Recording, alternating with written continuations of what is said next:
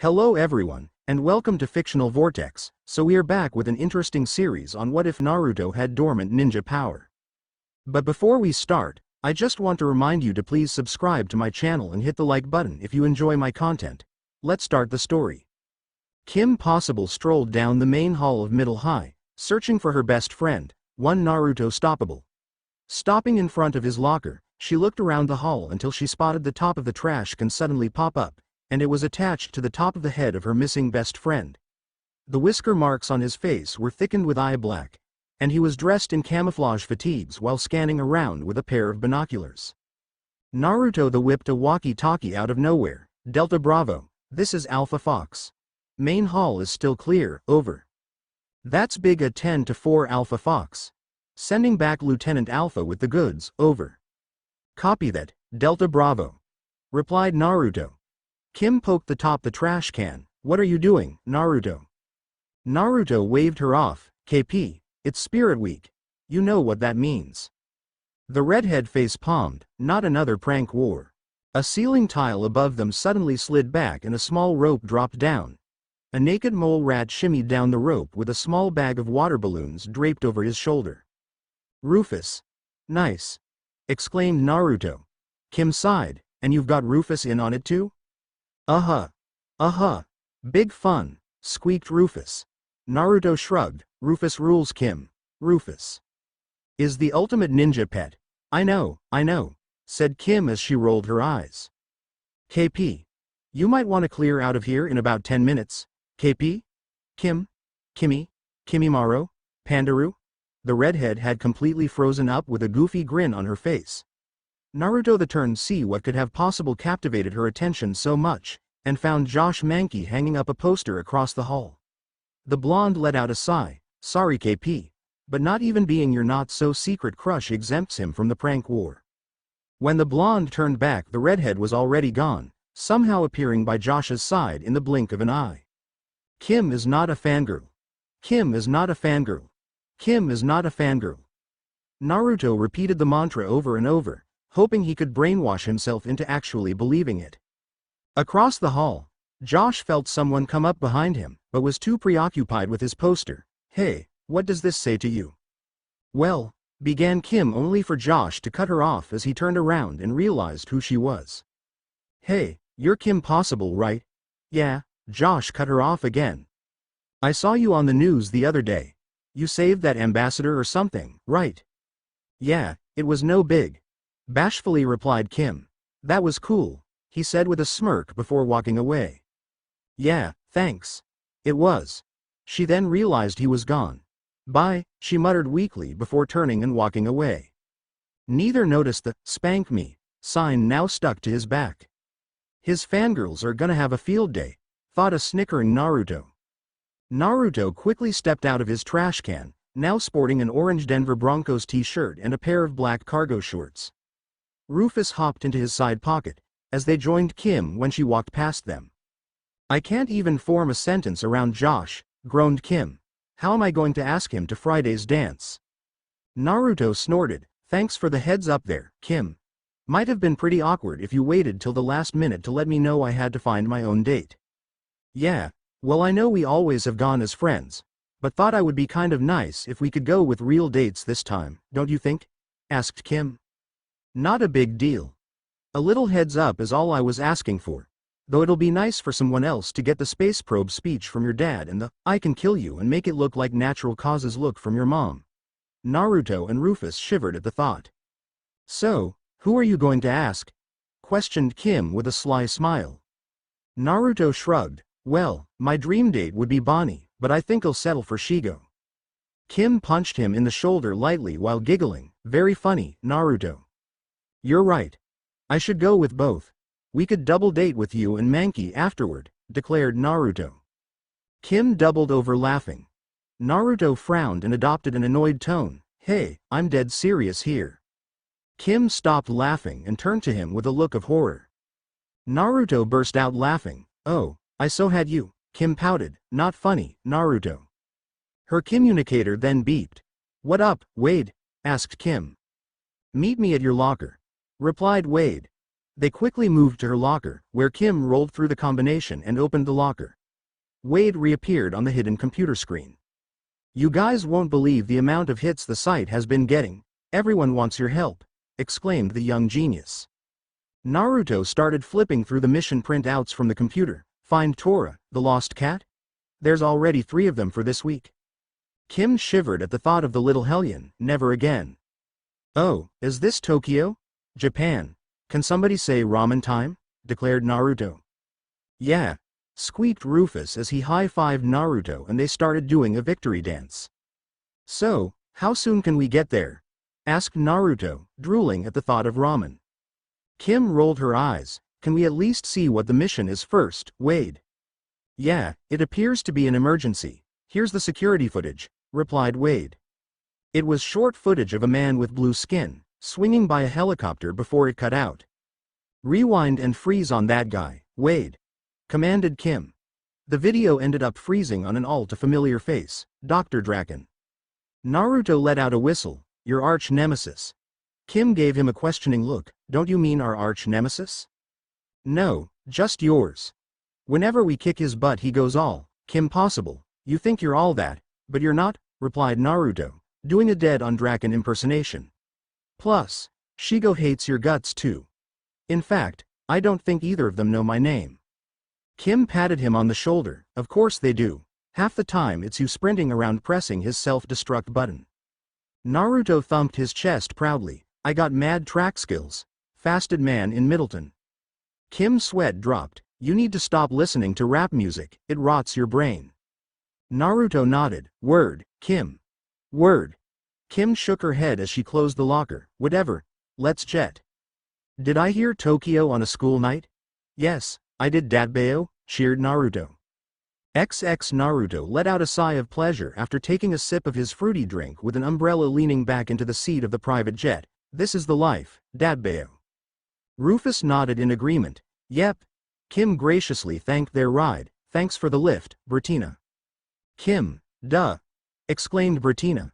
"It's the least I could do after you saved my Chicago show." Kim waved off her praise. "That little backstage fire? It was no big." "For you, maybe," replied Bertina. "It must be so awesome not be afraid of anything." Kim shrugged. "Fearless, I am not. Ain't that the truth?" mumbled Naruto. "Josh Mankey has her shaking in her boots." "Ooh. Crush story," teased Bertina. "Naruto," growled Kim, as she elbowed him in the gut. "Hey, I'm just saying. For someone who has gone toe-to-toe to Shigo during that time of the month, talking to a teenage boy should not be a problem," stated Naruto. "I don't see you chatting it up all the time with cute girls at school," countered Kim. "Hey, Bonnie is a hot teenage girl and I talked to her," responded Naruto. Kim threw her hands up in frustration. "Naruto, you hate Bonnie. In fact, you hate Bonnie more than I do." Naruto shrugged. "That's beside the point. I can still talk to her." "So, not the same situation," exclaimed Kim with a huff. "Kim, I said you should go for it," advised Bertina. "What's the worst that could happen?" Kim had no response, slouching into her seat with a pouch. "So Bertina, a lovely lady like yourself must get asked out all the time," casually stated Naruto. Kim grimaced. "Oh, no. Yeah, it gets really annoying sometimes," groaned Bertina. "Don't tell me." Naruto shook his head and raised his hands up in a placating manner. "No, nothing like that, just need to pick up a date to a school dance this Friday. Figured one of the coolest girls in the world could offer a few tips on how to not get shot down by a few high school girls." Bertina's eyes lit up. "Where do I begin? This one guy once tried to." As Bertina entered gossip mode and Naruto pulled a notepad out of nowhere and started taking notes, Kim let out a sigh of relief. "Phew. For a second there, I thought he was going to ask her to the dance." XX. Japan. "This place just calls out to me, Datbeo," declared Naruto as he took a big whiff of the air. "Come on, Naruto. They're over here," said Kim as she dragged him over to the front of the orange building, where helicopters were still flying around it. A beautiful tall dark-haired woman in a red dress stood waiting with a short balding man in a black suit. "Thank you for coming, Team Possible. I am Kyoko, translator for Nakasumi-san," greeted the woman. So, what's the sitch? Asked Kim. They have taken over our entire factory and our workers are trapped inside, informed Kyoko. How many? Asked Kim. 2, answered Kyoko. 100,000, questioned Naruto. No, just 2, replied Kyoko. This is the most state-of-the-art, automated factory in the world. XX Kim and Naruto slunk around the side of the building through the shadows before grappling up to the rooftop, Naruto nearly loosing his shirt in the process. Damn medium shirts, grumbled Naruto. I told you to buy the smalls, chided Kim. Only guys with mega muscles wear smalls, Kim. If you ain't ripped like brick, it ain't worth it, replied Naruto. Kim rolled her eyes. Whatever. The two crawled across the roof until they reached the glass ceiling where they could peer inside. Why would Draken break into a video game factory? Puzzled Kim. Kim. Everyone knows that all of the top-of-the-line technology gets funneled into video games, scolded Naruto. Kim gave him a blank look. Naruto shrugged. Hey, where do you think your brothers get their best scrap computer parts from? Rufus poked his head out of Naruto's pocket and nodded in agreement. Uh-huh. Tweebs, muttered Kim with a smile as she shook her head.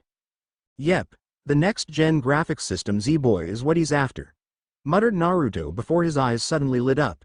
He wants to take over World of Warcraft. Kim gave him a skeptical look. I know Draken, he wants to take over the real world. Well, I'd take over the World of Warcraft if I were in his shoes, grumbled Naruto. Kim smirked, and that would still make you a better supervillain than Draken. The two teen heroes and Naked Mole Rat discreetly made their way down into the factory as Draken and his henchmen continued their work below. A henchman was stationed at all points of the factory's main assembly line, working hard to extract the desired pieces of technology. I'll free the hostages, you do what you do best, stated Kim. Drive the supervillain insane? Oh, you know me too well, said a grinning Naruto. Please and thank you, replied Kim as she discreetly moved over towards the hostages. As the heroes jumped into action, the assembly line progress monitors were already doing Naruto's job for him. Konnichiwa. Can't you shut that infernal thing off, ranted Draken. The hostages shook their heads no, causing Draken to growl in frustration and take it out on a henchman by kicking him in the rear. Put some greasy elbow into it. The mad scientist nearly had a heart attack when Shigo tapped him on the shoulder. Don't sneak up on me like that. Shigo scoffed in defiance. I wasn't sneaking. Draken wasn't buying it. Ninjas make more noise than you, Shigo. Quit it. Hey, is this thing on? Naruto's voice called out as Seinfeld music started to play courtesy of the communicator. The monitors of the assembly line all cut out and zoomed in on a microphone. I know that voice, mumbled Draken.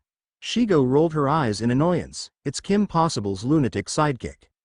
Naruto's face came onto the screen. So, what is the deal with KFC hot wings? They're not that hot, and they don't even give you a whole wing. Rufus mimicked the drum sound effects. Ba dum ch. Kim shushed the hostages as she appeared behind them and cut them free with her laser lipstick. And what's the deal with cheese steak? Continued Naruto. Is it cheese or it is a steak? Make up your mind, people. I'll be here all night, folks. Boo! Shouted Shigo. Yes, it's time for this comic to get ran off the stage, proclaimed Draken as the henchman ran a forklift right through a stack of empty boxes and into Naruto's location only find the blonde and Mole Rat nowhere to be found. You looking for us? You'll have to do better than that, gloated Naruto from the rafters above. Yeah, added Rufus. Too easy, declared Shigo as she fired a blast at him, forcing him to dive into a pile of boxes below. Naruto! Yelled Kim. Kim Possible! Exclaimed Draken. Draken! Yelled Shigo, to stop him from going off on his usual rant. Naruto emerged from the stack of boxes he dove into unscathed. So Shigo, you doing anything this fry? Naruto! Shouted Kim while giving him a look that said, what the hell? Kidding, said Naruto as he raised his hands in placating manner. He then gave one last look at Shigo, or was I? I'd forgotten how annoying the sidekick was, grumbled Draken. And, I'd forgotten how tiny your feet are. I must be really hard for you to pick up women, remarked Naruto, causing everyone else in the room to fight to hold back a snicker. Silence. Buffoon, yelled Draken. Naruto. That's my name. And anybody got a tic-tac for this guy, joked Naruto. I seem to be at a dead end with this one, so I'll try over here, grumbled Draken as he turned to Kim. Kim Possible. You think you can thwart my plan? Do not stop to tell her the plan, groaned Shigo. Draken waved her off. I've got this covered, Shigo. Every time you stop to announce the big plan, she wins, reminded Shigo. Well. Gru. Fine, grumbled Draken as he pulled out a remote and pressed the button. Several thick cables dropped down through the roof and the henchmen all hooked them up to the factory equipment. The glass ceiling shattered, revealing a helicopter hovering above. Let's go, commanded Shigo. She, Draken, and the henchmen all moved into the center of the room, as the helicopter yanked the assembly line right out of the floor.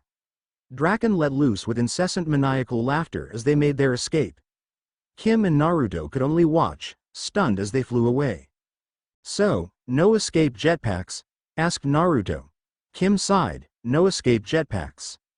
Naruto nodded, should have taken the twins up on that offer then. The next morning a slightly dejected Kim arrived at the breakfast table and sat down across from her father, who was reading the morning paper. I can't believe it, this mad scientist Draken stole an entire factory, exclaimed James. It seems 2 workers were rescued by world-famous teen heroes, Team Possible. Nice work, honey. Sure, but Draken still got away and we need to figure out his plan. Plus then there's the whole Josh thing, whined Kim. Who's this Josh? Another mad scientist? Her father asked. No, Dad. Josh is this cute guy, the first one to take to the dance, replied Kim. James raised eyebrow as he pulled the paper down from his face. I thought you and your friend Naruto went to those type of school functions together? Yeah, but we decided we're too old for the whole friends thing anymore and to get real dates. Plus, Naruto is Naruto and Josh is a hottie, exclaimed Kim. James Possible almost swallowed his morning coffee down the wrong pipe before he quickly changed the subject. Ahem. I wouldn't throw in the towel so soon with this Draken thing. I think you should get right back on the case. And no more hottie talk at breakfast anymore. Who's a hottie? Asked Anne Possible as she made her way to the breakfast table.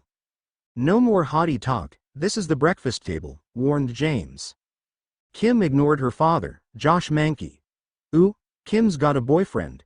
Kim's got a boyfriend, taunted Jim and Tim as they joined the table. Don't make me hurt you, grumbled Kim.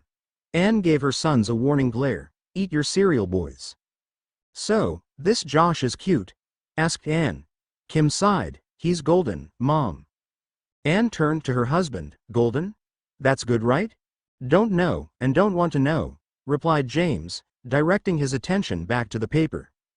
Kim started rambling off Josh's good qualities. Josh is just so cool, and smart, and talented, and kind of quiet. The rude slurping of Tim ruined her train of thought. Excuse you. Your manners are just as bad as Naruto's. Jim and Tim high-fived each other. Awesome. Kim rolled her eyes. That wasn't compliment. You want to know what I think? Asked Tim. Kim glared at him. No. He answered anyway. You should just have Naruto do it for you. He's cool and he's not afraid to say anything to anybody. Plus, he can imitate pretty much anybody. He could even pretend to be you over the phone, added Jim. James' eyes narrowed. Your principal has been getting anonymous voicemails. Gotta go, exclaimed the twins as they vanished from the table. Anne placed a comforting hand on her daughter's shoulder. Asking out a boy is like diving into a really cold pool. Have a big breath, then take the plunge. Before this day is over, I'm going to ask Josh to the dance, declared Kim as she slammed her locker closed. Naruto chuckled. Yeah, good luck with that. You know I could grease the wheels for you, but you would have to owe me a favor. Kim quickly weighed the value of getting caught up in another of her friend's pranks being worth going to the dance with Josh. She just as quickly dismissed it. No, I have to do this myself. Naruto nodded to Josh, hanging up a poster across the hall. Now is as good a time as any. You're right. Wish me luck. Unfortunately for Kim, the bell rang and a stampede of students herded across the hall, separating her from Josh. By the time they were gone, Josh was too. Naruto chuckled and shook his head. Better luck next time, KP. Kim let out another sigh of frustration. Josh had been in the gym to hang a banner for the dance, but by the time they got around to taking a break during cheer practice, he had already finished and left. This was on top of the run-in she had in with Bonnie before cheer practice. Let's take it from the top. The redhead was cut off by the door to the gymnasium slamming open. Hey, Kim. Guess who just bested his own school 100-meter best record by 1/100th of a second? Announced Naruto. Naruto. As Kim shook her head at her friend's interruption, some of her squad took the time to ogle her best friend. The blonde was only dressed in a pair of running shorts, running shoes, and a thin wife-beater undershirt. You know, he's not as muscular as the football players, but that track physique isn't bad. Just look at those abs. One brunette cheerleader eyes lit up at the chance to put her second least favorite person down a peg. Well, if isn't the number one idiot in Middleton. Shouldn't you be in a remedial class somewhere? Taunted Bonnie. Bonnie? Your parents still letting you out of your cage every morning to come to school, I see, retorted Naruto. Bonnie scoffed. I'm surprised the dead last of the school can actually speak in complete sentences. How you avoid the bottom of the food chain is beyond me, but you will always be the dumbest kid in school. Naruto shrugged. I can't compete with you, Bonnie. You're the queen. That's right. Haughtily replied the brunette. He continued, you're the queen bit. Naruto. Shouted Kim. Naruto shrugged. What? It's true. She's the queen bit. Naruto. Shouted Kim again. Fine, fine. Said Naruto giving in. She's the queen bitch. Kim smacked him upside the back of the head. Hey, I didn't say it, grumbled Naruto. Kim gave him a glare. You thought it, but I thought you hated her too, groaned Naruto. Kim shrugged. Not as much as you. This must be that weird girl code where only a girl can call another girl that to her face, isn't it? Said Naruto. See, you're learning, said Kim, patting him on the top of the head. Naruto batted her hand away. I am not a dog. Yeah, more like a fox, joked Kim. Yes, no, wait a minute. The communicator cut him off. What's going on, Wade? Asked Kim. Hot tip on the Nakasumi heist. Can you cut practice? Asked Wade. Sure, we're on our way, replied Kim. The teen hero team had managed to navigate their way down a steep slope amidst the frigid conditions on their snowboards. They then progressed through a laser security field only for a clump of snow to fall off of Naruto's arm and trip the lasers. They ended getting dropped into the middle of Draken's lair and were surrounded by henchmen armed to the teeth. Oh, come on, that is so cheap, groaned Naruto. Cheap, yeah, agreed Rufus. Kim glared at Naruto. I've never been captured that fast. Don't look at me like that. You had snow on you too, remarked Naruto. Isn't getting inside the lair what we wanted to accomplish in the first place? Don't mind me guys, I just like to watch, declared Shigo as she leapt on the narrow walkway hanging over the area. Naruto grinned. Oh, really? Well, then. Kim cut him off as she leapt across the lair and up to the walkway to engage Shigo. So, not the time, Naruto. Naruto shrugged before smirking at the henchmen surrounding him. A horde of henchmen against little old me. I almost feel sorry for you guys. I was going to save this for Bonnie, but who am I to deny you gentlemen? The henchmen all stared at him like he was insane until he pulled on a gas mask and dropped 2 smoke bombs on the floor. Unfortunately for the henchmen, only one of them was a smoke bomb. A terrible odor permeated the ground floor and the henchmen all dropped like flies. Wade Lode's patented stink formula. Never leave home without it, declared Naruto as he pulled up his mask. Pu. Squeaked Rufus in agreement. Kim wasn't having as successful a time with Shigo. After dodging a few blows from the superpowered villain, the redhead almost slipped off the walkway, barely managing to hang on with her hand. How's second place taste, Kimmy? Taunted Shigo, but Kim managed to flip her way back up onto the walkway. KP. Ducked, shouted Naruto as he chucked a stink bomb. The redhead ducked and Shigo got stink gassed right in the face with a full dose. Oh, man. What is that stench? Groaned Shigo as she passed out from the stink. Kim held her nose as she backed away from Shigo. I'm so glad we never went with Wade's fake lip gloss idea. Now where's Twinkle Toes? Questioned Naruto as Kim joined him back on the ground floor. Right on cue, Draken descended down from above in a robotic pod. Ah, my teenage foe and the other guy. I told ya Kim, your arch nemesis, not mine. Can't even remember my name, grumbled Naruto. And your take over the world plan stinks.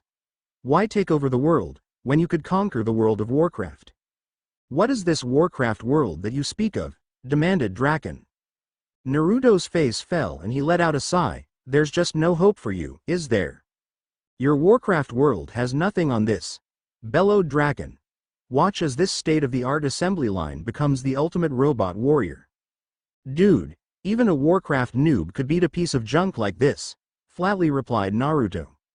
Rufus nodded in agreement. Uh-huh. Uh-huh. So, not the time Naruto, yelled Kim, and she dragged them out of the way before Draken trampled them in his robot. Draken then activated the robot's blasters, but Kim's acrobatics and Naruto's speed kept them out of harm's way at every turn. Why'd they have to be a cheerleader and track star? If they were in the science club they'd be finished already, complained Draken. Kim and Naruto both dove behind a giant crate, hiding from Draken as Kim flipped on the communicator. Wade, we've got a giant robot warrior on our hands. I've got the blueprints to the Nakasumi assembly line here, replied Wade. Nakasumi installed an override into the machinery. If it worked for the assembly line it should work for the robot. Yeah, but where is it? Questioned Naruto. I'll find it, you keep him busy, shouted Kim as he leapt from behind the crate. Kim possible, roared Draken as he caught sight of her. Draken, heads up, yelled Naruto. What? Foolishly turning the robot around, the viewing shield got blasted with water from Naruto holding a water hose, hindering his visibility. Bah! I forgot to install windshield wipers, yelled Draken as he started firing weapons in random directions, luckily managing to cut off Naruto's water supply. Where is that override? Questioned Kim as she climbed the back of the robot with suction cups. A panel in front of her opened up to reveal security camera that she quickly punched offline. Get off my back, bellowed Draken as he raked across the back of the robot with the robot arms, missing Kim, but revealing the override console in the process. Good luck, Wade, said Kim as she attached the communicator to the console. As Wade struggled to crack the Nakasumi password, Naruto and Kim kept Draken distracted. Naruto simply kept running back and forth, taking advantage of Draken's poor aim while Kim leapt around the robot's body. Getting fed up with Naruto's taunts, Draken turned his attentions to Kim, pinning her down with all the robot's blasters. I have you now, Kim Possible, declared Draken. Yo, blue boy, heads up, shouted Naruto. What? Draken instinctively turned this time to get a stink bomb right to the face, courtesy of Naruto as his shield was down. Ah! The stench! Shrieked Draken. Naruto sped over to the unconscious henchman and picked up a pair of their weapons before making his way back to the robot. Naruto stabbed each weapon into one of the feet of the robot. Kim leapt off the back of the robot, using her grappling hook to tangle up its legs as she made her way down. Shigo had regained consciousness and joined Draken in the robot, but by now it was too late as Wade cracked the code and deactivated the robot. No! Screamed Draken as the robot started to topple over. Realizing he was right in its landing spot, Naruto leapt onto a nearby dolly and started scooting away. Seeing this, Kim tapped a button on the back of her gloves, and her shoes transformed into rocket skates. She zoomed across the room and gave Naruto the extra push to get out of the way as the robot collapsed behind them. The forms of Draken and Shigo could be seen barely hanging onto walkway above. You can remember this as the day that you almost crushed the fastest man from Middleton. Ha! Shouted Naruto. As they turned to leave, Naruto suddenly paused. I have the feeling we're forgetting something. Kim Possible. You think you're all that, but you're not, shouted Draken. Naruto pumped his fist. There it is. Kim couldn't hold back her laughter anymore. Let's get out of here. The next day at school, Kim found herself in the same predicament she started the week in. Oh, Josh is coming. I don't know what to do, panicked the redhead, hid in the janitor's closet. Kim, you so are going to owe me for this, groaned Naruto as walked over to talk to Josh at his locker. Wait, Naruto, shouted Kim, but he was already gone. Yo, Mankey, greeted Naruto. Naruto, I saw what you did to the biology lab the other day, nice work, said Josh with a chuckle. Yeah, that was pretty good. replied a grinning Naruto. Just wait until I hit the chem lab, it's going to be epic. Josh smiled, I bet. So, Josh, I hear you've turned down all your date offers for the dance. What gives? Asked Naruto. Josh shrugged, I guess you could say, the right one hasn't asked yet. I wasn't really that interested in any of those girls. Could I interest you in a cute girl about this tall, red hair, top cheerleader, and just saved the world last night? Asked Naruto. Josh gave him a puzzled look, Kim? But, I thought you guys. Naruto shook his head, nah, we're just friends. But I have it on good authority that if you ask said girl to the dance, she say yes. Really? Questioned Josh. Naruto scoffed, yes, really. Hey, is that Bertina? Josh turned around, where? When he turned back around he found a stunned Kim in Naruto's place. I am going to kill Naruto. Thought Kim. Josh looked around confused, Kim? What happened to Naruto? Kim shrugged nervously, I don't know. Strange friend you got there. Cool, but strange, stated Josh. Kim shrugged, tell me about it. Well, here goes nothing. Thought Josh. So, I was wondering about the dance this Friday. Outwardly Kim was maintaining her calm, but inwardly Kim was ecstatic, Naruto, you rock. See. I told you my diabolical pranking mind could be put to good uses, said Naruto as he spied on Kim and Josh from the ceiling. Yeah, but now what are you going to do for the dance? Asked Wade over the communicator. Naruto gained a pensive look, funny thing, once Bonnie essentially outed Kim for liking Josh that put the Naruto on the open market. For some reason they all thought Kim had dibs on me. Which is weird because we're just friends. It's completely obvious. Wade shook his head his obliviousness, so, who are you going to the dance with? Well, I never got to ask Shigo, so one smoking hot Miss Amelia will be joining the Naruto. Wade's eyes nearly budged out of his sockets. Amelia? Naruto shoots, he scores. Yeah, I'm pretty awesome. Added Naruto. She should probably lay off the Shigo jokes, if Shigo actually caught wind of you, warned Wade. Naruto raised an eyebrow at him. Who said I was joking about Shigo? If Kim wouldn't kill me for it, I'd so go there. Wade was stunned into silence. Not, ha ha ha ha, laughed Naruto. Wade shook his head, you are the prank king, I should have known. Or would I? High school algebra was the current bane of one Naruto stoppable. His own parents had left to his grandparents' house for a family emergency, leaving a note stating his cousin Ron would also be joining him for the weekend as his aunt and uncle would too be at his grandparents'. His fellow blonde's bus was due to arrive in a few hours. That left him to seek the aid of Kim's father with his homework, since Kim was off to some cheerleading competition for the weekend. So far, they hadn't even been able to move past the second problem of the assignment. Naruto gave Dr. James Possible a blank look. Okay, I'm totally lost here, Doc. James sighed, all right. Let's try this again from the beginning. At that moment Jim and Tim popped into the Possible kitchen, looking for a snack. A curious Jim moved over to the kitchen table and took a peek at Naruto's paper after grabbing a bag of chips. Naruto, you're going about this all wrong. Remember that time you remodeled and freshened up the gymnasium? Think of this X variable as your spray paint supply. James could only watch in shock as his young two sons proceeded to educate the blonde in finer points of algebra using examples consisting of stink bombs, cans of spray paint, ceiling tiles, and air ducts. Somehow the light bulb finally went on for Naruto. James shook his head, I'm a world-renowned rocket scientist and I can't help my daughter's best friend with high school math, yet somehow my twin 10-year-old sons can. Doesn't experience count for anything anymore? You shouldn't worry too much, honey. Some people's brains are just wired differently, said Anne. But about this extra variable thingy over here? Naruto asked. Tim scratched his chin in thought, thinking of a way to explain it. Think of it like a bonus cup of ramen. James gave his wife an amused look. Anne shrugged. Okay, make that very differently. Naruto's watch suddenly beeped, signifying an incoming call. Hello? Answered Naruto.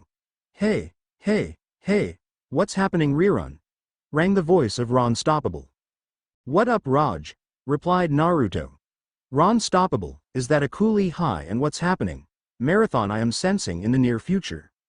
Which will be followed by the Bon Diggity Ness that is Sanford and Son, replied Ron. James' eyes lit up. Did he just say Sanford and Son? Ba ba bwa da. Hummed Ron and Naruto. Ba ba bwa da dow. Responded Jim and Tim. Ba ba bwa da. Added James. Now they all got into it in sync and went nuts with it. Ba ba bwa da. Ba ba bwa da dow. Ba ba bwa. They were cut off by the sound of Anne banging a spoon against a large pot. There will be none of that, boys. Or else we will be having liver and onions for dinner, threatened Anne. They all sighed dejectedly. Yes, ma'am. Yeah, Naruto? I think I got the wrong bus schedule. I'm completely lost right now, said Ron. No worries, I'll come get ya. Just stay where you are, replied Naruto as he put Ron on hold and put in a call to Wade. Wade, I need a ride, spoke Naruto. Where to? Replied Wade.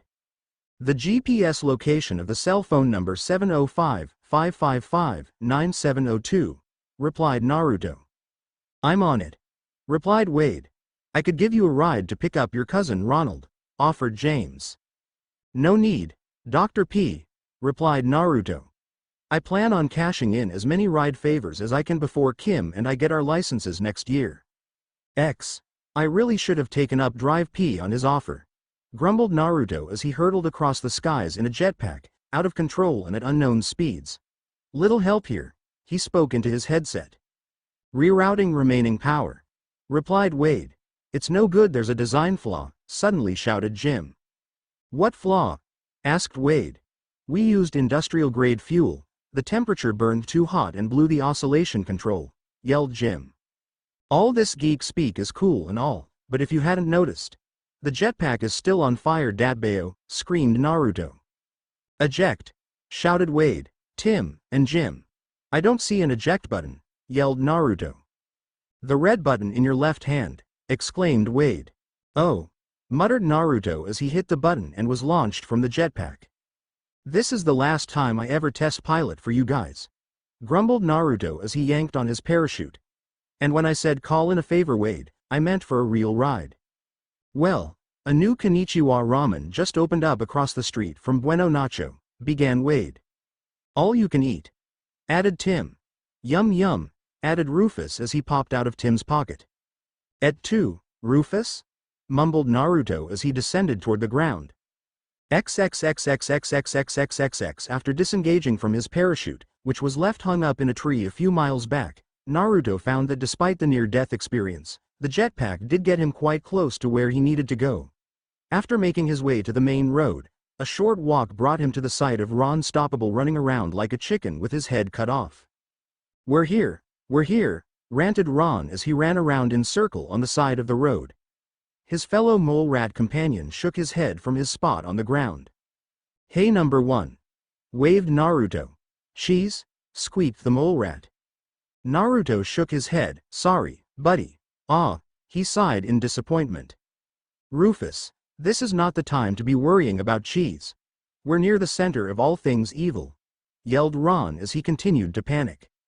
Naruto gave him a blank look. Wah, it's my worst nightmare. Stranded at Camp Wanaweep, shouted Ron. Wanaweep? That sounds familiar, pondered Naruto. The squeaks of Ron's Rufus caught his attention, as the rodent pointed to a sign on the side of the road. It read, Camp Wanaweep 5 miles. It finally dawned on Naruto. Oh, yeah, I remember pranking the hell out of that place with the guys from Camp Tough Enough. Good times, Datbayo. That's right. Ron suddenly dived behind Naruto. You can ward off the evil. You're not going to get me again, Wanaweep. Okay, I really need to snap him out this, muttered Naruto. Sale at Smarty Mart? Ron continued to rant nonsensical things. Free Knockos, shouted Naruto. Ron suddenly snapped out of it. Knockos? Where? Finally, groaned Naruto. Dude, let's get out of here. I want to watch Sanford and Son. Naruto clicked his watch to give Wade a callback, but he couldn't pick up a signal. What the hell, man? I thought Wade said this thing had satellite coverage. Ron, check your cell. The freckled blonde pulled out his phone only to find he had no bars, no reception. It's Wanaweep, I tell ya. This going to be a long day. muttered Naruto as he started walking back in the direction he came from, trying to get some reception. X. Go mad dogs. Go. Go mad dogs. Go mad dogs. Go. Go mad dogs, cheered the Middleton cheerleaders as their bus sped down the road. Let's save some of that spirit for the competition, girls, ordered an extremely annoyed Vice Principal Steve Barkin from the driver's seat. As the cheering practice devolved into a massive gossip session, Barkin let out a sigh. At least I don't have to deal with Stoppable. Yo, over here. Hey. Help us. Barkin noticed someone shouting and waving alongside the road not too far away. As he slowed down, he caught sight of the all-too-familiar blonde menace. Hey, I think that's Mr. Barkin and the cheer-leading squad, yelled Naruto. Cheerleaders. Drooled Ron. Barkin brought the bus to a halt and took a deep breath before looking up towards the heavens. You say you love us all equally, but I'm on to you, big guy. I am. Hey, Mr. B. Can we get a ride? Asked Naruto as the door to the bus opened. The vice principal narrowed his eyes at him. Stoppable. What are you doing out here in the middle of nowhere? Naruto shook his head. Trust me on this, Mr. Barkin, you don't want to know. The dark-haired man sighed. Get in. Come on, cuz, said Naruto as Ron followed him on board. Cousin? 2 Stoppables? What did I do to deserve this? Thought Mr. Barkin. You can throw this one back, Mr. Barkin. We don't want him or his weird friend either, declared Bonnie. Bonnie, it seems Kim hasn't decided to melt you yet. Congratulations, retorted Naruto before he smacked Ron across the back of the head. Ron, stop drooling. That one is evil. When Ron started zoning in on Kim, Naruto cuffed him across the back of the head again. Ron, stop ogling her too. That one knows 16 styles of kung fu. Ron rubbed the back of his head before laying his eyes on Terra. What about her, is she safe? Terra, do you mind? Asked Kim. No, not really, giggled Terra. Booyah, declared Ron, pumping his fist and taking a seat behind her. What exactly are you doing here? Asked a curious Kim as Naruto settled into the seat behind her. Got myself caught in another zany adventure. You know, typical Saturday, replied Naruto. Rufus is probably bummed out he's missed out on this one. That is if your mom isn't making ramen again. Then I'm missing out. What are you talking about? Rufus is right there, said Kim, point at the Rufus on Ron's shoulder. Naruto rolled his eyes. That's Ron's Rufus, KP. Kim gave them an exasperated look. You both named your identical pets the exact same name? Everyone knows that all naked mole rats are named Rufus, Kim, replied Naruto. Ron nodded in agreement. It's like a universal law. Plus they're not identical. Rufus's third whisker is a centimeter shorter than his brother's. I call his Rufus number 1 because he's Rufus I, stated Naruto. And I call his Rufus Deuce because he's Rufus too, stated Ron. And I'm going to call the both you of idiots because, well, that's self-explanatory, declared Bonnie. What a family, the biggest idiot ever and the biggest loser ever. Oi! Pipe down, Rockwaller. No one talks bad about my family, that's off limits, yelled Naruto. As if, began Bonnie, but Naruto cut her off. The blonde gave her the crazy eyes. Would you like me to delve into the lovely topic that is the Rockwaller sisters? Bonnie narrowed her eyes at him. You wouldn't. Try me, dared Naruto. Whatever, grumbled Bonnie as she slouched back down into her seat. Hey, Mr. Driver dude, you're going in the wrong direction, informed Ron. We should be driving away from Camp Wanaweep. This is the way to the competition stoppable number 2. You're stuck with us for the weekend, replied Mr. Barkin. This sucks. No Sanford and Son marathon, grumbled Naruto. See evil. They ruined our Sanford and Son plans, shouted Ron. Quiet down back there, or would you like some extra homework? Threatened Mr. Barkin. But Naruto clamped his hand across Ron's mouth and shook his head. Doesn't matter if you don't go to our school, he'll still make you do it, and turn into a teacher at your school for a grade. The man is the master of extra homework. This is going to be a long ride, sighed Kim as she looked out the window. No sooner did she say this, did the bus run over some spikes and blow out its tires. Hold on people. There's no bus wiping out on Steve Barkin's watch, declared Mr. Barkin as struggled to control the steering wheel. He managed to safely bring them to a stop at the entrance to Camp Wanaweep. All right. Sound off if you're hurtin' people, ordered Mr. Barkin. I'm okay. I'm fine. I'm all right. Good over here. Everyone was fine, except for one person. Man down, over here, whispered Naruto. Everyone turned and gasped at the sight of the blonde who had been sent flying crotch first into the corner of a bus seat. Anybody got a large ice pack? No? Okay, I'm going to pass out now. The bus had 2 flats, forcing the group to call for help. However, none of their cell phones could get service. And like Naruto's watch earlier, the communicator wasn't working either. Ron led them to the payphone as he recounted the horrors of Camp Wanaweep. Naruto limped along with the assistance of Mr. Barkin. Out of order, groaned Kim as she put the phone back on the receiver. I don't like this, muttered Mr. Barkin. Place of evil, spoke Ron in a spooky sing-song tone. This is just like those horror movies, began Tara with a hint of panic in her voice. A group of innocent teens stranded in the middle of nowhere. Then some creep starts to pick them off, one by one.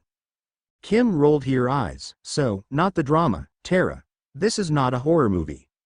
Yeah, if this were a horror movie, the boy selection would be way better than the dead last and his bizarro cousin, added Bonnie. There's a reason why it's called Camp Wanaweep people, warned Ron. Ahem. Have no fear, declared Naruto. You are in the presence of a fully trained survival operative. While my poor cousin here was trapped at Weirdo Camp, the great Naruto Stoppable was the proud resident of Tough Enough Summer Military Academy right over that ridge. You got sent to boot camp? Asked Tara. Naruto ignored her question for the moment, pulling a stink bomb out of his pocket and tanking aim. There's something in that bush, Dadbayo. Kim snatched the stink bomb away from him. Squirrels are not a good enough reason to subject everyone here to stink gas.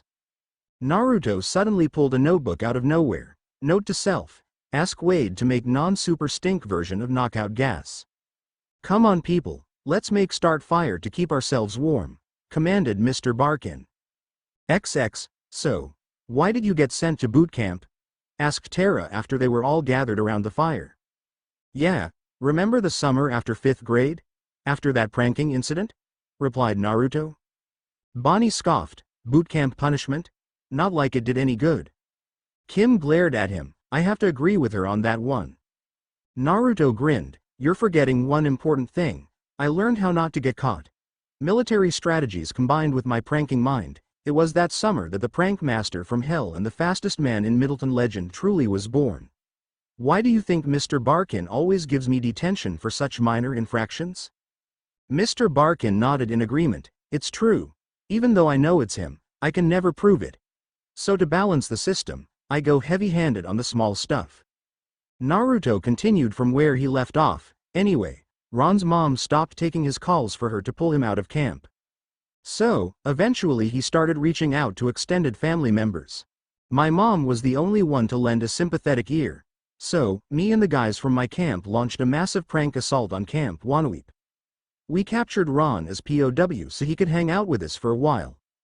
This one kid who was particularly nasty we glued to the back of a motorboat and let the kids at telecommunications camp remote control the thing for days. And we got it all pinned on the kids at clown camp. Yep, there was one for the history books. I'm glad he's on my side for once, muttered Mr. Barkin. Yeah, I'm going to go look for some more firewood, said Kim, tired of camp stories. Buddy system people, advised Ron. I'll go with her, said Mr. Barkin as he stood to follow. The rest remained at the campfire listening to the stories of Naruto and Ron. So, you've been a loser like, forever? Buni asked Ron. Naruto snorted. No, longer than you've been a bit. Naruto, shouted Kim from in the woods. Oh, come on. How could she have possibly heard me from all the way out there? Grumbled Naruto. Because you're like the loudest person ever, shouted Kim. Oh, yeah, well you're like the reddest-haired person ever. Or something. Well, Mrs. P's hair is just as red. Ha! You're the second reddest-haired person ever, yelled Naruto. Bonnie doubled over with laughter. That's not even an insult, you moron. Naruto settled for adopting his dead-on-Draken imitation and conceding defeat on this one. Kim possible. You think you're all that, but you're not. XX. Anybody know where Mr. Barkin went? Asked Kim when she arrived back at the campfire later. Duh, Kim. He was with you, replied an annoyed Bonnie. Kim shook her head, not anymore. He was there, but then there were these weird sounds, the bushes shook, and more weird sounds, and then he was gone. What? Fearfully exclaimed Tara. Kim looked around and found two of their companions missing. Where are Liz and Marcella? They went to the little girl's cabin, replied Tara. Or did they? I told you guys, place of evil. There's something out there, spoke Ron in a spooky tone. Naruto smacked his cousin upside the back of the head, or maybe they had to go to the bathroom like Mr. Barkin. We're out in the woods, people. A pair of shrieks rang out from the outhouses. So much for that theory, retorted Kim as the two ran towards the outhouses. Kim stepped inside the female outhouse, but the girls were nowhere to be found. See, I told you. Place of evil, huffed a panting Ron as he caught up to the two. Rufus jumped out of Ron's pocket and started squeaking and pointing at bizarre impression on the ground. Nice find, number one. Funky footprint, observed Naruto. See, not a human footprint, exclaimed Ron. Or some weirdo in a suit. We're close to clown camp, countered Naruto. Ron scoffed. Why would clowns kidnap a pair of cheerleaders? Naruto gave him a bemused look, because they're clowns, and they probably have an even harder time getting a date than you. So, the Ron man isn't the lowest man on the totem pole? Ron asked his cousin with a hopeful look. Naruto gave a non-committal grunt. I said probably, I can't be absolutely sure about these things. I should probably have Wade look into it to be sure. So not the time, Naruto, exclaimed Kim. This place is actually starting to worry me. She's right. We need a place of sanctuary, and there's only one place to go, cabin 13, declared Ron. With the group now regathered in the cabin, they were once again subjected to the torture that is Ron's stoppable camp stories. Yes, in this very cabin, I managed to survive every evil camp Wanoweep could throw at me, stated Ron. Naruto rolled his eyes. Yeah, after we connected you into the network of secret camp tunnels. Ron ignored him. This shall be our base of operations. Tara raised her hand. Ron, I'm hungry. No worries, just lift up this floorboard here and voila. The secret stash of snacks supplied courtesy of the most awesome cousin ever, proclaimed Ron.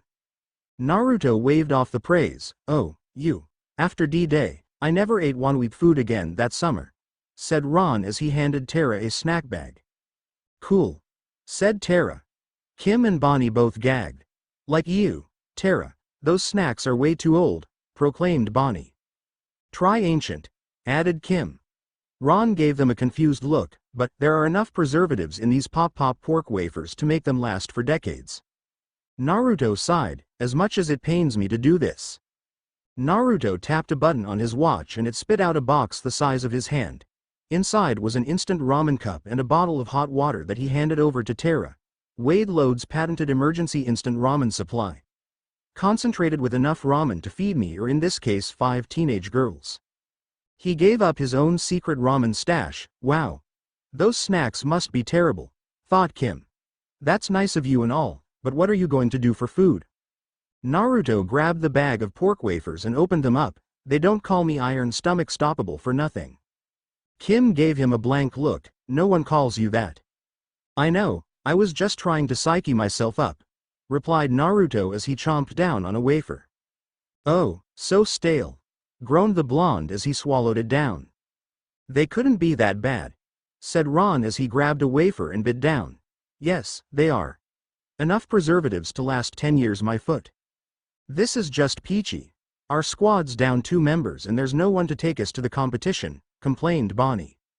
Naruto scoffed. Way to have your priorities in order. One of the cheerleaders grabbed Bonnie by the shoulders. He's right. How are one going to survive the night? There's something out there. Okay, you're right, conceded Bonnie, but only momentarily. Do you think that it can drive?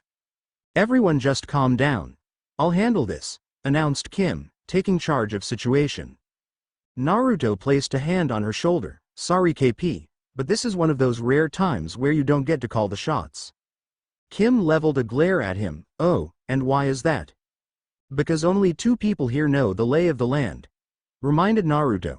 This is not a job for Team Possible. This is a job for the unstoppable stoppables.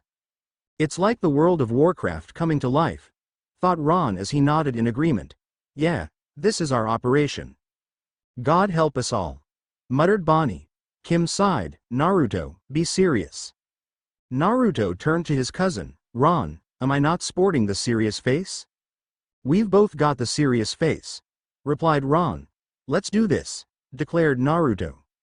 Their train of thought was stopped by yell of one Vice Principal Steve Barkin. Possible. Stoppable. Somebody get out here, yelled Mr. Barkin. Huh. Told you Barkin went to the bathroom, yelled Naruto as the three of them ran outside. They found Mr. Barkin running down the path towards them, his body covered in some green muck from the shoulders down. Ron nearly shivered at the sight of him. What happened to you? It was dripping and oozing muck, groaned Mr. Barkin. Oh, it was awful. And what exactly is it? Asked Naruto. Barkin shivered, a creature so freakish and disgusting, I can't even begin to describe it. Just the thought of visualizing it makes me ill. Yuck! Exclaimed Ron and Rufus. Kim waved off their disgust as she turned to walk back to the cabin. Come on, I'm sure we've faced worse. Naruto nodded in agreement. Yeah, nothing is scarier than Shigo during that time of the month. Trust me on this, nothing. Kim suddenly halted. You did say oozing muck, didn't you? There was sudden thud and shriek from the cabin with Bonnie, Tara, and the other cheerleaders. It's here, shouted Ron. They all ran back to cabin, but stopped just outside of it as the structure suddenly began to strain and expand. They all watched, stunned as the cabin burst apart at the seams with green muck flooding out of it. Once the muck cleared out, they were faced with the sight of some bizarre creature standing in the middle of the cheerleaders, breathing heavily. All the girls had been pinned to walls and other structures with same muck that was covering Mr. Barkin. The creature appeared to be some sort of green humanoid swamp fish. Mr. Barkin identified him as, that's the guy. I told you so, Naruto. It is some sort of freakish guy, proclaimed Ron, with Rufus squeaking in agreement. Naruto shrugged. Meh, Shigo is still scarier. I heard that squeebs. Remember me? Yelled Muck Mutant as he turned around. Nope, replied Naruto. Not ringing a bell, said Ron. Come on stoppables, think, Ron, you and I switched places. I took your swim time, you took my arts and crafts. And you glued me to the back of that boat. It took a week until the science camp sent someone down to get me unstuck, he yelled. So those must have been the guys to get that glue patent before Wade, responded Naruto, causing everyone to sweat drop. Wait a minute, you're Gil? Exclaimed Ron. Mr. Barkin stared at him blankly. Gil. Gil. Who? Asked Kim with a shrug. Naruto started rattling off names. Gilmesh. No. Maybe it's short for Gilbert? Gilbert Grape? Nah. Gilbert Arenas. No, doesn't have any guns. I've got it. Gilbert Gottfried. So this is where you've been hiding. Hey, can you do the Aflac thing? It's not Gilbert nor is it even Gil anymore. I am Gil, declared Gil. Everyone gave him a blank look. I don't get it, said Naruto. Gil. Like on a fish, shouted Gil. So, you added another, L. Whoop-tee-doo, dryly remarked Kim. What's the big deal? Oh, I don't know. How about, these things that grew when I mutated, yelled Gil, tugging on his gills. Naruto shrugged. So, you went from Gil to Gil and you grew a couple gills. Big whoop. Wanna fight about it? Actually, I do. Gil spewed out 2 streams of muck, pinning Kim and Mr. Barkin to trees. The redhead let out a sigh of disgust. Ew. Gross. Naruto narrowed his eyes at the mutant. What do you want, Gil? Isn't it obvious? Revenge, ranted Gil. You 2 idiots ruined my life. You're the reason I mutated. You giving me your swim time, and you leaving me stuck to that boat and in the water for weeks straight. I did some checking up on you too. Your lives have been going great. Just opened up a Bueno Nacho close to my house, so I can't complain, replied Ron. They just opened up a Konnichiwa ramen next to the Bueno Nacho in Middleton, so I can't complain either, added Naruto. Do you ever hear why they shut down this camp? Questioned Gil. Don't know, replied Ron. Naruto shrugged, don't care. The lake had been polluted by runoff from the science camp, proclaimed Gil. I thought that was band camp upstream? Questioned Ron. No, band camp was the next camp up, replied Gil. You know, this one time at band camp, began Naruto. So, not the time Naruto, exclaimed Kim. So, the mutant gets to tell long pointless stories, but I don't? I see how it is, grumbled Naruto. Find a way to free us, moron, shouted Bonnie. For that, I'm saving you last, retorted Naruto. Hey, look, it's clown camp. Man, I loved those clowns, reminisced Ron. Enough, yelled Gil. The point is the lake was toxic. Ron gave him a blank look. Well, duh, Naruto snorted, even I knew that lake was toxic. And he's an idiot, added Bonnie. Oh, that is so uncalled for, Naruto shouted back. Look, Gil, we know plenty of scientists. Maybe they can help reverse the mutation, offered Kim. Science. To hell with science, science made me like this, ranted Gil. Naruto rolled his eyes. This is all your own doing. If you hadn't been picking on Ron, I never would have glued you to the back of the boat. If you didn't switch shifts with Ron, you wouldn't have doubled your normal exposure. Shut up. This all your fault and you're going to pay. You've already fallen deep into my trap. Aren't you wondering how I trapped you here and jammed all your phones? Questioned Gil. Equipment stolen from telecommunications camp? Replied Kim. Yeah, that was obvious. Added Mr. Barkin. You blew out the bus and caused everything else that has gone wrong, surmised Kim. Gil cackled with evil glee in response. Yes, it was all part of my plan. My plan for revenge against the Stoppables. Did I mention that contact with this muck will turn you into a mutant just like me? No, you did not, growled Kim. This is so unfair. I don't think they'll let mutant cheerleaders into the competition, complained Bonnie. Naruto rolled his eyes. And you call me an idiot? There is no competition. His original plot was to lure me here after he captured Kim. Ron getting lost on the wrong bus out here and me coming to get him just enabled him to put things into motion quicker. That's right, and you two are next, threatened Gil. You've forgotten one thing, Gil, stated Naruto with a smirk. What's that? Asked Gil. You're up against the fastest man in Middleton, shouted Naruto as he streaked away from the cabin. Get back here, roared Gil as he chased after him. Don't tell me your moron partner is running away, yelled Bonnie. No, he's drawing Jill's attention away from us, retorted Kim. Ron, is there anything here that can free us? What the heck removes toxic muck anyway? Replied Ron with a shrug as he started looking around. Kim let out a sigh of disappointment. Good point. You guys are going to have to stop Gil, then take down whatever he's using to jam communications. Stop Gil. But how? Muttered Ron.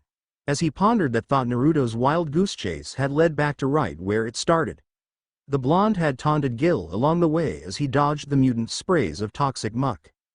Missed me? Over here, you'll have to do better than that. Naruto. Escape tunnel, shouted Ron. Smell y'all later, swamp thing, said Naruto as he dropped a smoke bomb. Stop running, cowards, shouted Gil between coughs.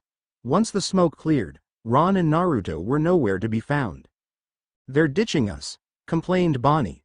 Lousy ditchers, added Terra. Naruto does not ditch. He has a plan, count on it, declared Kim. Some time later, Naruto popped out of the hidden tunnel entrance in the shack by the edge of the lake. Ron was hard at work sewing something together, while Rufus was working to get the old motorboat into working condition. Nice work there, number one, commented Naruto. Rufus nodded thanks before going back to work. Find anything useful? Naruto asked Ron. Some arts and crafts supplies, replied Ron. Looks like all that lanyard and wallet making practice is about to come in handy. I'm making a net out of this. A net for the fish freak, huh? After you're done with the net, sprinkle some of this on there, said Naruto as he tossed a can of powder to Ron. All right. Did you find anything over at your old camp? Asked Ron. Naruto grinned. I found something interesting on the way there, then some pranking inspiration came and I headed over to clown camp. Not another one of your crazy schemes, groaned Ron. Naruto chuckled. Have a little faith, cousin. Now here's the plan. XX. We've been sitting here forever, groaned Bonnie. They're not coming back. Yep, they ditched you. Taunted Gil. Naruto would never ditch us, okay. He obviously. Kim paused as they heard the sound of a motorboat racing by. Has some sort of super secret plan in the works involving a motorboat. Face it possible, they ditched us, declared Bonnie. They dare to mock me by going out on a motorboat on my lake, roared Gil as he stormed towards the lake and dove in. Mr. Barkin started to have some trouble breathing as gills started forming on his neck. Things are starting to get really fishy over here, he yelled. As Gil swam across the lake trout style, he eyed Ron to be the one in the boat before diving deep underwater. Ron scanned around for the mutant foe as he sped across the lake until the boat slowly came to a halt as it ran out of gas. You have plenty of gas, Ron. Don't worry about it, spoke Ron, imitating Naruto. Thanks a lot, cousin. Rufus, I thought I told you smack me the next time I was about to caught up in one of Naruto's crazy schemes. Rufus only shrugged in response. Hey Squeeb, it's free swim. Taunted Gil as he popped out of the water and grabbed onto the opposite edge of the boat. Ron looked over the side of the boat and shook his head. There's absolutely no way I'm getting into that freaky water. You act as if you have a choice in the matter, threatened Gil as he climbed into the boat. You know what, Gil? Heads up, shouted Ron as he suddenly stomped onto a plank of the boat and sent Gil flying straight up into the air. Datbeo! Shouted Naruto as he came rocking out of a human cannon at the edge of the lake courtesy of Clown Camp. The blonde flying tackled Gil, sending the both of them across the lake and into the woods. Naruto slammed into the branch of a tree, while Gil went tumbling into the brush below. Oh man! Groaned Naruto after he fell off the branch and hit the ground with a thud. Rolling over onto his back, he sat up to find Gil already back on his feet, just a dozen meters away from him. After that fall, you're nothing but a sitting duck now.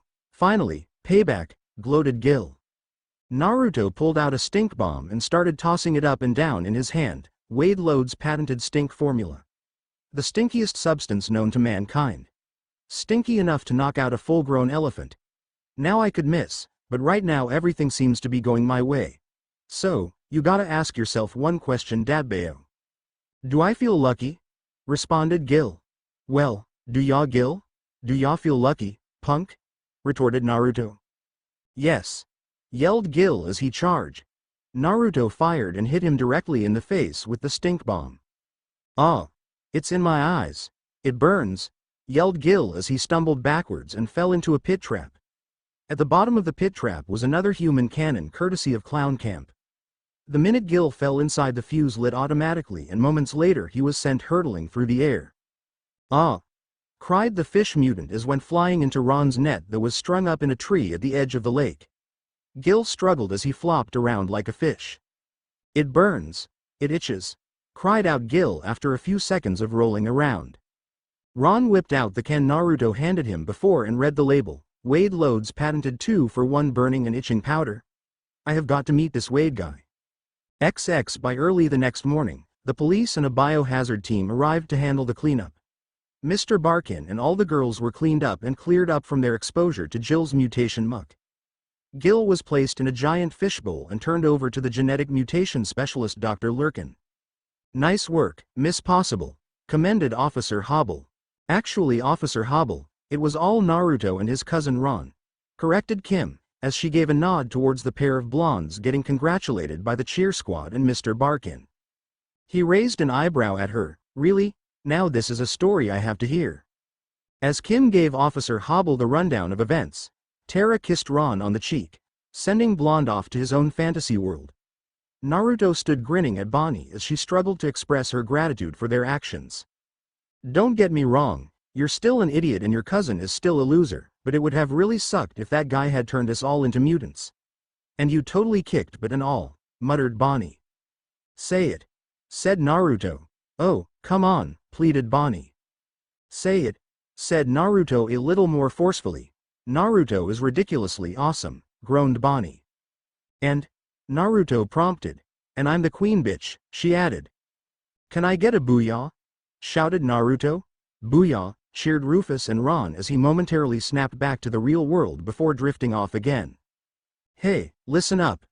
The police are going to give us all a ride home. Let's lock and load, announced Mr. Barkin.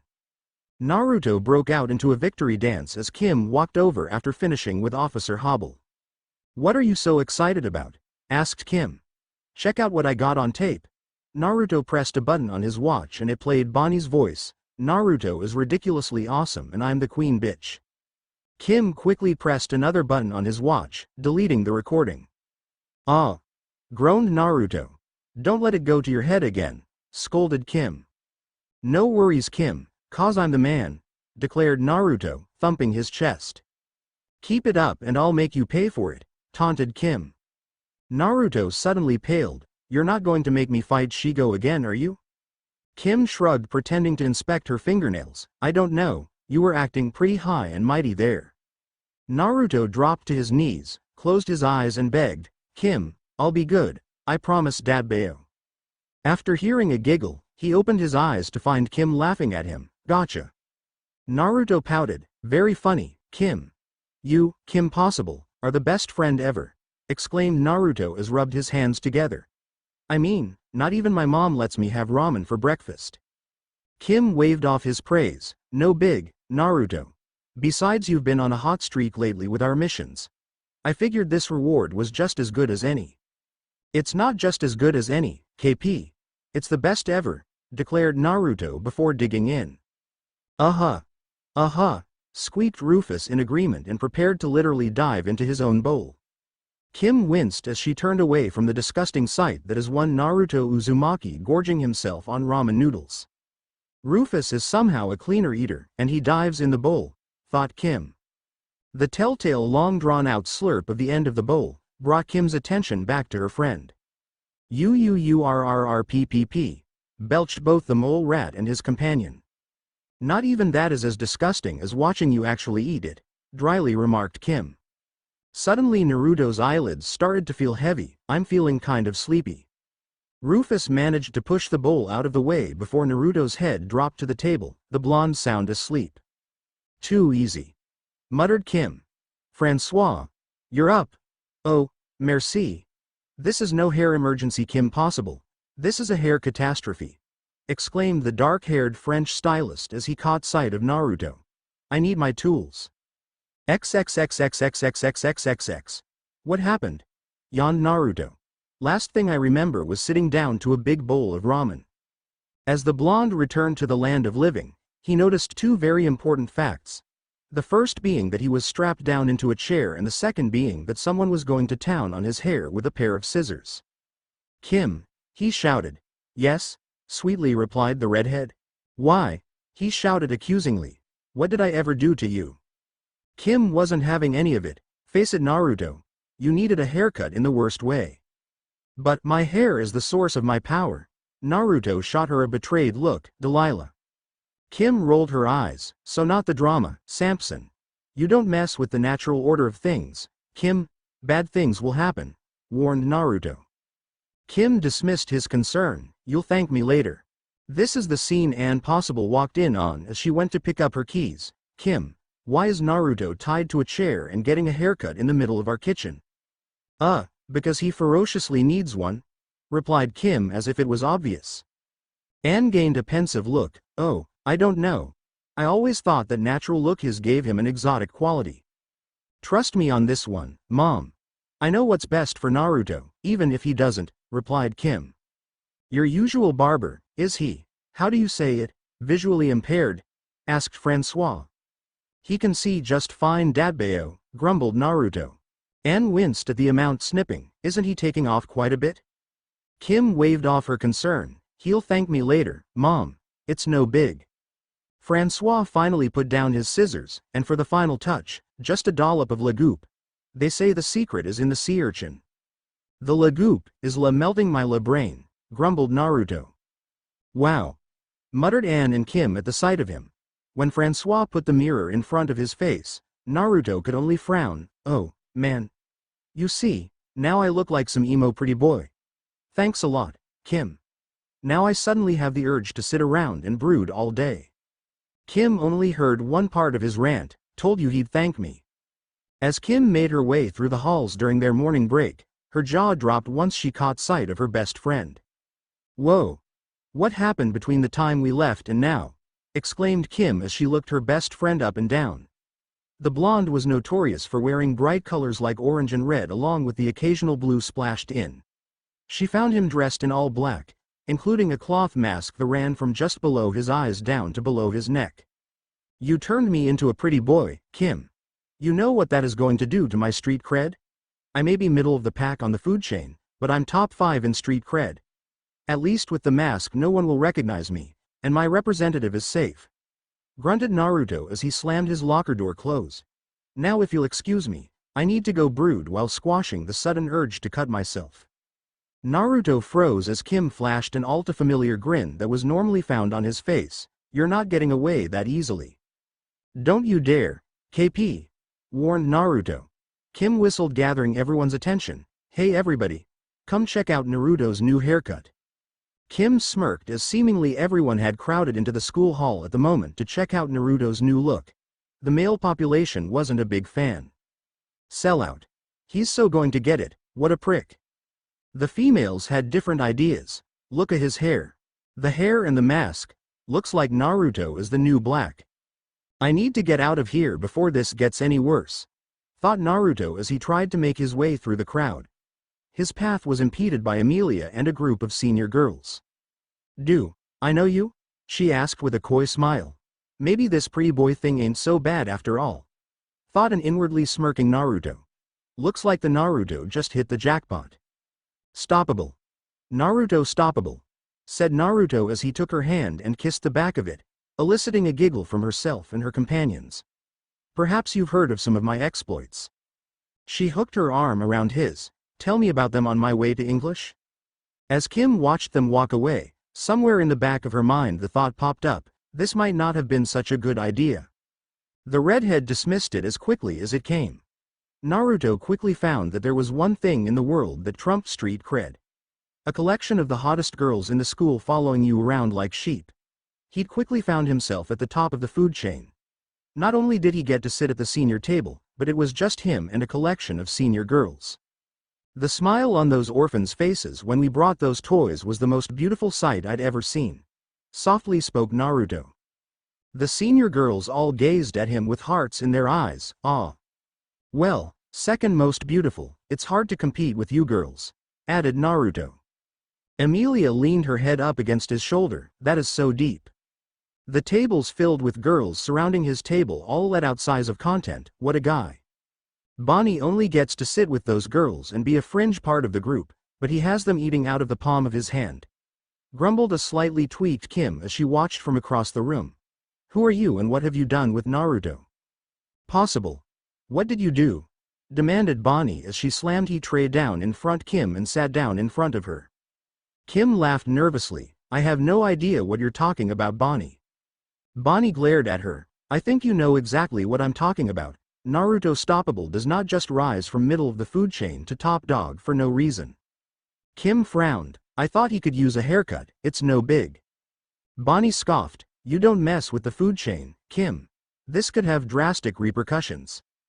Kim rolled her eyes. "For you obviously." "Yes, for me," exclaimed Bonnie. "I was the most popular person as our class.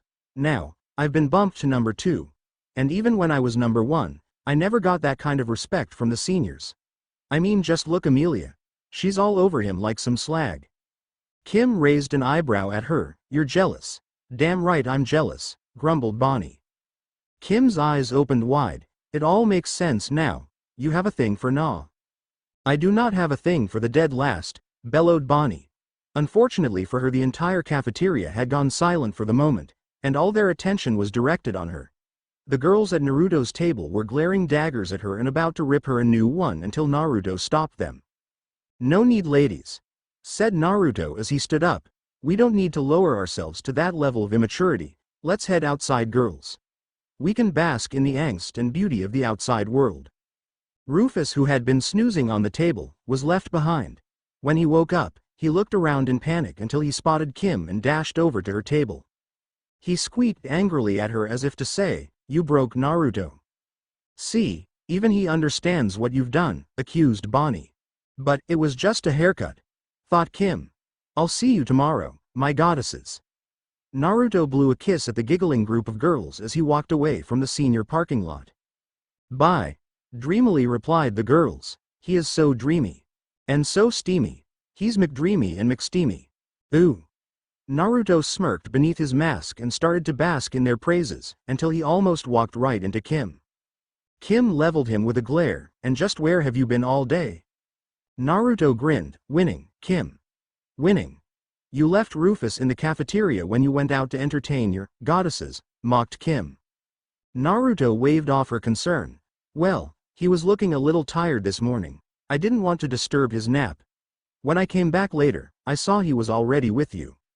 Rufus popped his head out of Kim's pocket and gave him a thumbs up before dropping back down and going back to sleep. You see, Kim, you can't process me with a normal brain. You'll make your pretty little head explode, advised Naruto as he patted her on top of the head. Kim batted his hand away in annoyance. Stop that. We've got a plane to catch. There's trouble on the European power grid. Good. We can make a pit stop in France. I need to pick up some more legoop, replied Naruto. We are not making a pit stop in France, just so you can get some hair gel, stated Kim. Naruto turned and gave her a blank look. I'm sorry, did you say something? As if on cue, a pair of girls walked by. He's so cool. Kim threw her hands up in exasperation. Oh, come on. Z, clothes. Z, mask. Z, fragrance. Z, legoop. Together in one package. Such a mystique, exclaimed Francois. Naruto waved off his praise as the barber retreated back into his shop. It's all about winning, Francois. Kim rolled her eyes. Not this winning thing again. The blonde wasn't paying attention to her, instead winking at sexy dark-haired girl walking by. Bonjour, madam. She giggled and blew a kiss back at him. Yep, Naruto stoppable is a different breed, stated Naruto. Are you done flirting with the locals yet? Grumbled and annoyed Kim. A couple of cute girls checked out Naruto as they walked past. Bonjour. Why didn't anyone ever tell me that France was filled with goddesses? Questioned Naruto before turning to Kim. Oh, I'm sorry, did you say something? You know what? Suddenly a blackout hit, and power all over Paris shut down. Kim whipped out the communicator. Forget it. Wade, we're right in the middle of a blackout here. I know. Is Naruto there? Tell him I could really go for a bratwurst. Can you make a stop in Germany? Joked Wade.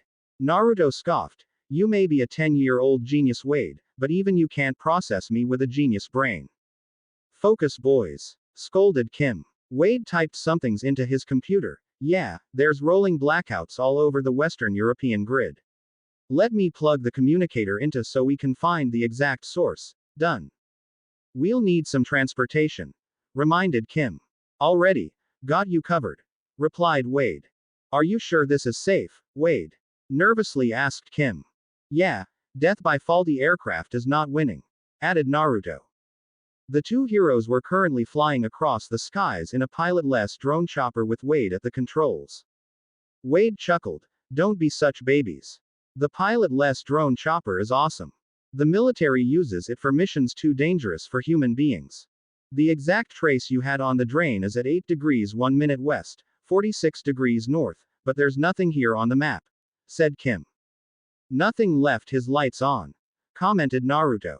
Uh-huh, squeaked Rufus in agreement. Kim looked out the window to see the illuminated island. Wade, take us down.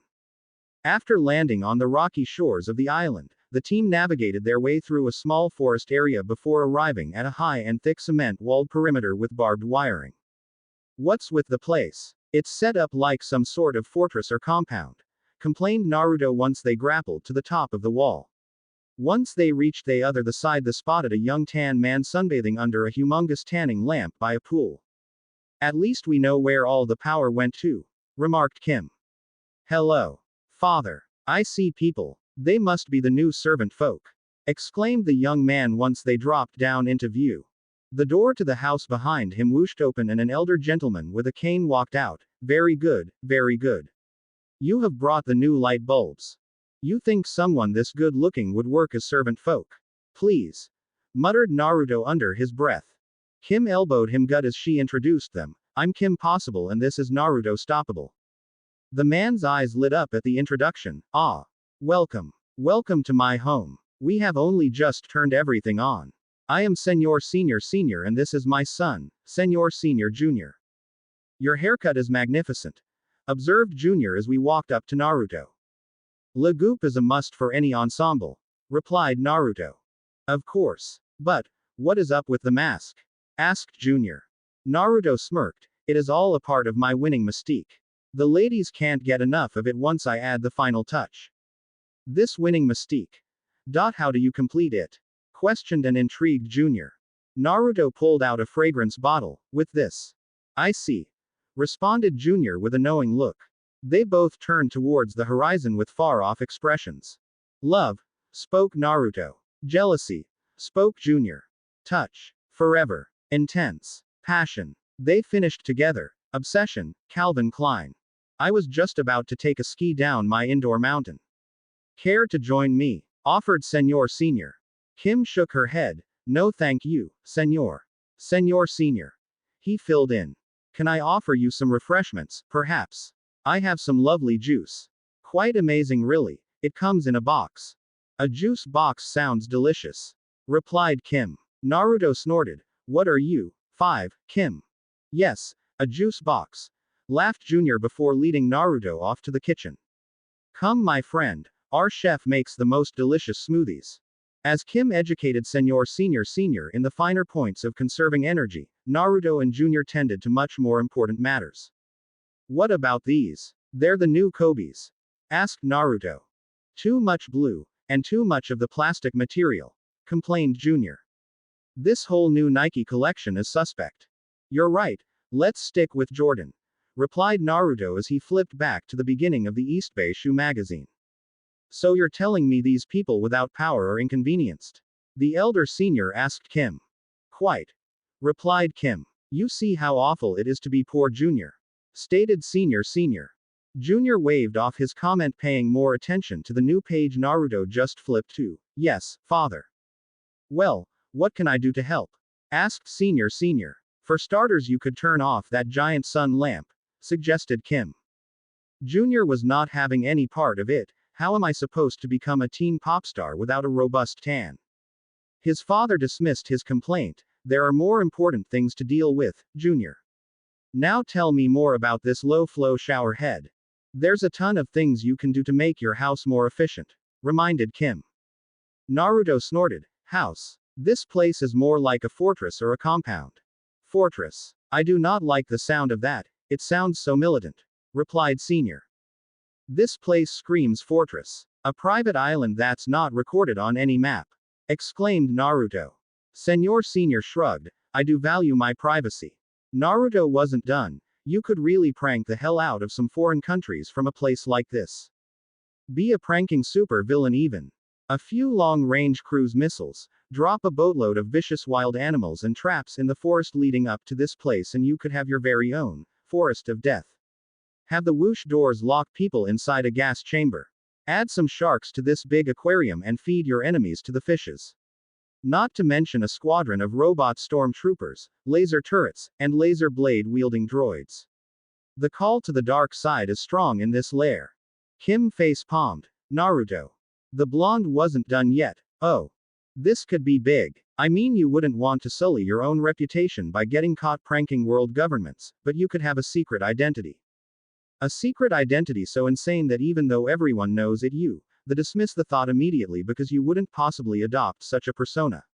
My friend, you could be Lex Luthor 2.0. Naruto randomly adopted a thick Spanish accent. Yes, we must borrow from the tradition of your Hispanic heritage. From your lucha libre brethren in the great country of Mexico. Ladies and gentlemen, I give you Darth Luchador. Kim started yanking Naruto towards the door before things got any more weirder. Just put in some fluorescent lighting, that should do the trick. Goodbye. Naruto wasn't done yet. You could have a secret escape helicopter hidden in an underground cave. Oh, and a battle pit of doom. Come on, Mr. Battle Pit of Doom.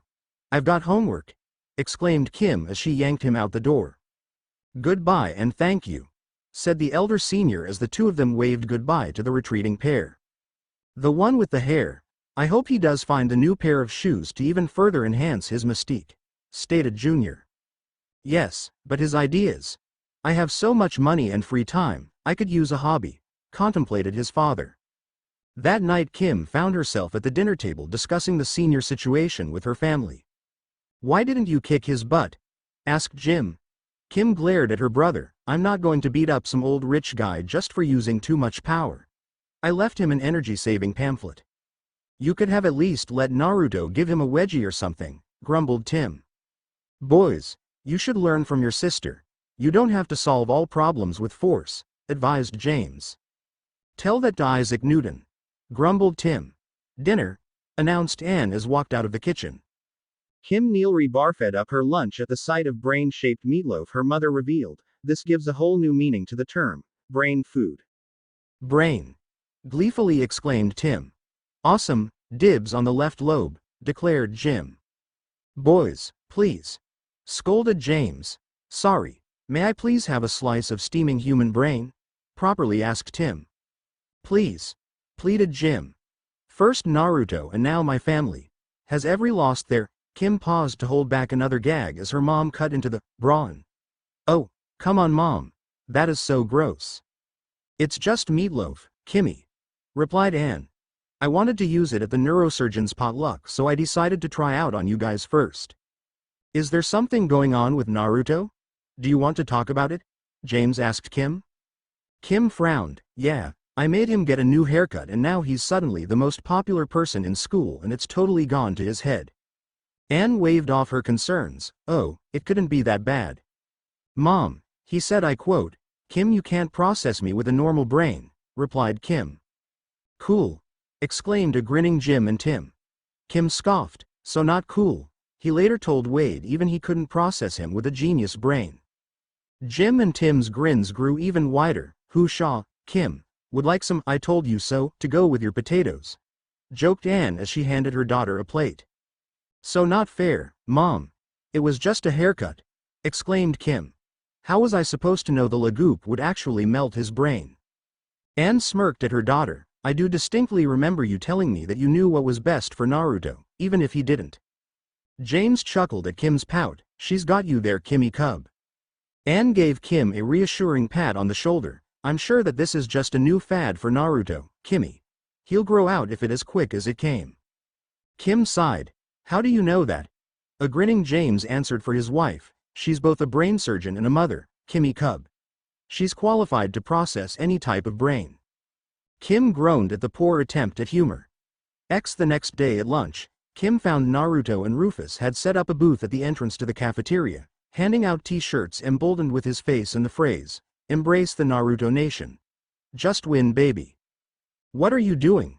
Questioned an irritated Kim as she stormed up to him. Winning Datbayo, replied Naruto as if it was obvious. Yeah, duh, added Rufus. Naruto, don't you think you're taking this just a bit too far? Questioned Kim. Naruto rolled his eyes at her. Of course not, I have a different constitution. I have a different brain. I have a different heart. I got tiger blood, woman.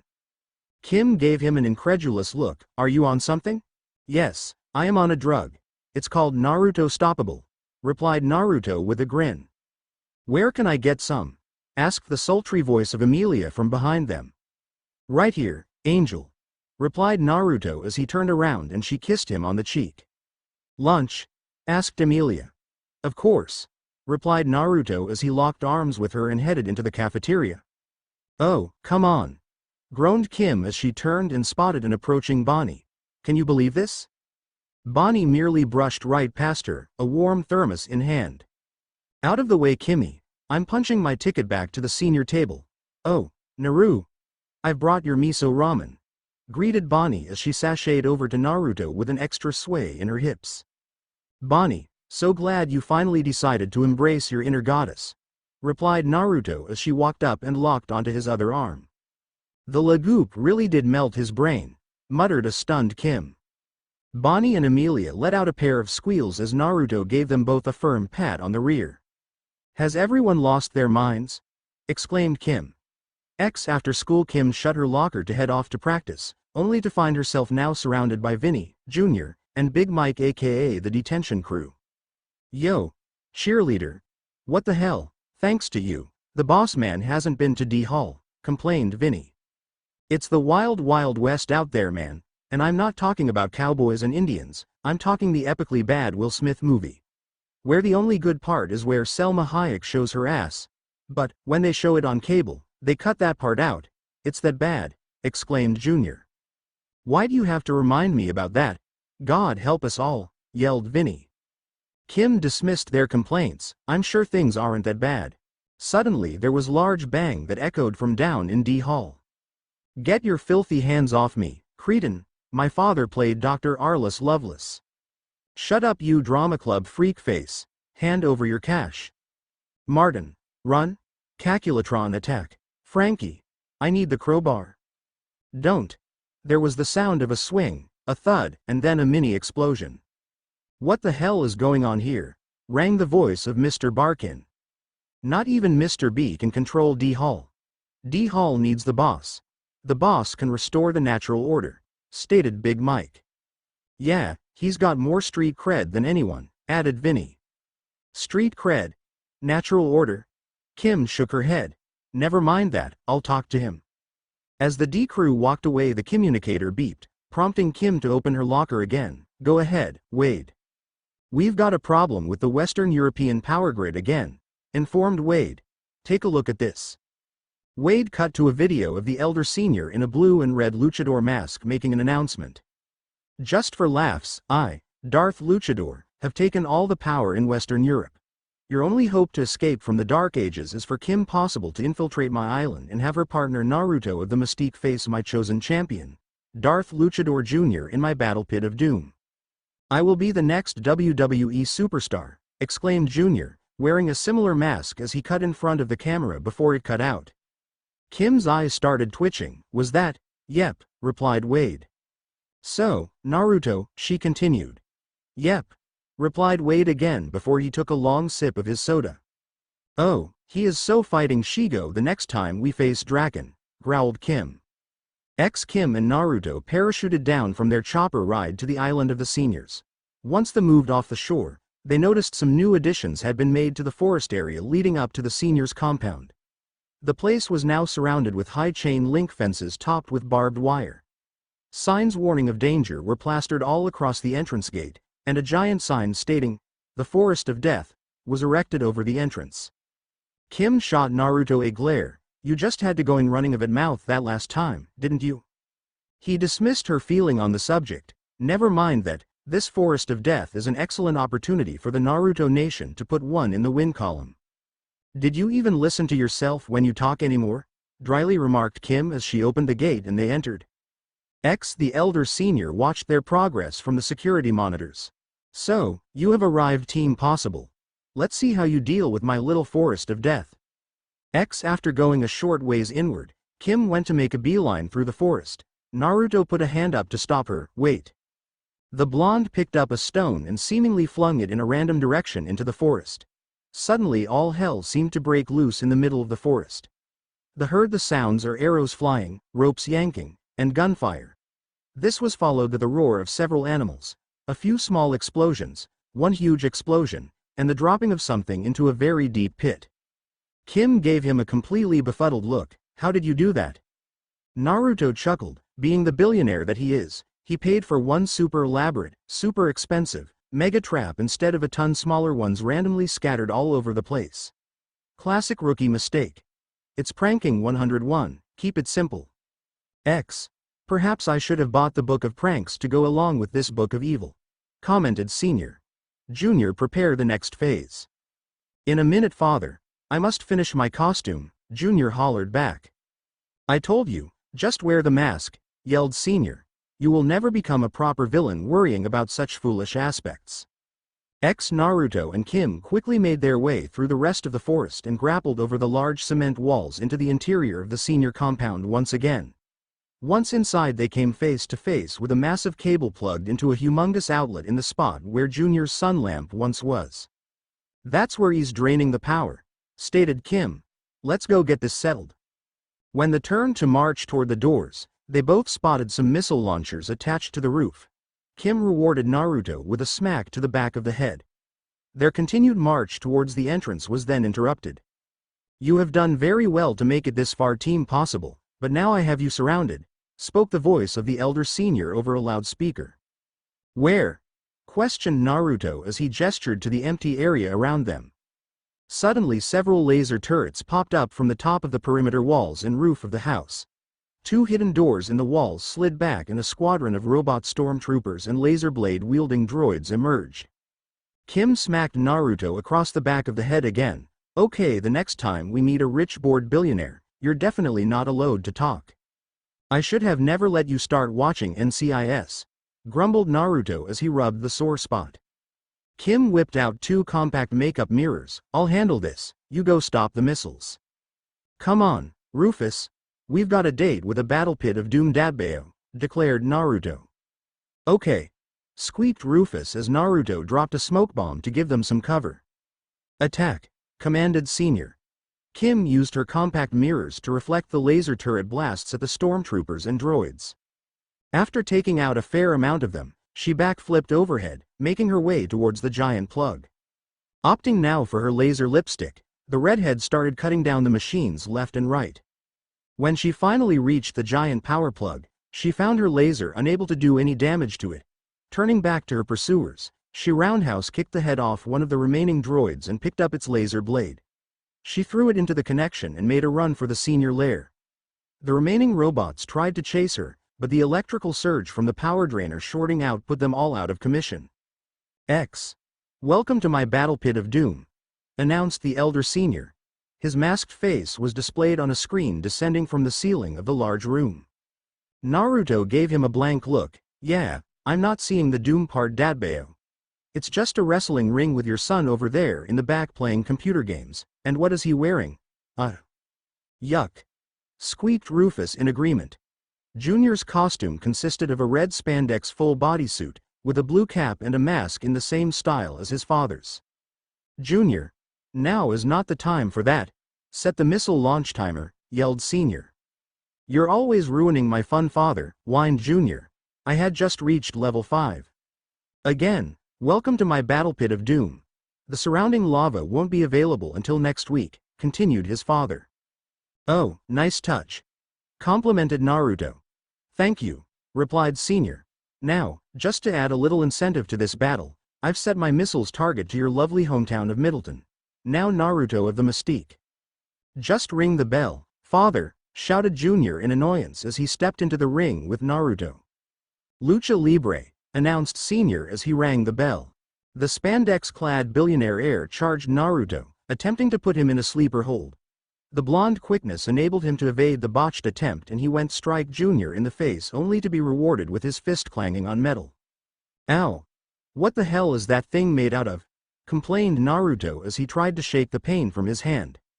"I could not settle from some cheap piece of plastic. I am Darth Luchador Jr., yelled Junior as he tackled Naruto and put him in a chokehold. The blonde stomped on Junior's foot, making him release the hold as he cried out in pain. Naruto then dropped a smoke bomb on the ground, flooding the ring with smoke and masking his movements. "Show yourself, coward," shouted Junior between coughs from the smoke. "Or are you nothing without your kung fu partner?" "Kim may know 16 different styles of kung fu, but I know and have mastered the ultimate move," echoed Naruto's voice. "Oh, yeah? And what move is that?" questioned Junior. "Yay-OWW," howling Junior in pain as Rufus bit his foot. Dynamic entry. Junior was blindsided by the flying kick, which knocked him out of the ring and into wall, where he fell unconscious. "Naruto, the missiles," reminded Kim as she ran into the room. The blonde sprinted over to where Junior lay unconscious and pulled the metal mask off his head. He fired it at the missile console, shattering the screen and shutting it down.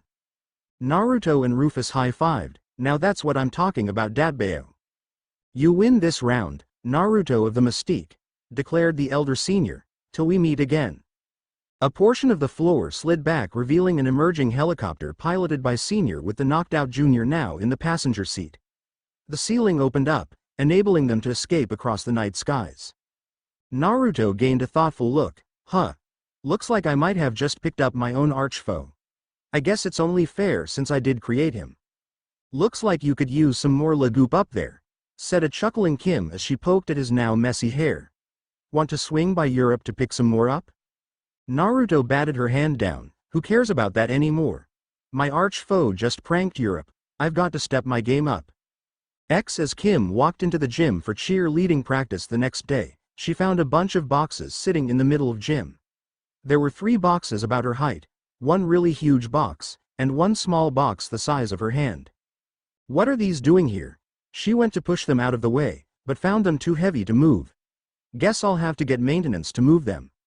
Suddenly the rest of the squad came rushing out the girls' locker room, holding onto their noses. Kim. Where is that idiot? Screamed Bonnie. It smells like something died in the locker room. Stoppable. You're not getting away with this one, shouted Mr. Barkin as he ran out of the boys' locker room, his hair currently dyed hot pink. As opened the door and ran into the hall, Kim heard a senior girl say, somebody filled all the seniors' cars with popcorn, so not cool. Kim smirked at all the massive chaos and confusion. Good to have things back to normal. Come on girls, let's go find the janitor to move these boxes and clean up that smell.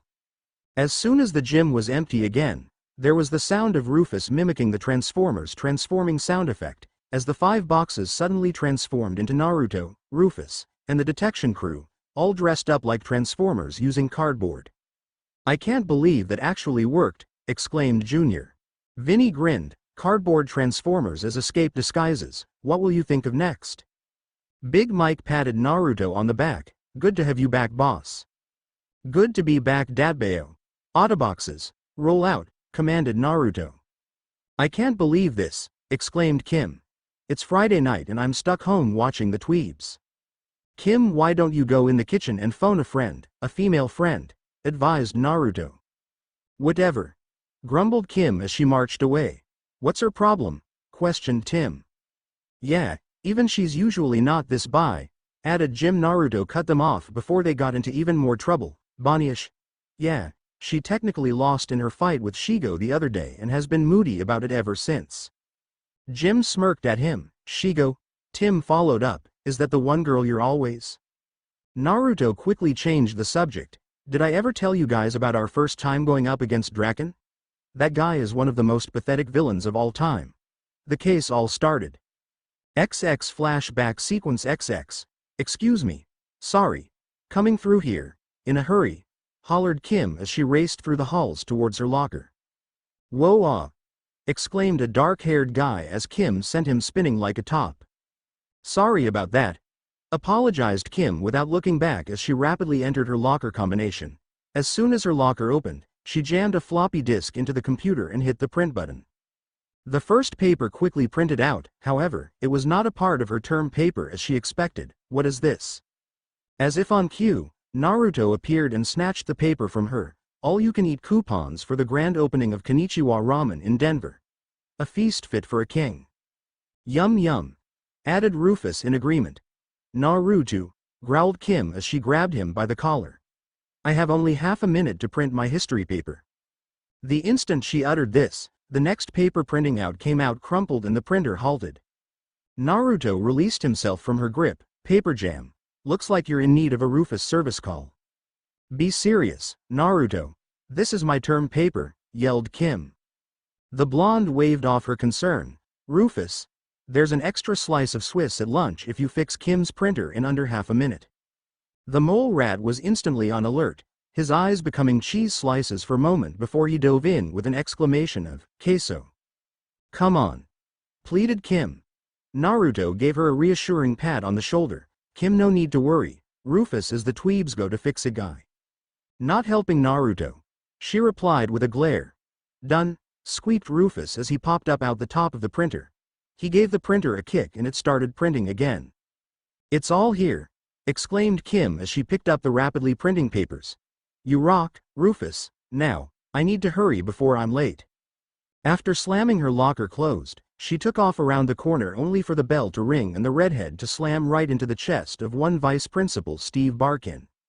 Looks like you're tardy again there, Ms. Possible. What's that, the third time this semester? Questioned Mr. Barkin. I'm not sure, nervously replied Kim. Looks like I'll be seeing you after school tomorrow, stated Mr. Barkin. At cheerleading practice? hesitantly asked Kim. At detention, bellowed Mr. Barkin. Kim gave him a look of horror. Detention? XXXXXXXXXXX. Kim let out a sigh as she played with the food on her dinner plate. She was completely oblivious to the war of peas her brothers were engaging in across the table. Tim, no projectile vegetables in the house, warned James before a grin slowly formed across his face. Go use the launch pad out in the yard. Excuse us, announced both boys as they hightailed it out the door. Is something wrong, Kimmy? Asked Anne. You've hardly touched any of your food. Kim let out a depressed sigh. Mom, you're a brain surgeon and Dad, you're a rocket scientist. And what am I? Detention girl. A surprised look flashed across her mother's face. Detention. A possible has never had detention. Exclaimed James. Well, except for your brothers, but they're little monkeys. The three all turned their heads to look out the window after hearing a shout from Naruto. You may have your fancy launch pad, but I hold the ultimate vegetable launching weapon. Behold the spoon. Fire in the hole, yelled Naruto. Hickabicka-boo, questioned Tim. Hausha. Eat spinach, yelled Jim. Amateurs. Taste the sting of frozen peas, roared Naruto. Ah, I'm hit, Tim cried out. The three shook their heads before returning to the conversation at hand. Tell us what happened, Kimmy, said Anne. I was just a little late on my way to class because I had a little trouble printing my term paper. It was no big, unless you're Mr. Three Strikes Barkin, complained Kim. Sounds like this Mr. Barkin is reasonable. Tough, but fair, stated James. Dad, I'm a cheerleader, we don't do detention, explained Kim as if it was an obvious fact. Really? Who exactly does do detention? Inquired Anne with amused look on her face. Oh, that is it. Rufus, use the slingshot, rang the yell of Naruto from outside. Kim gave her parents a poignant look. I think my point is self-explanatory. Naruto's always getting into trouble. I don't think there's a school rule he hasn't broken. James smirked at her. No wonder you two are such good friends then, your fellow rule breakers. Kim slunk back into her chair. I plead the fifth. Suddenly the communicator went off, causing Anne and James to frantically check their pagers. No worries, it's just the communicator, informed Kim. What up, Wade? I got hit on your website from the Amazon, informed Wade. Kim was definitely interested now. The Amazon. Yeah, I set you up with Gustavo for a ride. Pack your insect repellent, advised Wade before he hung up. Anne gave Kim an incredulous look. South America. On a school night, added a glaring James. Under the intense stares from her parents, Kim countered with her most potent weapon, the puppy dog pout. Oh, all right, relented Anne. But finish your peas first. Kim smirked. You're tough, but fair. XXXXXXXXXXX. A few hours later, Team Possible found themselves touching down in the Amazon jungle via seaplane. Thank you so much for your assistance with the flood in our village. I only wish I could do more, thanked Gustavo.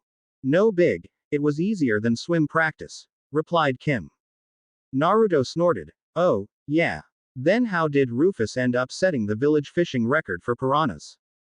What can I say? You make great bait, replied Kim with a smirk. Yep, squeaked Rufus in agreement. Traitor, grumbled Naruto. The communicator then beeped. Kim, I've got the security footage from Professor Akari's lab, stated Wade. He quickly played to footage which revealed a girl in a green and black form-fitting suit with long black hair and an athletic build. Who is she? She's good, observed Kim. Naruto let out a wolf whistle. Damn. Now that is what I call a woman. Kim scoffed. She's also a thief. Naruto grinned. Good, that means we'll be seeing a whole lot of each other. XXXXXXXXXXX. A short time later the trio found themselves making their way through the thick foliage of the Amazon jungle. Outside of the copious amounts of insects crawling all over the place, they ran into little trouble. The only oddity Kim noticed was her blonde best friend. Naruto kept turning his head in random directions and opening his mouth and sticking his tongue out before quickly closing it. The redhead's curiosity finally got the best of her. What? She asked. Nothing. Just feeling a little froggy. Or is it toady? Replied Naruto. Kim couldn't help but laugh. You are such a goof. They soon found themselves climbing ladders high into the trees to reach the lab of Professor Akari. Kim Possible, thank you for coming on such short notice, greeted Professor Akari as they entered. You mind if I borrow of a few of these? Questioned Naruto, gesturing at the insects crawling all over the lab. I have this great idea. Kim elbowed him in the ribs, not happening. Now, what exactly was stolen, Professor? That's why I called you. I don't know. The gang is all here, responded a puzzled Professor Akari. Rufus, I think these guys could give you a run for your money, said Naruto as he observed the various insects crawling and hovering around the computer. No way. Squeaked Rufus. Computer. Huh. Pondered Kim as she took a look back at the security footage on the communicator and noticed the thief do something to it before taking out the camera. What's on your computer? Oh, well, it's very experimental, he suddenly gasped and rushed over to the computer. Ah, my project. The tick. The tick? Questioned Naruto. Yes. The tick, exclaimed Professor Akari. Suddenly Naruto and Rufus broke out into a rendition of the tick theme song. Duddy weee da da da dwee dow. Duddy weee. Kim face palmed, and we've lost them. Oh no, you've misunderstood. This was not the tick, corrected Professor Akari. Naruto and Rufus suddenly halted their song. Ah. He informed. On the disc was a digital blueprint for cybergenetic tick that would be virtually identical to the real thing.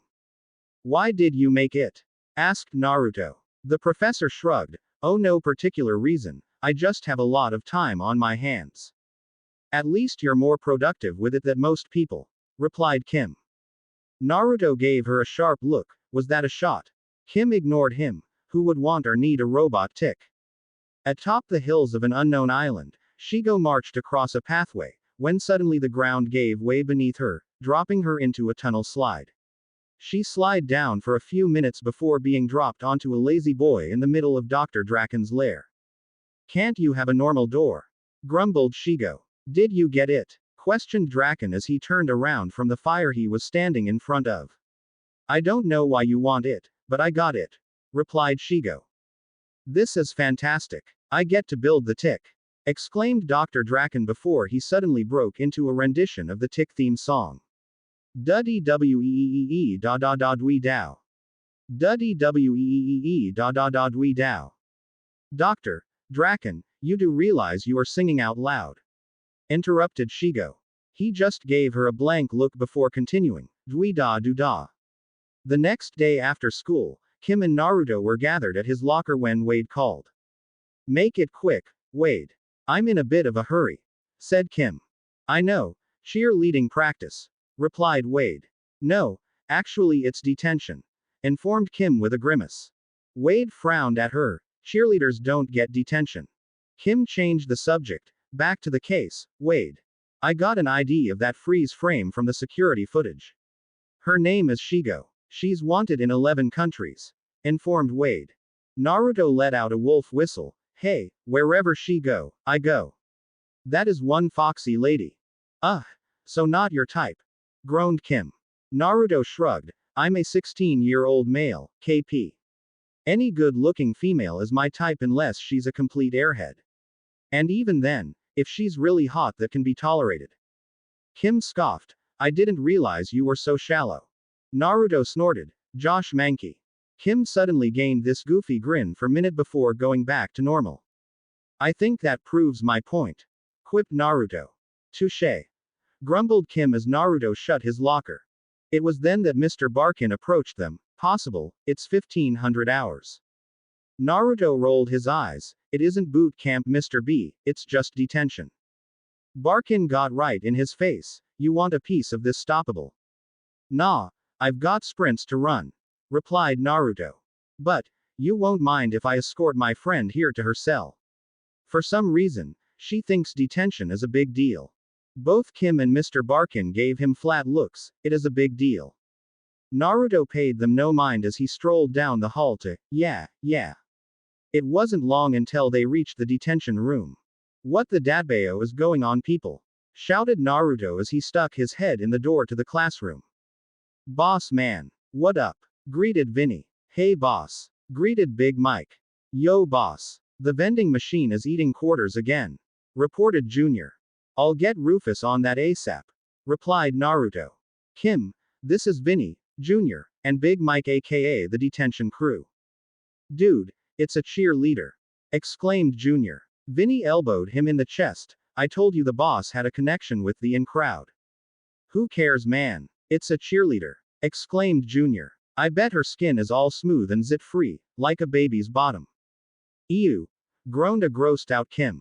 Oi, Kim here knows 16 different styles of kung fu. So no funny business, warned Naruto. Yes, boss, the trio replied simultaneously. Hey, I run this ship here, people.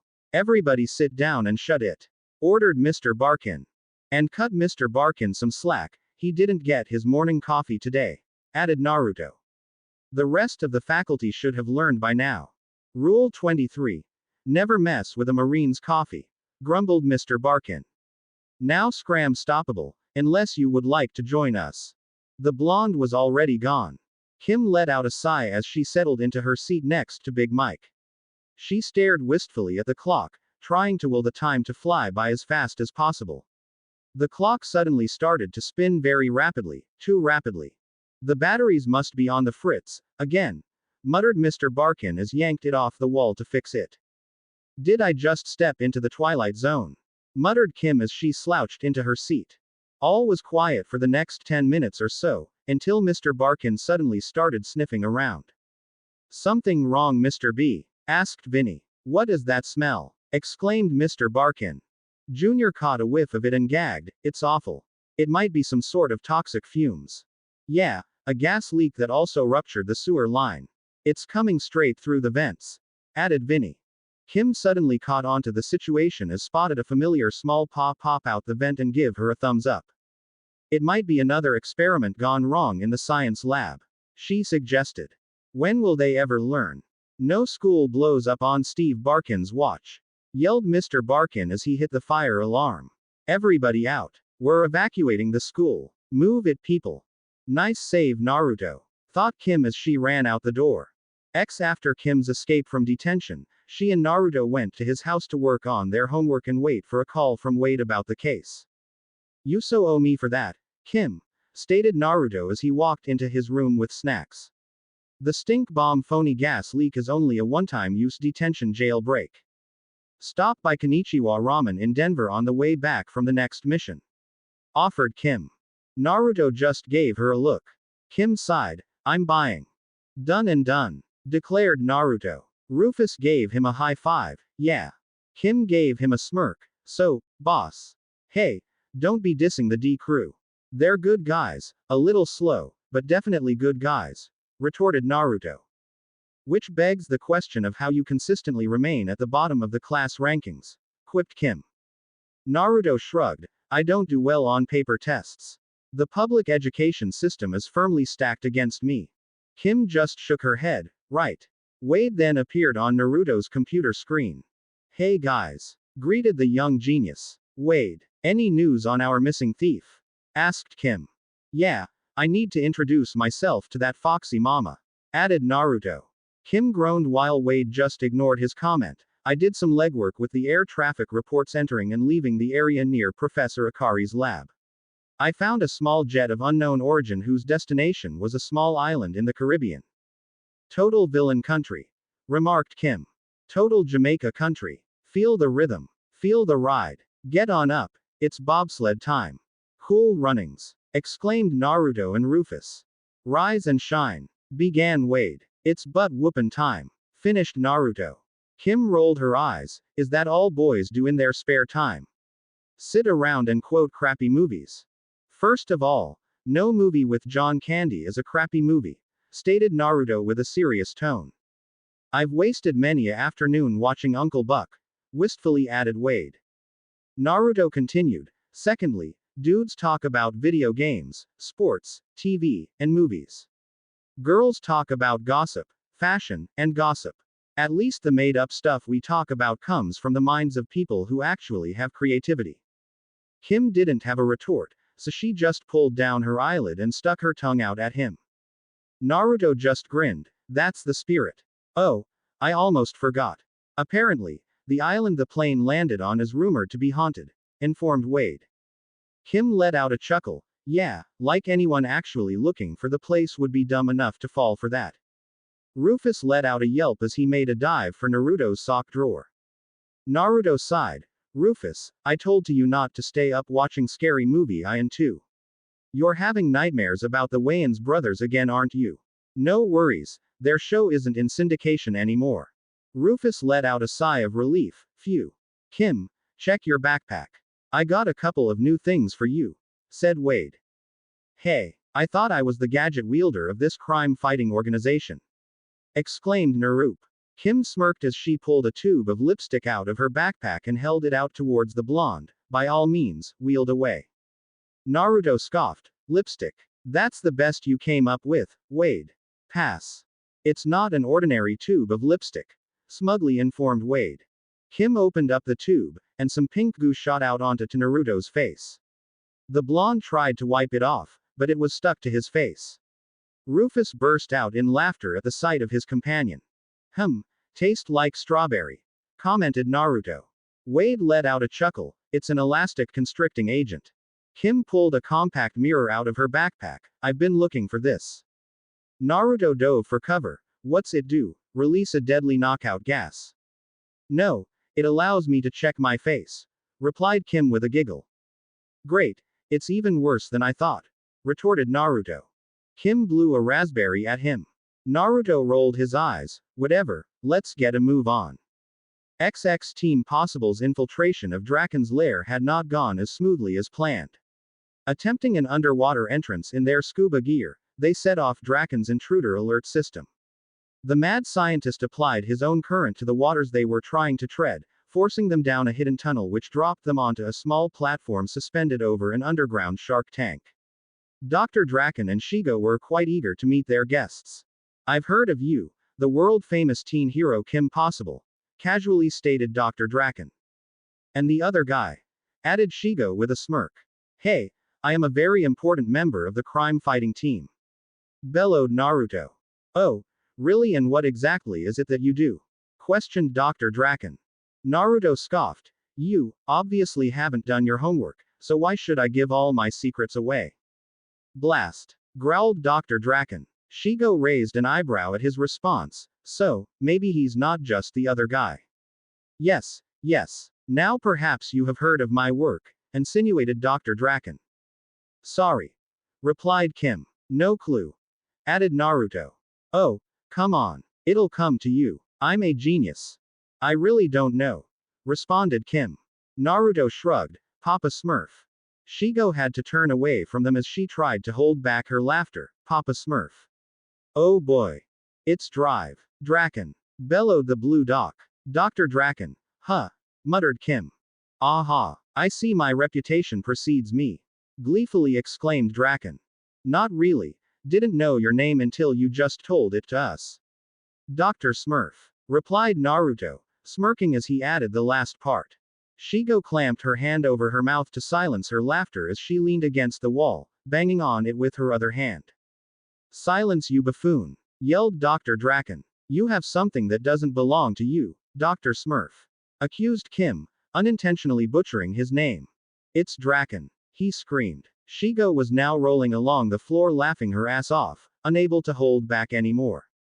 Kim shrugged. Whatever. Just hand it over, Dr. SM. Wait, that's not it. What was it again? Dr. Dracula. No, not a vampire, but close. Oh, Dr. Acula, declared Naruto. Enough chit-chat, yelled Draken as he pulled a remote out of his pocket. My pets are famished, perhaps you two could stay for lunch, interrupted Kim. I was not going to say that, exclaimed Dr. Draken. Good, because it's actually around dinner time right now, remarked Naruto. Fine, stay for dinner, yelled Draken as he pressed the button, dropping them into the shark-infested waters. He and Shigo retreated back into his lair, leaving the blonde, redhead, and mole rat to their fates. The sharks circled around the trio as they came up for air. Kim then dove underwater, approaching one shark alone with her lipstick. Right as it bared its teeth to dart in for a bite, she fired the constricting agent from her lipstick, forcing its mouth shut and rendering it harmless. On the other side of the room, Rufus sat patiently atop Naruto's head as he just stared down the incoming shark. Instead of baring its teeth and moving in for the kill, the shark suddenly halted in its tracks, seemingly hesitant to continue as Naruto continued to stare at it. Naruto suddenly whipped out a spoon and flashed his teeth, making the shark turn tail and run and hid deeper underwater. Spoon! Roared Naruto as he thumped his chest. Stop fooling around. Let's go. Ordered Kim. XXXXXXXXXXX. Shigo. I bet you've wondering how I plan to use the tick in my quest for world domination, stated Dr. Draken as he worked to put the finishing touches on the device. Shigo was still having fits of laughter. Dr. Smurf. I'm sorry, what? He froze for a moment, but continued on, his plan too good for that to put him in a down mood. I'm going to join the tick with a nano explosive of my own brilliant design. Shigo gave him an amused look. Nano. Is that Smurf talk? Nano as in mini. Explained Dr. Draken as if he were talking to a child. Shigo let out a grunt of annoyance. Why don't you just call it mini? Because nano sounds better, retorted Dr. Draken. Once the nano tick attaches to a victim, they will be at my mercy. They will have to cater to my every whim or else. Kaboom! Exclaimed Shigo. Exactly. Just imagine the possibilities. As Draken ranted on about all the people who had wronged him and how he could exact his revenge, Kim and Naruto slipped unnoticed into the lab and retrieved the disk with the blueprints out of the computer. We're definitely putting this guy in the mad scientist category, whispered Kim as they hid behind a desk. Naruto just gave her a blank look before responding. For some reason I have the strong urge to give that guy a double Melvin and a swirly. It goes away after a while, chimed in Shigo as she appeared behind them with her fist engulfed in flame. Why'd I even bother with the sharks? Grumbled Dr. Draken as remote dropped down from the ceiling. He pressed the button. Suddenly laser turrets descended from the ceiling. Remote-controlled lasers. There's only one thing to say in a time like this, declared Naruto. Kim just gave him a dry look as she waited for her cue. What happened next surprised even her. Naruto whipped out his trusty utensil and unleashed a battle cry, spoon. The lasers fired and Naruto used the spoon to deflect the blasts, doing some serious damage to the various lab equipment. How can this be? Foiled by a buffoon with a spoon! Exclaimed Dr. Draken. This place is gonna blow! Exclaimed Shigo as she made a run for it, dragging Draken along with her. Move it! Yelled Kim as she, Rufus, and Naruto made their own mad dash to safety, escaping the lab and leaping off a cliff into the water surrounding the island as the lab exploded behind them. Kim turned and gave her partner an amused look as they surfaced above water, spoon. Naruto gave her a serious look, both the ultimate battle cry and the ultimate weapon. It's also reinforced by Wade's top secret titanium alloy. Spoon! Exclaimed Rufus as he nodded in agreement. XXXXXXXXXX. The next afternoon found Kim in her cheerleading uniform, returning to her normal non-detention routine after school. Ah, time for practice, sighed Kim as she shut her locker. When she turned around she almost got flattened by Big Mike. Hey, Big Mike. Cheerleader. Grunted Big Mike in response. What up, big man? Greeted Naruto as he came around the corner. Hey, boss. Greeted Big Mike as he moved down the hall. Naruto gave her a pat on the shoulder. Looks like you really connected with the D crew, KP. I did not connect with them. I am not one of your minions, Naruto. Growled Kim as she turned and stomped off to practice. They're not my minions, Kim, they're my boys. Besides Kim, you got street cred now. Exclaimed Naruto. The redhead gave no response as she walked away.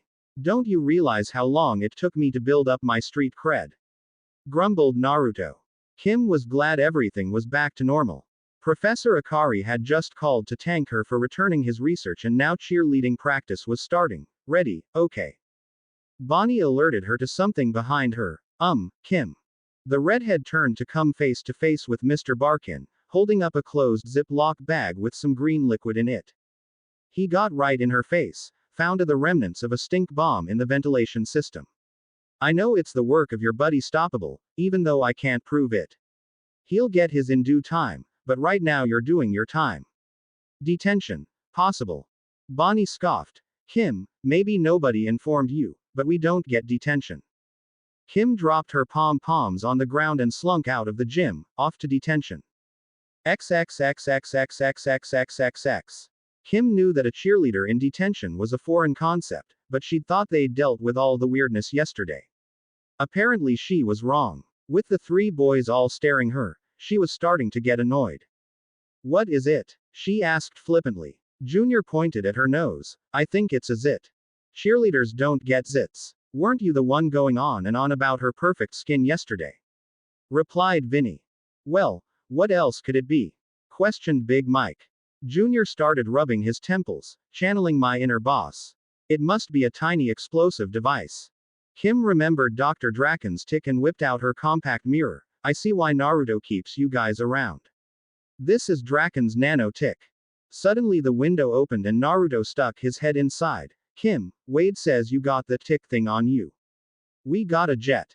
Sorry, Mr. B, exclaimed Kim as she escaped through the window. No one leads a jailbreak on Steve Barkin's watch. The lights suddenly dimmed on him in a dramatic fashion. Stoppable, you're going down. XX the crime-fighting duo rushed across the school grounds to Naruto's moped. Unfortunately for the teen hero pair, Draken and Shigo had returned to the remains of his lair and discovered that the tick was both intact and active. They'd tracked it all the way back to Middleton and were now right on top of the two as they got on Naruto's moped.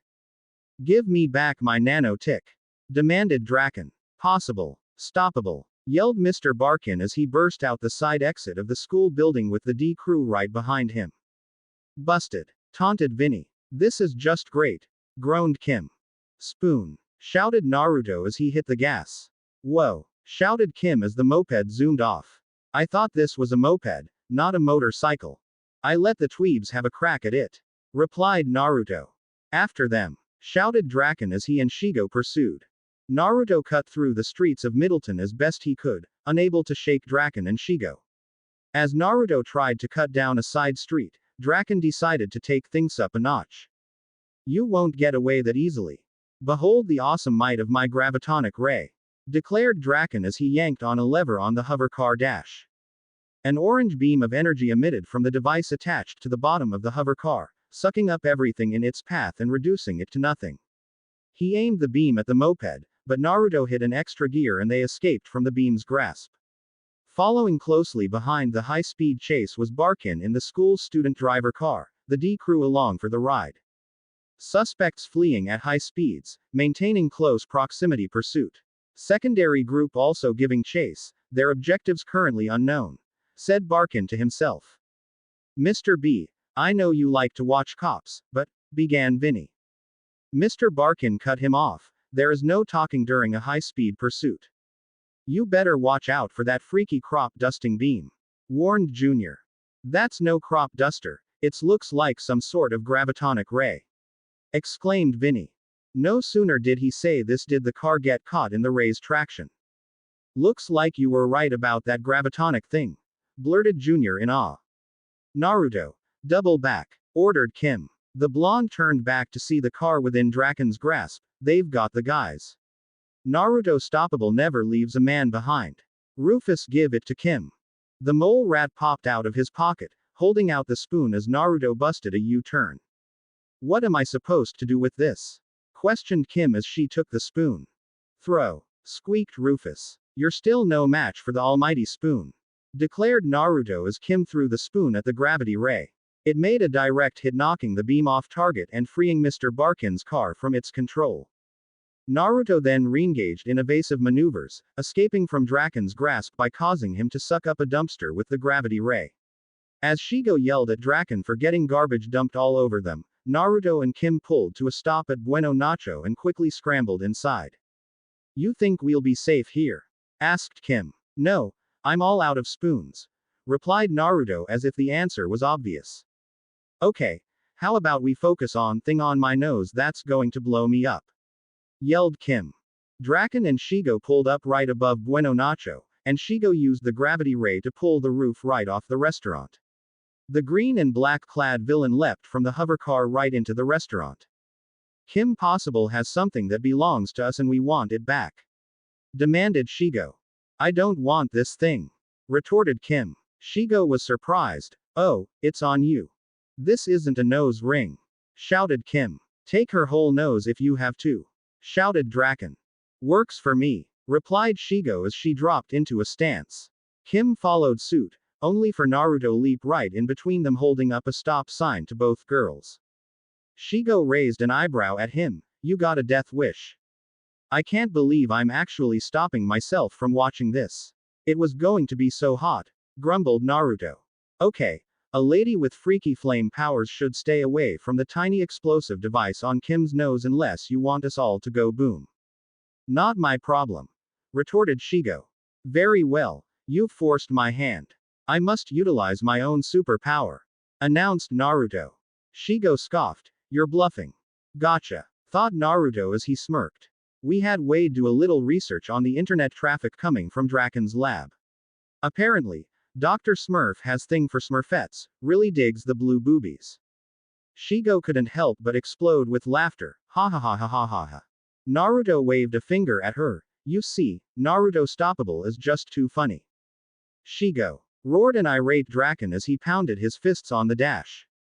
Never take your eyes off your opponent, shouted Kim as she nailed the distracted Shigo with a vicious roundhouse kick that sent her flying through the door and into the incoming Mr. Barkin. The two of them collapsed into a heap on the sidewalk, unconscious. Whoa, muttered Junior. Cheerleader got mad skills, exclaimed Vinny. Suddenly the tick started beeping and flashing on Kim's nose. Oh no, exclaimed Kim in panic. Draken must have accidentally activated the explosive. This situation calls for the only utensil more powerful than even a spoon, declared Naruto. A fork, suggested Vinny. A bigger spoon, suggested Big Mike. No, it's gotta be a knife wrench, stated Junior. I need a spork, stat, yelled Naruto. Spotting someone eating about to toss him one, he then quickly added, a clean spork.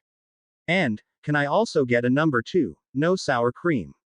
So, not the time, yelled Kim. Naruto waved off her concerns. It's no sweat, KP. I've heavily trained in all forms utensil combat. The boss is a master of all forms of obscure weaponry. He once took down a flock of birds with only one paperclip, reassured Junior. This is a delicate operation, stated Naruto as he unwrapped the spork and Kim laid down flat on a table. The blonde adopted a serious look as he took hold of the spork, keeping his hand steady as he inched towards the tick. Everyone in the restaurant stared at the scene in anticipation until Naruto suddenly yanked his hand back and stood up. You know, this reminds of that episode of House, where he's trying to find a tick on this girl. They look everywhere and then at the last minute he finds it in her poo. Naruto, growled Kim. You must have missed that episode, he quickly replied before returning to the matter at hand. As everyone took a breath to prepare for the slow build-up of suspense, Naruto quickly swiped his hand across Kim's face and the tick was on the edge of the spork. Not as dramatic as House, sighed Naruto in disappointment. It's still a bomb, yelled Kim as she snatched the spork from his hands. Damn it, I missed my dramatic moment, cursed Naruto. Kim proceeded to flick the tick up through the open roof into the sky where it collided with Draken's hover car. The mad scientist managed to dive out of the flying vehicle moments before it exploded. The crime-fighting teens rushed outside to find Draken barely hanging onto the rotating Bueno Nacho sign. Kim possible. You think you're all that, but you're not, yelled Draken. The police and SWAT team then pulled up, all quickly emerging from their vehicles and aiming weapons at Draken. Hey, is that a Smurf? Questioned one of the SWAT. Damn you buffoon, yelled Draken. Kim let out a sigh of relief. I'm glad that's over with. Disaster avoided, stolen property returned, and the bad guys go to jail. Everybody goes home happy, declared Naruto. Not everybody, chimed the foreboding voice of Mr. Barkin. Yeah, back to detention. You're tough, but fair, reluctantly responded Kim. That's right, detention for the both of you, bellowed Mr. Barkin. Naruto gave him a shocked look. What did I do? There's no rule against busting your best friend out of detention to save her life. Your moped was illegally parked when you came to retrieve Ms. Possible. Already got you written up, replied Mr. Barkin as he handed him a detention slip. You win this round, Mr. Barkin. But, next week you won't be so lucky, proclaimed Naruto. Mr. Barkin grinned. I'm always up for the challenge, stoppable. XX both Naruto and Mr. Barkin couldn't figure out how detention had gone so horribly wrong. What in the wide world of insanity is going on here? Exclaimed Naruto as he tried to tear his hair out. Detention is supposed to be a time of anguish, suffering, and silent punishment. Roared Mr. Barkin. And the detention crew is supposed to be some of the toughest guys in school. Added Naruto. Across the room from them, Kim was currently painted the nails of the D crew, starting with Big Mike. Can I have sparkles? Asked Big Mike. Save some for me, I'm next. Declared Vinny. No way, I'm next. Shouted Junior as he gave him a shove. Hey, I asked for sparkles first. Bellowed Big Mike. Boys, what do we do? Scolded Kim. Take turns. They all groaned in response. Guys, what the hell? Do you what this is going to do to your street cred? Yelled Naruto. You may be our boss, but she's your boss, reasoned Big Mike. Naruto wasn't having it. Oh, hell no. She is so not the boss of me, I'll have you know. Kim interrupted. Naruto, we're stopping at Club Banana after practice tomorrow. There are these new pants I want to get. No problem, I'll have my mom give us a ride. Quickly replied Naruto on instinct before continuing. That I saved the day today, hey, not cool. XXXXXX flashback end XXXXX. And now after every time we beat Draken he does the, Kim possible. You think you're all that, but you're not. That mission is also why Draken has built a spoon detector in every single one of his lairs. Finished Naruto. Both Jim and Tim were out cold, snoring on the couch. The blonde looked over to Rufus to find him the same way. You know what? Screw you guys, grumbled Naruto. Last time I tell you about my awesome adventures. Kim walked back into the family room and smiled. Put them sleep and I didn't even have to ask you this time. You're getting better. Yeah, hey. Stop doing that. It was a cold, freezing day at Middleton High School. The good kind of cold, freezing weather as it was time for the sophomore class ski trip to Mount Middleton. Per usual for every field trip, one Vice Principal Steve Barkin was getting everyone boarded on the bus in an ordered military-like fashion. Keep it moving people, barked Mr. Barkin as the students slowly filed into the bus. In front of the bus's undercarriage, Naruto gave a suspicious look around before opening the bag in his hands. A smile formed on his face as he reached up and spoke into his watch. I've got the package, thanks Wade. Happy hunting, replied Wade before cutting of the call. Stoppable.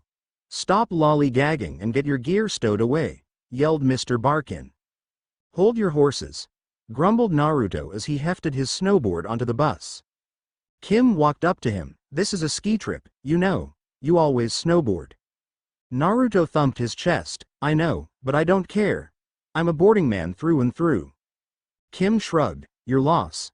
I'm just excited to be able to ski without raving henchmen on my heels.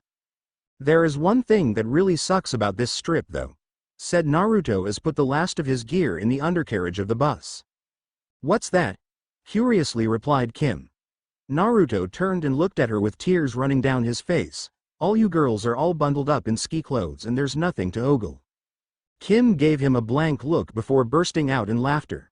Naruto pouted in response. Don't laugh at me, it's not fair. Once Kim finally got her laughing down to a mild giggle, she nodded towards the two kids boarding the bus. At least you're not Alan Platt. His parents are chaperoning this trip. Naruto shook his head in pity for the poor teen. That tanks. I'll say, added Kim. But hey, at least it's not me. Oh, Kimmy Cub, exclaimed Naruto, doing a dead-on impersonation of her father. Kim elbowed him in the ribs. Not funny. Kimmy, called the voice of her mother. Kim gave him an irritated glance. Naruto. The whisker-faced blonde raised his hands up and pointed behind her. Wasn't me. Mom, greeted Kim with slight hesitation as she found her dressed in ski clothes. What are you doing here? Did I forget something at home? Not at all, honey, replied Anne. Your friend Bonnie called us. The brunette popped up behind Kim with a phony smile plastered on her face. The Platts came down with the flu at the last minute, informed Anne. At the entrance to the bus, Alan Platt dropped down to his knees and gave thanks to whatever great deity was watching over him. Oh, you are evil, but you are good. whispered Naruto as he choked back his own laughter. Bonnie turned and flashed him a grin and a wink as she wrapped an arm around Kim. James strolled up and put some gear on the bus, before stepping back and wrapping an arm around his wife. We dropped the boys off at Nana's, suited up, picked up our gear and headed straight over. An overwhelming sense of panic and fear overcame Kim. No, no, no, no, this can't be happening. Yes, these are our new ski trip chaperones. We are going to have so much fun, Kim, exclaimed Bonnie. Let's have a picture of the family. Naruto smirked at her. That's what you get for laughing at my misfortune, Kim. Payback is a Bonnie, ain't it? Oh, yes it is. Agreed Bonnie with a smirk, before she frowned. Hey. You're good, but you've got a ways to go to reach my level, stated Naruto. Bonnie rolled her eyes at him. Whatever. Kim, aren't you glad that your parents were able to join you on a school outing that has such a huge spread in the yearbook? Kim got in her face. You did this to me on purpose. Of course not, your parents are. Fun, replied Bonnie without a hint of sincerity. So, Dr. P, that snowboard have any special modifications? Asked Naruto as he walked up to him. James grinned. You know me too well, Naruto. Let's just say I'm ready for shredding.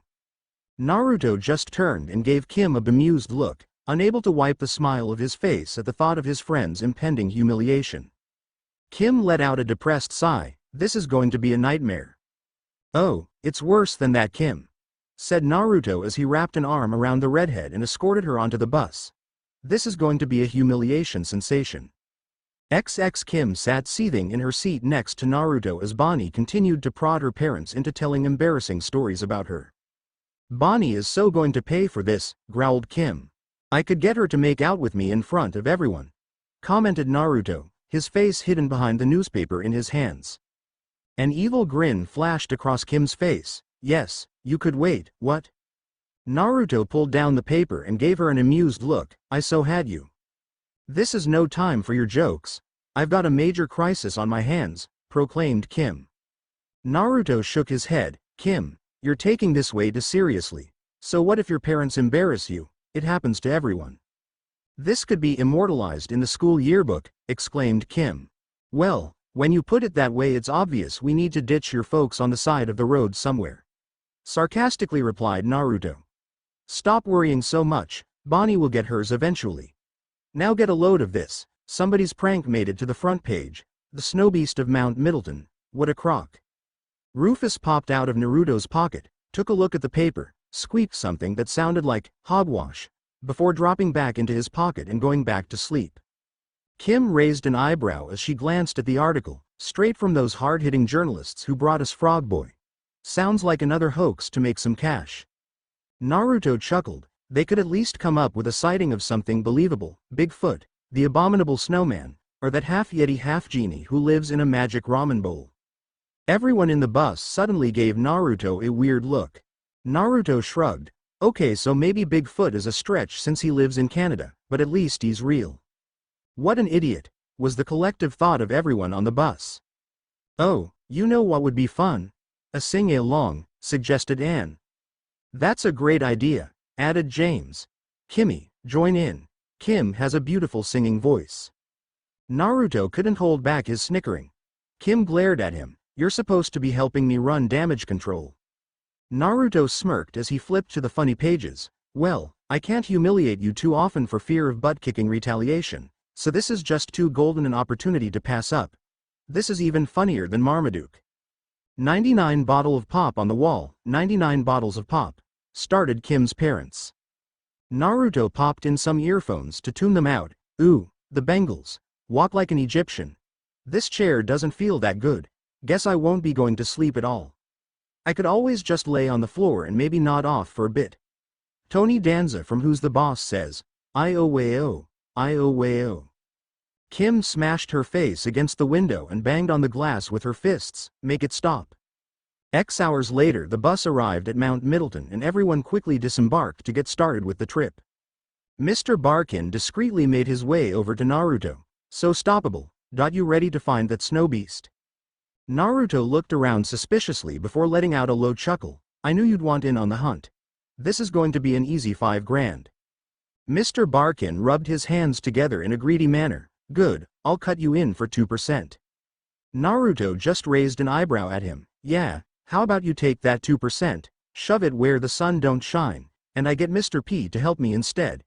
If there's one thing I learned from handling money, it's math. Don't you mean the other way around? Questioned Barkin. No, I meant exactly what I said, retorted Naruto. Barkin raised his hands in a placating manner. Easy there, stoppable. I was just testing you. Yeah, right. Thought Naruto. I actually brought some gear for this and already have another man on the payroll, so I can cut you in for 30%. 40%. Countered Barkin. You know Drive P might just want in for the adventure. I could get him at 20%.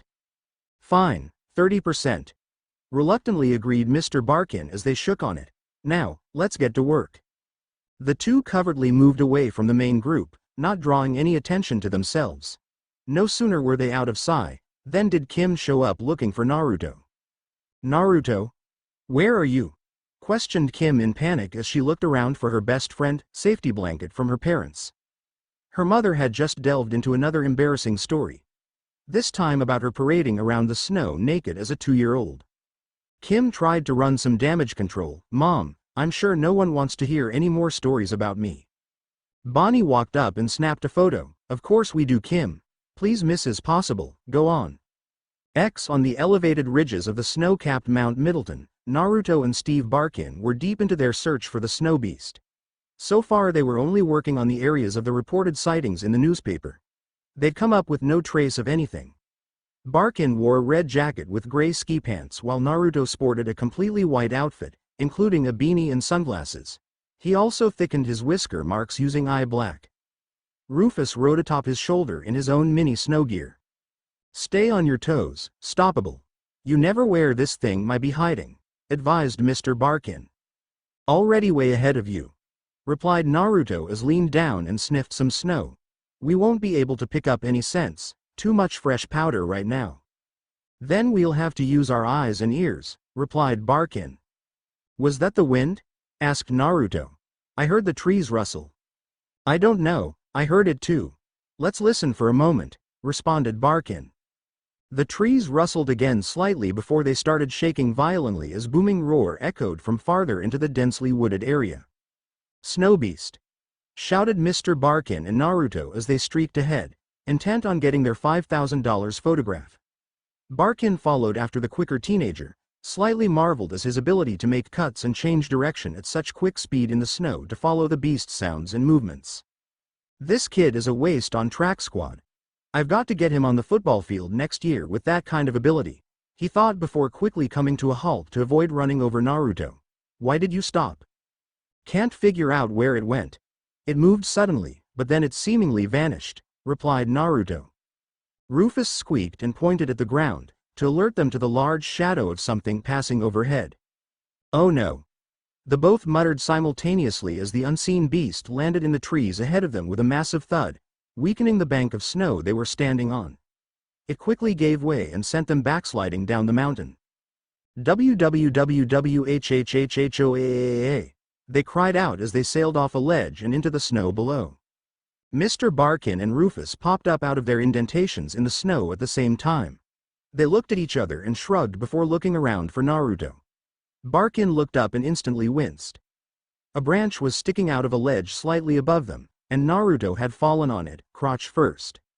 Why? Weakly cried out Naruto as he rolled off the branch and collapsed into the soft snow below. Tough luck there, stoppable, was all Mr. Barkin could say as Naruto rolled around in pain. It got away and I took a crotch shot. Why? Cried out Naruto.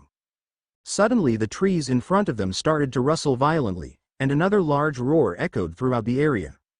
Maybe it didn't get away, uttered Mr. Barkin. I could still use a few more minutes over here, groaned Naruto. As soon as he heard footsteps, Mr. Barkin whipped out the camera. Naruto made his way to a crouch and whipped out a bomb of stink gas. I've got volatile gas and I know how to use it, threatened Naruto. Yeah, squeaked Rufus in agreement from his hiding spot in Naruto's jacket. Hold it there, stoppable. It's just a woman, stated Barkin. Naruto wasn't so sure about that, But he put the stink bomb away anyway. The woman was very round and had short black hair, glasses and freckles. She had some sort of stuffed animal attached to her chest. She's like the Auntie Shigo. Thought Naruto. Thanks for noticing, she replied with a wave. Well, it was obvious that you're, female, remarked Barkin. Thought you were the snow beast, there for a minute, commented Naruto. Still do. Not that you look beastly in any way, ma'am, quickly added Mr. Barkin. Speak for yourself. Thought Naruto. She started laughing. Oh please. Don't tell me you believe in that silly old fairy tale. Of course not, nervously replied Naruto and Mr. Barkin. She shook Mr. Barkin's hand and introduced herself. I'm Amy Hall. Pleased to meet you, Mr. Barkin, Steve Barkin, replied Mr. Barkin. Amy leaned in real clothes and wiggled her eyebrows at him. Say Stevie. I prefer Steve, corrected Mr. Barkin. That makes two of us, rawr, said Amy as she ran her hand up and down his chest. Anywho, I seem to have gotten lost out here. Could you please lead me back to the lodge? Naruto nearly gagged at the sight of her all over Mr. Barkin. Well, we, began Mr. Barkin, trying to think of an excuse. Naruto finished his thought for him. He would love to escort you back, Ms. Hall. Oh, how delightful, squealed Amy. Excuse us for a moment, said Mr. Barkin as he dragged Naruto off to the side. What about the photos? Naruto cut to the chase. Mr. Barkin, I'm going to be straight with you. You're a busy man, making the lives of students miserable and all. So there ain't nothing wrong with a slump buster. Especially now, it's good luck for the hunt. Stoppable, growled Mr. Barkin. Oh, Stevie. The lodges awaits us, sang Amy. Go do your thing. Mr. B, I'm gonna hit this fresh powder. We can reconvene later. I've got night vision capabilities, informed Naruto as he pushed him towards Amy. No, go forth, Mr. Stevie Barkin, ladies' man. Drop it, stoppable, warned Mr. Barkin. Ma'am, please follow me. To the ends of the earth, Stevie, replied Amy. Most the Middleton High students were partaking in various fun activities, sledding, snowball fights, building snowman, and of course hitting the slopes. Bonnie Rockwaller had other ideas of fun. A devious smile formed across her face as she strolled up to James Possible, camera in hand. Dr. Possible, did you build that snowboard yourself? She asked with fake curiosity. Well, I just used a few odds and ends that were laying around the Space Center, modestly replied James. I'm sure everyone would love to see it in action, suggested Bonnie, waving her camera. Before James could even think about getting on it, Kim pulled up in front of him on her snowboard. Dad, maybe later. You don't want to bum out the other kids with such a superior board, advised Kim. That was too close. James let out a disappointed sigh. I guess you're right. I am the chaperone. Kim felt a slight twinge of guilt as she watched her father dejectedly drag his board back towards the lodge. What's the matter, Kim? Too much stress. Maybe you should take it easy for a while, taunted Bonnie. Kim's retort was interrupted by a shout of "Cowabunga!" Naruto came flying down the last stretch of snow, picking up some big-time air before he landed and pulled up to a stop in front of the girls, making sure to spray Bonnie with some powder. Now that is what I call an epic run. You did that on purpose, screeched Bonnie. Naruto pulled out a drink bottle and gulped some down before unleashing a massive belch right in Bonnie's face. That one too. The brunette let out a huff before stomping away. That rocked. You won, exclaimed Kim. As you would say, KP, it was no big, replied Naruto. So, did you find your snow beast? Whispered Kim. How did you? Never mind. We found a beast, but it wasn't the one we were looking for, replied Naruto as he nodded over at Amy and Mr. Barkin walking by. Kim whacked him across the back of the head for being rude, but pulled her hand back in pain because he still had his helmet on. She then spotted the stuffed animal on Amy's chest. Is that an otterfly? Exclaimed Kim. Amy turned to her stunned. Yes, it is. Are you a cuddle buddy collector? Naruto winced. This could be bad. I've seen them around at the mall, nervously replied Kim. Unluckily for Kim, her mother and father happened to be walking up to her at that moment. Naruto started jumping up and down, mouthing, "No," and Stop. To Kim's mom, but it was too late. Kimmy, you know you're absolutely crazy about those cuddle buddies. Amy gave Kim a bear hug. It's so nice to meet a fellow cuddler. I'm the former president of the Cuddle Buddy Collectors Club. Oh, wow. You two just have so much in common. Gleefully commented Bonnie as she snapped a photo. Kim was caught like a deer in the headlights and just getting railroaded. So, what's your favorite? Asked Amy. Stammered Kim, still in shock from embarrassment. You still sleep with that one that you would never let me wash, had to get it dry cleaned. Little Pandaroo. It's just so adorable, squealed Anne. Oh, yes it is. Added Bonnie as she snapped another photo. Naruto wasn't going to let Bonnie enjoy her moment too much. Bonnie, you're like school in July. She gave him a puzzled look. School in July. Yeah, no class. Finished Naruto with a smirk. Mr. Dr. P gave him a high five. Fat Albert joke. Nice. Dweeb. Grumbled Bonnie as she stomped off. Kim had been in a foul mood since the Pandaroo reveal earlier. Naruto watched her idly play with her food across the table from out of the corner of his eye. The redhead had been so distraught, she wasn't even scolding him for his poor eating habits. This is a complete and total disaster. Bonnie knows about Pandaroo. All hope is lost. Grumbled Kim as she dropped her fork and buried her hands in her arms. Yeah, catastrophe. Absently replied Naruto as he tapped his watch. Wade, earned than 10%. There are no historical sightings, no local legends, absolutely nothing. My money is on somebody in a suit who's strapped for cash, replied Wade. Wade, you're in on this too. You've got to be kidding me, groaned Kim. They both ignored her. What I heard today was no dude in a suit. There is something out there. Maybe a guy in a suit with sound effects, suggested Wade. Naruto rolled his eyes. Yeah, you're going to have to come up with something better than that if you want the 10%. I'll call you back when we head out later. Kim gave Naruto an annoyed look. Your concern for my parental plight is deeply touching. Why don't you join the hunt to take your mind of things? I'll cut you in for one club banana item, my treat, offered Naruto. No time. I have to be on damage control with my parents if I ever want to show my face in school again, frantically replied Kim. Naruto shook his head. Kim, your parents aren't the problem. Parents tell cute little stories about their kids all the time. It's what they do. Remember when I got nicknamed Air Stinkable? Kim giggled. Yeah, on a field trip your dad told that story about how when you were little, you'd wear your diaper over your head and run around with your arms stretched in front of you pretending to fly. You even made a cute whoosh sound. Naruto nodded. And you know why it didn't stick. Kim started laughing even harder. The next day you showed up at school with a pair of boxers on your head and announced yourself as Air Stinkable, the last action hero, and proceeded to spend the day stopping various crimes. It was a total riot. Do you get it now? Asked Naruto. Kim let out a sigh and pouted. Yeah, I've just got to embrace the humiliation. My parents aren't the ones trying to be mean, it's just Bonnie. Yeah, and eventually Bonnie's parents will chaperone a trip and the torch will be passed. Sagely added Naruto.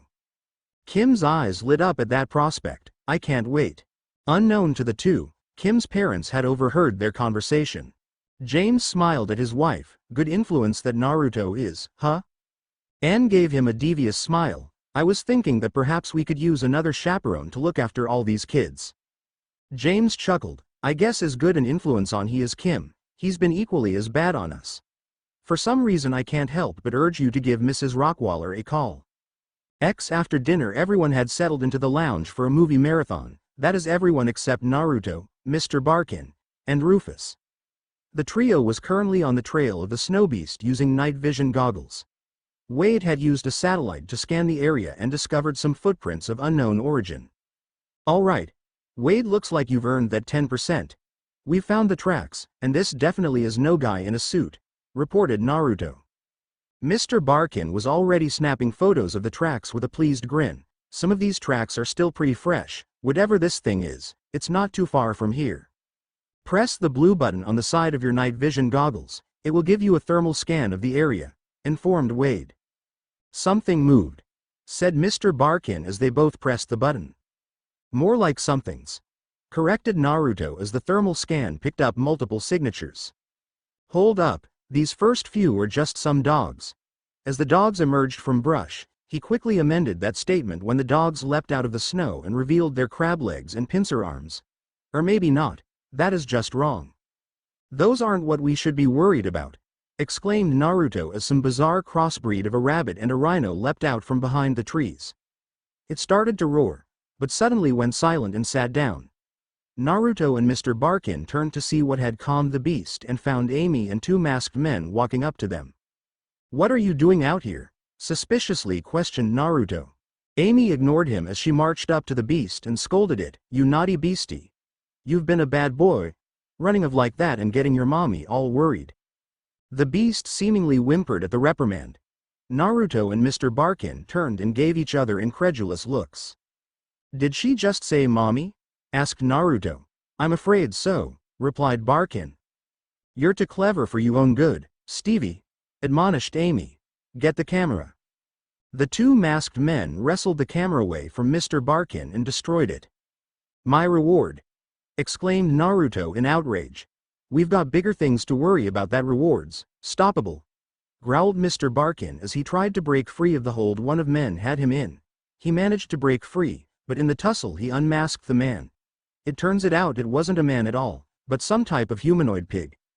Mr. Barkin backed up in shock as the pig started squealing at him. "Don't tell me," uttered Naruto as he snatched the mask off the other one to reveal a humanoid chicken. "I figured you were going for cuddle buddies, but this guy is a dead ringer for the Family Guy fighting chicken." Buckek clucked the chicken as it tried peck Rufus off Naruto's shoulder. Naruto's quick hands saved Rufus as he tossed him towards Mr. Barkin, where the mole rat landed on his shoulder and scurried to hide inside the large man's pocket. Naruto gave the chicken a look of cold fury. "Bad move, nobody eats Rufus." The blonde tackled the chicken, the two tumbling over each other with Naruto getting in a couple body shots until they came to their feet. They started exchanging punches until the mutant bird caught Naruto off guard with a triple peck attack to the face. Naruto fought through it, landing a right jab and roundhouse kick. The chicken responded with two kicks of its own before Naruto answered with a series of body blows. A fight that had started on a safe area of relatively flat ground had now moved dangerously towards the edge of a slope. The fowl used another barrage of peck attacks to try and gain some separation and head to high ground, but the moment he turned to run, Naruto tripped him and sent him sprawling across the snow. Once the blonde was on him again and he sent a vicious three-punch combination followed by a double kick that sent the bird flying over the edge of the slope. Unfortunately, the bird ended up landing on a ski lift chair. The chicken grinned cheekily and waved at the furious Naruto as he was carried away to safety. That grin soon morphed into a look of shock moments later as he turned around and found Naruto swinging right at him, courtesy of his grappling gun. The blonde came flying in and body slammed the bird into the lift chair, before savagely bashing the chicken's head into the seat several times. The bird eventually managed to kick the blonde off of him, nearly sending him off the lift chair. The blonde managed to grab on the railing with his hand, his body hanging off the side. The bird stomped his hand, trying to make him let go, but Naruto held strong. The blonde eventually managed to grab the chicken's leg and yanked him off the lift. The bird managed to cling onto the rail of the chair just as Naruto was and two exchanged punches with their free hands until Naruto launched a headbutt that sent them both flying towards the ground. Luckily for them, the lift had now moved them close to lodge, so it wasn't a long fall to the ground. The chicken was the first to recover, picking up a metal trash can, whacking Naruto upside the head with it. The blonde staggered back dazed for a moment until he got his hands on a ski and proceeded to smack the chicken across the face with it repeatedly. The chicken eventually knocked the ski away from Naruto before launching a flying tackle at the blonde teen. They went flying through the lodge window and into the empty main office. They continued to tumble along the floor, exchanging punches and the occasional headbutt. Naruto eventually got back to his feet and retaliated with his own flying tackle, sending them crashing through a door and into a copy room. Naruto grabbed the bird by the throat and drove him into the copy machine, viciously slamming the top of the copier on the head of the chicken over and over. The copier started to print out multiple copies of the bird's bloody, bruised and battered face. After finally feeling the bird go limp in his hands, he let go, allowing his beaten foe to drop to the ground like a sack of potatoes, leaving a pool of blood on top of the copier. The bruised and battered blonde teen staggered back out of the copy room and office into the lounge, where he came face to face with practically everyone. "Are you all right?" asked Anne. "What is going on?" exclaimed Kim. The blonde held his hand up for a moment, so he could catch his breath before gasping out the following between ragged breaths. "Freaky psycho scientist lady. Mutant cuddle buddies. Crazy bird tried to eat Rufus." He was cut off as the chicken had re-emerged and grabbed him from behind in a chokehold. Naruto tried to grasp at the arm at his throat, but was unable to free himself. He resorted elbowing the bird in the gut and driving him violently back into a wall to free himself. The chicken kicked Naruto back to gain some space, only for the blonde to retaliate with an uppercut that sent the bird flying into a decorative snowboard mounted on the wall. The bird grabbed the snowboard and swung it at Naruto, sending the blonde flying across the room, where he slammed violently into the opposite wall. Kim went to aid her friend, but stopped when Naruto let out a guttural growl and he leapt to his feet. "Bad move, mother." "Naruto," scolded Anne and Kim. "Clucker," the blonde improvised. He then pointed out behind the chicken with a stunned look on his face. "Watch out, it's Colonel Sanders." "Buckek," clucked the chicken in surprise as it turned around. The distraction and traction of the indoor flooring was all that was needed for Naruto to unleash the full power of his ultimate move as he sprinted at his foe. Dynamic exit. The bird turned back around just in time to catch the powerful flying kick to chest that sent him crashing through the window behind him, where he landed on his back on a pair of snowboards. The bird could only look back in horror as he went sliding off the edge of the mountain. "Buakook," cried the man-sized bird. Moments later, the thud of its body hitting the ground far down below echoed throughout the area. A satisfied smirk formed on Naruto's face. He ain't coming back from that. Little did he know that if he'd walked to the edge of the slope and looked down, he'd see a feathered arm twitching in the snow. If there was one thing that Steve Barkin couldn't stand, it was the unnatural freakishness of mad science. Amy had dragged he and Rufus down to her lab and strapped them into some restraints as she showed off her lab and cuddle buddy collection, both plushy and real. "This live cuddle buddy deal is a bit of a stretch, don't you think?" questioned Mr. Barkin. "Not if you're one of the world's foremost biogeneticists," countered Amy as she walked up to him with a plate of cookies. "They used to call me DN Amy and said I was mad at all the cuddle call conventions, but look at me now. I'm real sorry about your friend, Stevie. But it was his own doing. How about some cookies to make you feel better?" Barkin laughed in her face. "Huh? You have no idea who that boy is, do you? Naruto Stoppable has been a thorn in my side for years. No way that feathered freak stands a chance. Once he's done with it, he and Kim Possible are going to shut you down." Amy frowned as she dropped the cookies from his shout. "You're just a meanie, Stevie." "And you are sick and wrong," bellowed Mr. Barkin. A smirk formed on her face. "You're a meanie, but I can fix that." Naruto's battle with the mutant bird was the talk of the lodge. The rumor mill now painted the battle like it was some sort epic clash out of a Bruce Lee movie. The only downside was him now trying to avoid the medical care of Kim's mother and Kim berating him for fighting like a drunken brawler. "I'll be fine. I'm an extremely fast healer," grumbled Naruto as he tried to bat Anne's hands away. Anne Possible gave him her glare usual reserved for her troublemaking sons. "You're going to be going nowhere until I finish bandaging these wounds. You're lucky you didn't do any major damage, but you're at risk for infection." "But I never get sick," pleaded Naruto. Anne then applied look the blonde usual found on the face of his mother, the no ramen for a month look. Naruto relented. "Fine, I can't believe she taught you the look, troublesome mothers." Kim now leveled her own glare at him. "It's your own fault, fighting like some savage barbarian." "I don't know, Kimmy, it was like watching two fearsome warriors go toe to toe. Neither giving the other a quarter, the last man standing wins," stated James. Naruto nodded in agreement. That's exactly what it was.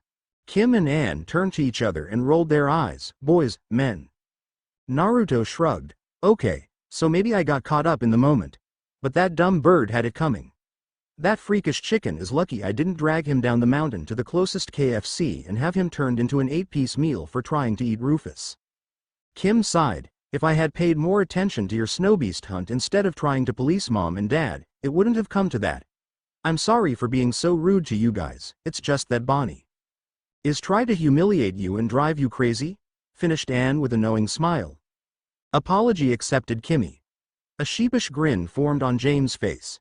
Sometimes your mother and I forget what's like to be a teenager. Naruto grinned. I could drop an age joke right now, but you're having one of those touching family moments, so I'll let it slide. Anne gave him a bemused look as she bandaged a cut underneath his eye. Thank you. Anytime, Mrs. P, anytime, replied Naruto. James raised an eyebrow at the blonde. Just how old do you think we are?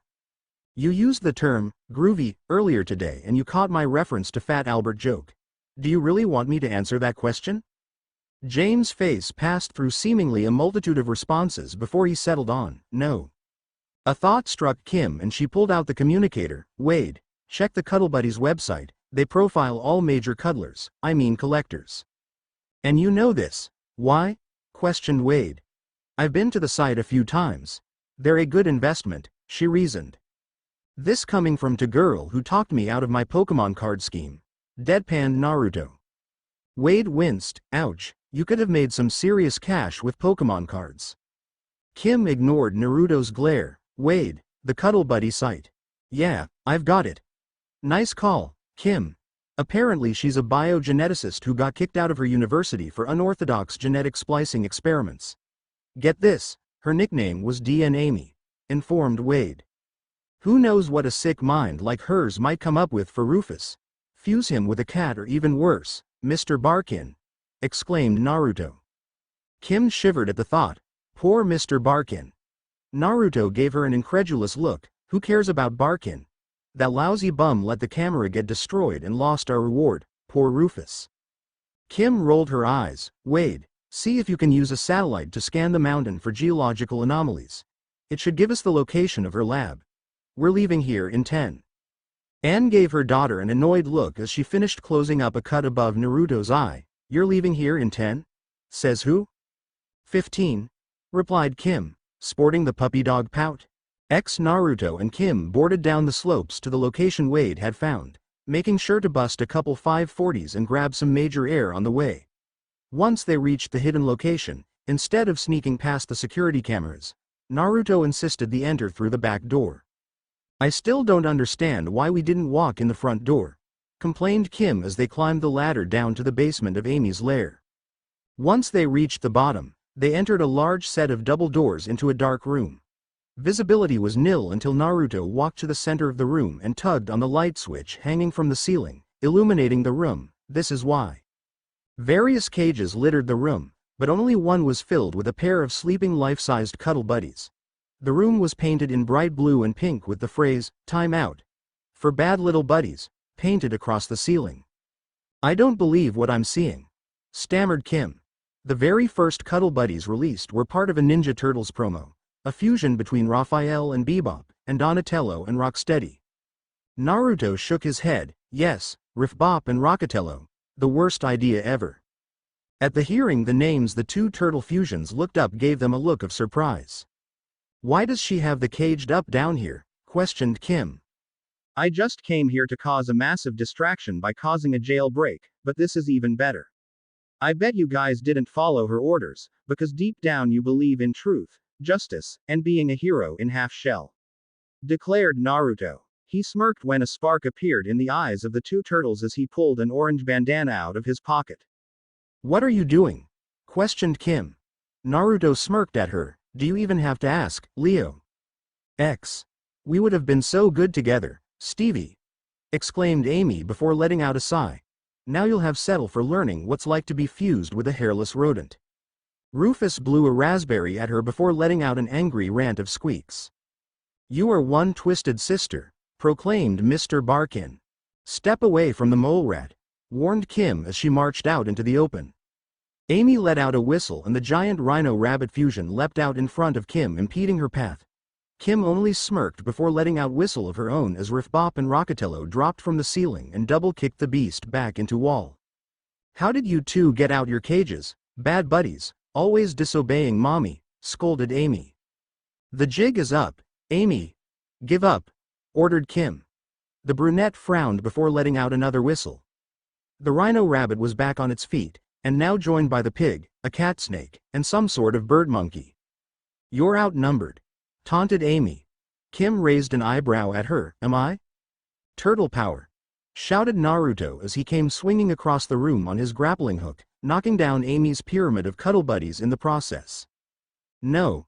My cuddle buddies, squealed Amy as she rushed over to rescue her fallen collection. Oh yeah. Go green machine, bellowed Mr. Barkin as the two turtle fusions took it to the other animals, kicking some serious butt.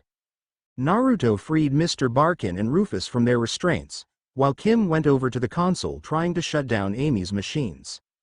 Amy paused in her picking up of cuddle buddies to marvel at the fight her two formerly caged creations were putting up. I didn't know you two were this good. A little reprogramming and you'll be back to being mommy's number one. You hear that? She's going to replace you? They're the favorites now, taunted Naruto. The rhino bunny reared its head back and let out a booming roar before charging at the two turtles. Right as he reached them, the two acrobatically backflipped overhead, leaving the beast to ram its horn right into power supply of Amy's machinery. The electrical discharge sent him flying back unconscious as several power surges started pulsing through the lab. Giving each other a look, the turtles started tearing the lab machinery apart. Stop it! Those materials are unstable, screamed Amy. Wade beeped in on the communicator. You guys need to get out of there. According to my readings, the whole place is gonna blow. Small explosions starting going off, causing debris to fall from the ceiling. As they made a run for the exits, Kim tried to drag Amy out with them, but the insane woman broke free from her grasp and rushed back to her collection. Not without my cuddle buddies, screamed Amy as she dove into a pile. Kim looked back with hesitation, unsure of what to do. Come on Kim, let's go, shouted Naruto as yanked on her arm, pulling her with him. They all ran out of the tunnel entrance and dropped over a small ledge, just as the explosion rocked the lab behind them. Seconds later it was raining cuddle buddies.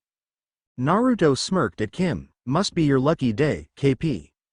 Kim plucked a cuddle buddy out of the air, a Pandaru, and it's a superstar edition. They only made 12 of these. We've got bigger problems, yelled Mr. Barkin as the ground started to rumble. Avalanche, and I'm not talking about the hockey team, shouted Naruto as they turned to run. We can't outrun an avalanche, exclaimed Mr. Barkin. Naruto pointed off to the left. He sure can. No way, uttered Kim at the sight of her dad rocketing across the slopes on his rocket-powered board. You look like you could use a lift, joked Dr. Possible as he swooped by and pulled them all onto his board. Hang on, this could get bumpy. The avalanche seemed to be gaining on them until James hit the afterburners and put some distance between them and the incoming snow as they went over a small jump. They rode along smoothly until they came up to an even bigger jump that sent them flying high into the air. Cowabunga Datbeo! Rufus and Naruto's shout seemingly echoed through the entire mountain as everyone looked up in awe to see the rocket-powered board sailing way overhead. They came to a bit of a rough landing a short distance in front of the lounge, but their arrival was met with the cheers of the rest of their group. That was amazing. I could never do that. Of course not, you fail at everything. Dad, you rock, exclaimed Kim as she gave him a hug. Oh, no big, replied James with a warm smile as he returned the hug. Come see me, Stevie, sang Amy as the cops shoved her into the backseat of the patrol car. Mr. Barkin shivered as she kissed the inside of the window and left a lipstick imprint before winking at him. Naruto nudged Mr. Barkin in the side. So how about it, big guy, Conj? You want a piece of this stoppable, bellowed Barkin. Naruto grinned at him. No, but I know a certain Jen. James cut the blonde off before he could dig himself into an even deeper hole. Naruto, would you be interested in giving my rocket board a test drive? Naruto grinned at him. They don't call me Evil K Naruto for nothing. No one calls you that. Deadpanned Kim. Naruto smirked at her. No one that you know, Kim. No one that you know. Anne directed her daughter attention elsewhere before she could retort. Kimmy, you're going to love this. Bonnie, rang out a feminine voice. The brunette visibly paled as she turned around with a look of horror spread across her face. Mom. Pumpkin, exclaimed Mrs. Rockwaller as she ran up and hugged her daughter. Bonnie squirmed free from her grasp. Mom, what are you doing here? Mrs. Rockwaller pinched her cheek. I heard you kids needed more chaperones, so I just rushed right over. This can't be. Who told you that? Demanded Bonnie. Now, Bon Bon don't go flying off the handle, reassured Mrs. Rockwaller. Naruto looked at Kim and they had a tweebs moment. Bon. Started Naruto. Bon. Finished Kim. If everything isn't just perfect, my little Bon Bon just goes straight to pieces, explained Mrs. Rockwaller with a giggle. Why is this happening? Who told you to come? Demanded Bonnie. I did, interrupted Anne with a wink. There's just too many kids for us to handle and I figured since Kimmy was enjoying such a good time with us, then why not you too? This is going to be so fun. You have to introduce me to all your little classmates, squealed Mrs. Rockwaller as she dragged a crestfallen Bonnie off. Naruto and Kim grinned at each other before whipping out a pair of cameras. Oh, Mrs. Rockwaller, called out Kim as she ran over to her. Bon Bon, called Naruto, following right behind her. Anne turned and gave her husband an amused look. What was that about him being a grade of influence? Hey, anybody who saves my daughter from a humiliation sensation is all right in my book, proclaimed James. Anne flashed him a coy smile. Good to know he already has your approval when they start dating. James nodded in agreement for a moment until he realized what his wife just said. Yeah, wait, what? I said no such thing. It was nice midweek afternoon at the Possible household. Kim figured it would be the perfect time to sprawl out on the couch and check out the latest release of the Club Banana catalog, but alas, Naruto had taken over the room as he and Rufus faced off against Jim and Tim in Gran Turismo 5. What really irked Kim was the fact that they did from separate sides of the same house. Come on Rufus. Let's hit M with a little shake and bake, exclaimed Naruto. Uh-huh. Yeah, agreed Rufus.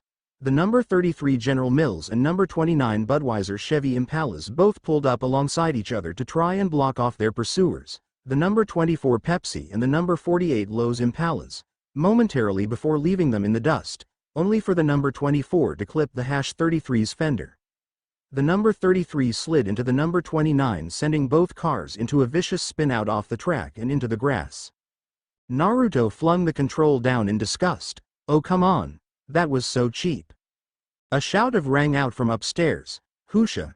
Gran Turismo sucks anyway. I totally own those tweebs in Need for Speed, grumbled Naruto.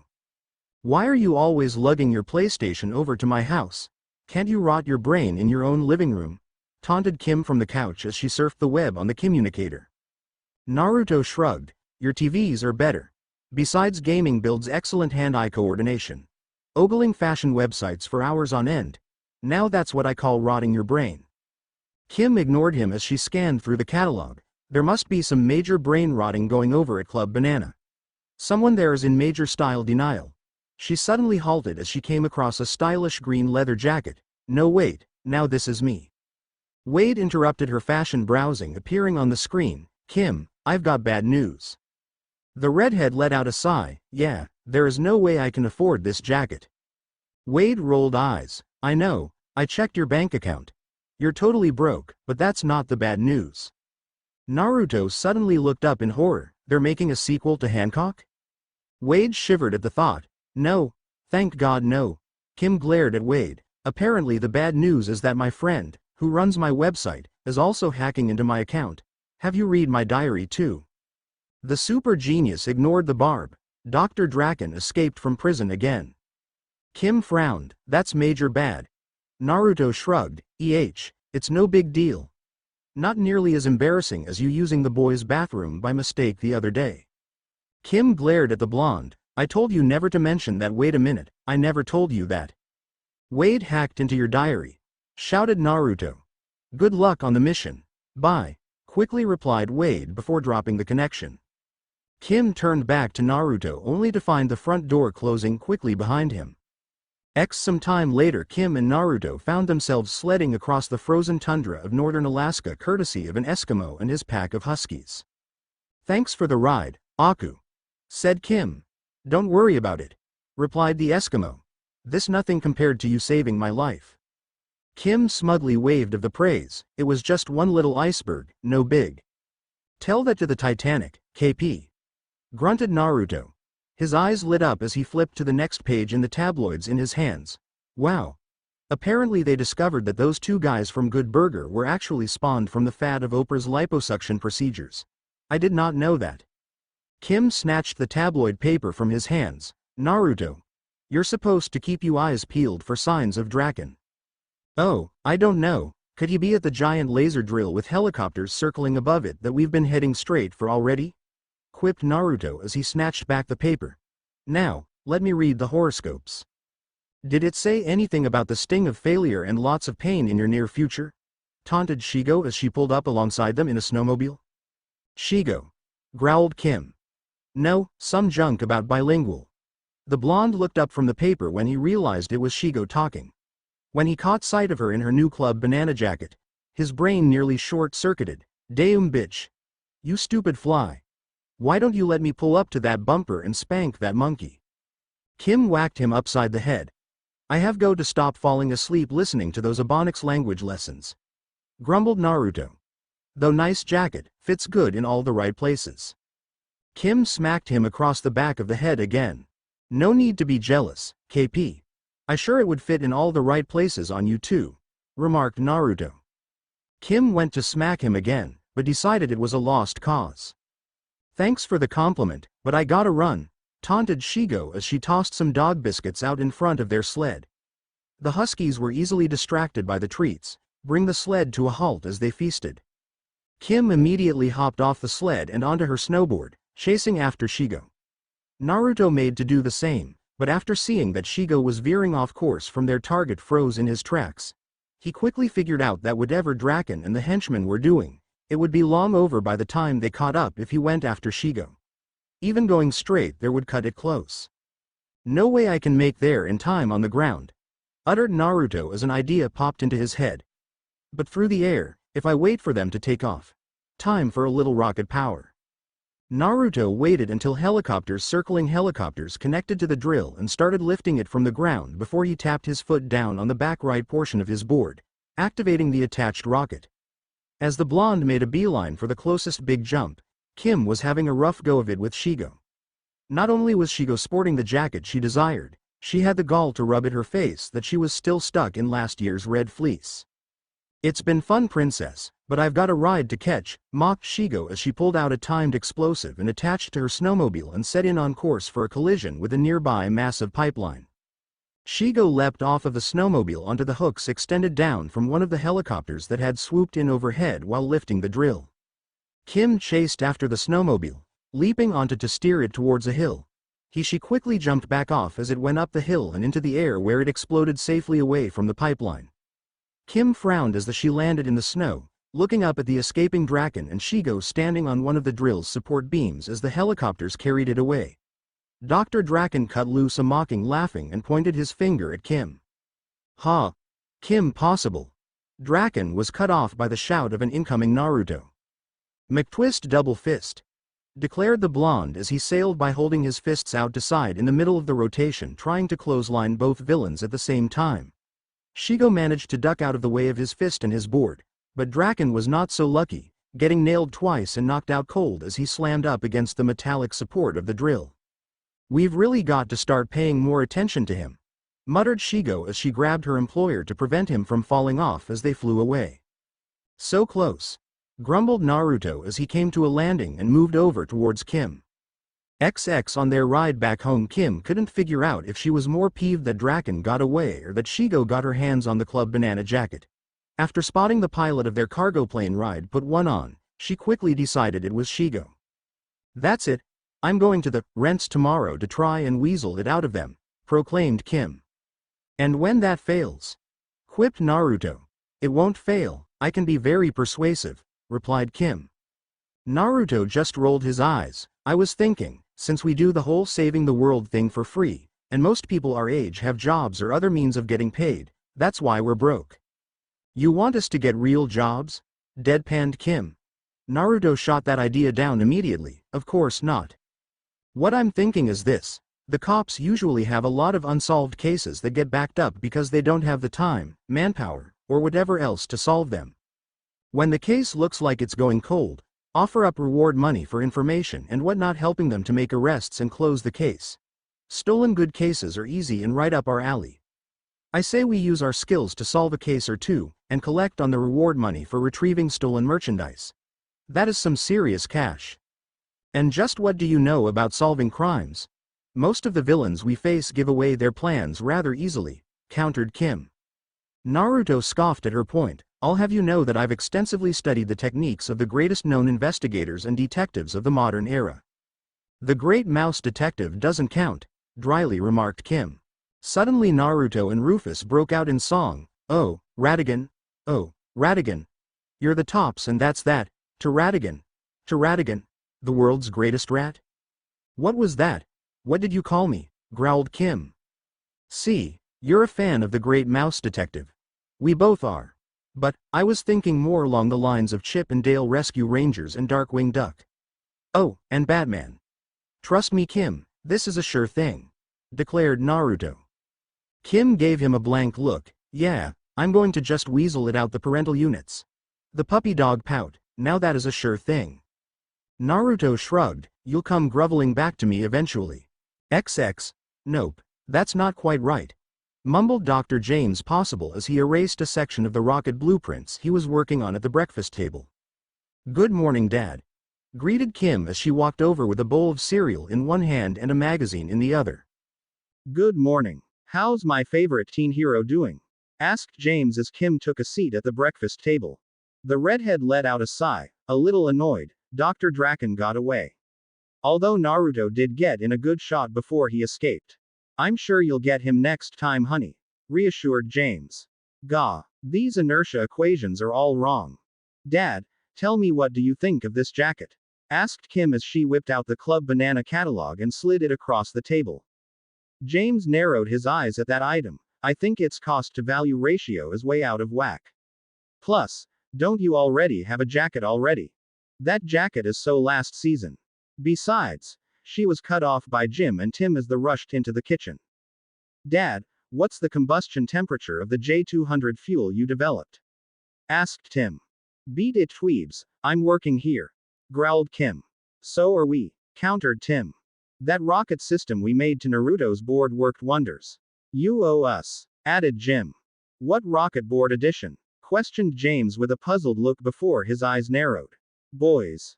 Jim and Tim both gave each other a look before explosion rang out from the garage and they bailed. Gotta go. You know Kim, your situation reminds of a time I applied for funding from the university for a new propulsion system. Kim let out a groan of frustration as she tuned out her dad's pointless rambling. And therefore money does grow on trees. Finished James. Kim sighed, and exactly how is this relevant?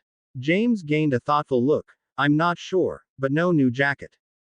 Morning, Kimmy, greeted Anne as she walked in and kissed her daughter on the forehead and glanced at the catalog. Cute jacket. Finally, someone who understands. Exclaimed Kim. Can you explain that to Dad, who for some incomprehensible reason believes that I don't need it? Sorry, I'm due at the hospital, but if you really need it. Anne passed her a section of the newspaper that possessed a help wanted ad for the new Konnichiwa Ramen in Middleton.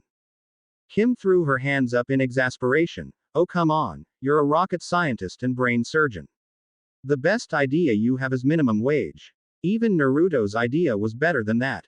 Really? And what idea was that? Questioned Anne. We use some our villain stopping skills to solve regular crimes and collect reward money, replied Kim. James scratched his chin as he gave it some thought. That's actually not a bad idea. You know Kimmy, if you actually listen to your friend Naruto more often, you might learn a few things, advised Anne. Kim gave them an incredulous look. Are we talking about the same guy? This tall, blonde hair, ramen eating machine. The guy who thought Gerald Ford was an old model Ford truck. As if right on cue Naruto walked through the back door. Hey, hey, hey, hey. Good morning possible family. Let's get a move on Kim. I've got $20 on a toad race and if I get there late, I automatically forfeit. Kim gave her parents a pleading look. This is the guy you want me taking financial advice from. Ha, you got shut down. Hate to say it, but. Naruto busted out his victory dance. I told you so. I told you so. I told you so. One way or another, the victory dance must be eliminated, grumbled Kim as she dragged him out the door to school. You can't stop the victory dance. You can only hope to contain it, declared Naruto. The good old victory dance. Haven't been able to bust out one of those since we got married. chuckled James. Anne gave her husband a coy smile. Yes, I've done an excellent job of containing those victory dances. The rocket scientist's eyes suddenly narrowed. There'll be no containing of victory dances on James Possible's watch. After school, Kim went with Naruto to Konnichiwa Ramen with ulterior motives in mind. Just as soon as they sat down after he ordered, she dropped the bombshell on him. She wanted them to work there. Naruto was having no part of it. But, Naruto, you love ramen. This is a terrific idea, pleaded Kim. Naruto put his foot down. I have no desire to give away ramen to other people to eat. It's just wrong. It's the only way, exclaimed Kim. The rents weren't even budging. I couldn't even get to the puppy dog pout. If I want the jacket, I have to earn it. I fail to see how this is my problem, thought Naruto until the alluring aroma of ramen broth distracted him from his current thoughts. Order up, called the chef as he placed 3 large bowls on the counter. In the blink of an eye, Naruto was back their table. Rufus hopped out of his pocket as the two took the time to waft in the glorious scent. You know, pets are usually frowned on in restaurants, commented Kim. Rufus is a paying customer, stated Naruto. Said Rufus as he nodded in agreement. And more importantly, he is a ramen lover. Naruto turned and shouted towards the chef behind the counter. What is Konnichiwa Ramen rule number 1, Toru? Konnichiwa Ramen rule number 1. Never turn away a ramen lover. Especially one who pays, shouted the chef. You see, Kim, you can't work here. It would be a disaster, said Naruto before he and Rufus dug into their ramen. Kim rolled her eyes. Whatever. I've done the math of this. 2 weeks of drudge work and I'm in green leather. Naruto, are you even listening to me? Minimum wage job. 2 weeks to jacket. I heard you, replied Naruto between slurps. Kim, instead of 2 weeks, how about we solve 2 cases with $500 rewards? That's like less than a week to jacket. Kim wasn't sold, and if we can't solve them, this job is guaranteed wages. The question is, Kim, do you really want to work for that guy? Questioned Naruto as he pointed over her shoulder to quite possibly the dorkiest looking guy they'd ever seen emerging from the assistant manager's office. With bulky glasses, combed back hair, suspenders, and a bow tie, assistant manager Ned was a sight to behold. That guy makes Steve Urkel look like the essence of cool, added Naruto. He's 1,000 times worse than Cousin Larry, muttered Kim with a shiver as ripped the applications she had on the table to shreds. Naruto clicked his watch, opening a line to Wade. Wade, she's in. Finally. I thought those pie licenses would never be put to good use, exclaimed Wade. Head down to the station and meet up with Detective Sachs. There was a robbery at an auto parts and detail shop that looks like it's gone cold. An hour later, the pair of teenagers found themselves across town at Blue Rhino Auto Detail with the owner Frank DeSoto. The heavy-set man was surprised to find someone had taken a renewed interest in the robbery. He quickly let them inside to investigate the crime scene. Mr. DeSoto led them to the front of his warehouse where there was a broken window close to the entrance. This is where they must have broken in, right here, explained Mr. DeSoto pointing at the window. Makes sense, said Kim as she snapped some photos of the window. Naruto moved close to the window to gain a closer before turning away from it and waving his hand in a dismissive fashion. Nah, that's way too complicated. You'd have to deal with the alarm and whatnot coming through that way. They didn't come in through there. Naruto pointed up to the roof. The skylight, that's where I would have come in. You can cut the alarm wires from the inside and take your time. Why would you want to take your time? Questioned Kim. It's a robbery. You want to be in and out as fast as possible. Why take your time? Naruto pulled a chrome rim off the shelf and placed in the floor before rolling it over to Kim. The redhead reached down and found herself struggling to lift it off the ground. Moving product that heavy. You have to take your time, explained Naruto. Yeah, but they probably had about 3 or 4 guys working it, exclaimed Mr. DeSoto. 3 or 4 guys. I'm sorry to tell you this, but your chrome is probably worth less than 2 dimes on the street. Split that between a big crew. Not worth the risk, plus renting a truck costs money and requires paperwork. That's way too much hassle unless you have your own truck. Naruto trailed off as he gave a questioning glance to the shop's truck parked outside. Kim gave Naruto a curious look as he suddenly halted his roll while staring at Frank's truck outside. Frank suddenly broke out in a nervous sweat. What is it? I dunno, let's find out. Can I borrow the keys to your truck? Questioned Naruto as he walked outside towards the truck. Hey, don't you guys need a warrant to go searching through things? Questioned Frank. Ha, we don't even need a key. Replied Naruto as he pulled a paper clip out of his pocket and went to work on the padlock on the truck's trailer. Kim glared at Frank. You've obviously got something to hide. I have no idea what you're talking about. Pleaded Frank. Naruto quickly picked the lock and raised up the trailer's back door to reveal all the stolen merchandise. Bam. There it is. Frank tried to play it off. So, that's where they were. Kim wasn't buying it. Mr. DeSoto filing a false police report is a serious offense, not to mention the fraud implications. There's no need for all that, Kim, said Naruto as he pulled Frank aside for a little man-to-man chat. Now listen up, Frank. I'm only go to tell you this once, you need to cut the BS. All this nonsense could put you in some real trouble down the line, causing me to have to come back here. You don't want me coming down here again, because the next I come down here, it's gonna be my foot all up in yo ass. You see the little swoosh imprinted on the tip of the Nikes? That swoosh is gonna be imprinted permanently on the back yo ass if I have to come down here again. Comprende? Yes, sir.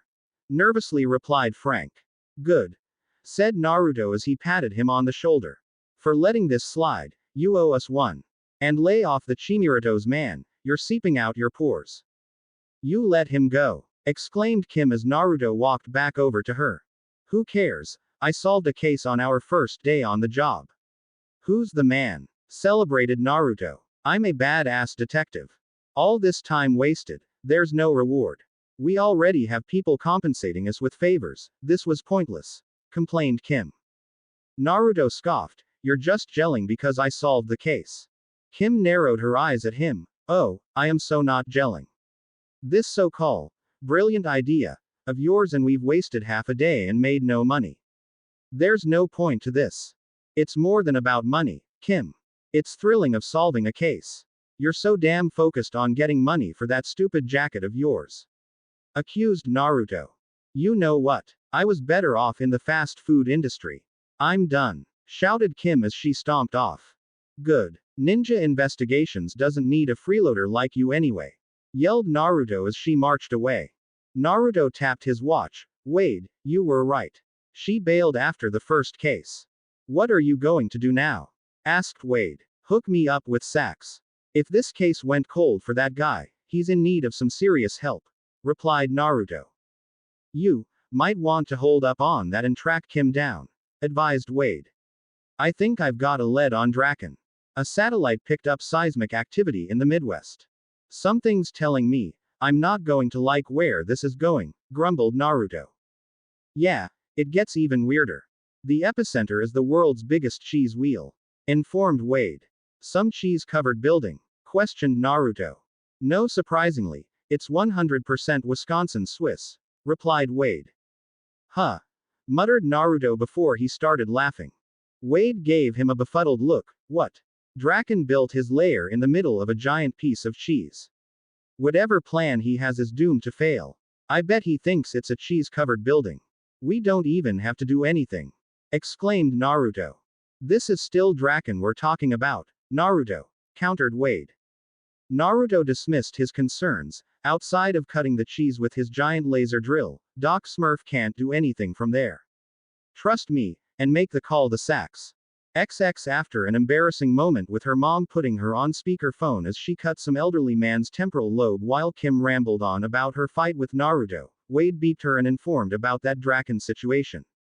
She wasn't as dismissive about it as Naruto, choosing to go put a shutdown to his operation herself. That to now, where high up in the clouds above the farmlands of Wisconsin, a small red crop duster soared overhead with Kim riding in the backseat. Thanks for the lift, Mr. Parker, shouted Kim over the roar of the engine. After you and your blonde friend saved our crop dusting business, I wish I could do more. The pilot yelled back.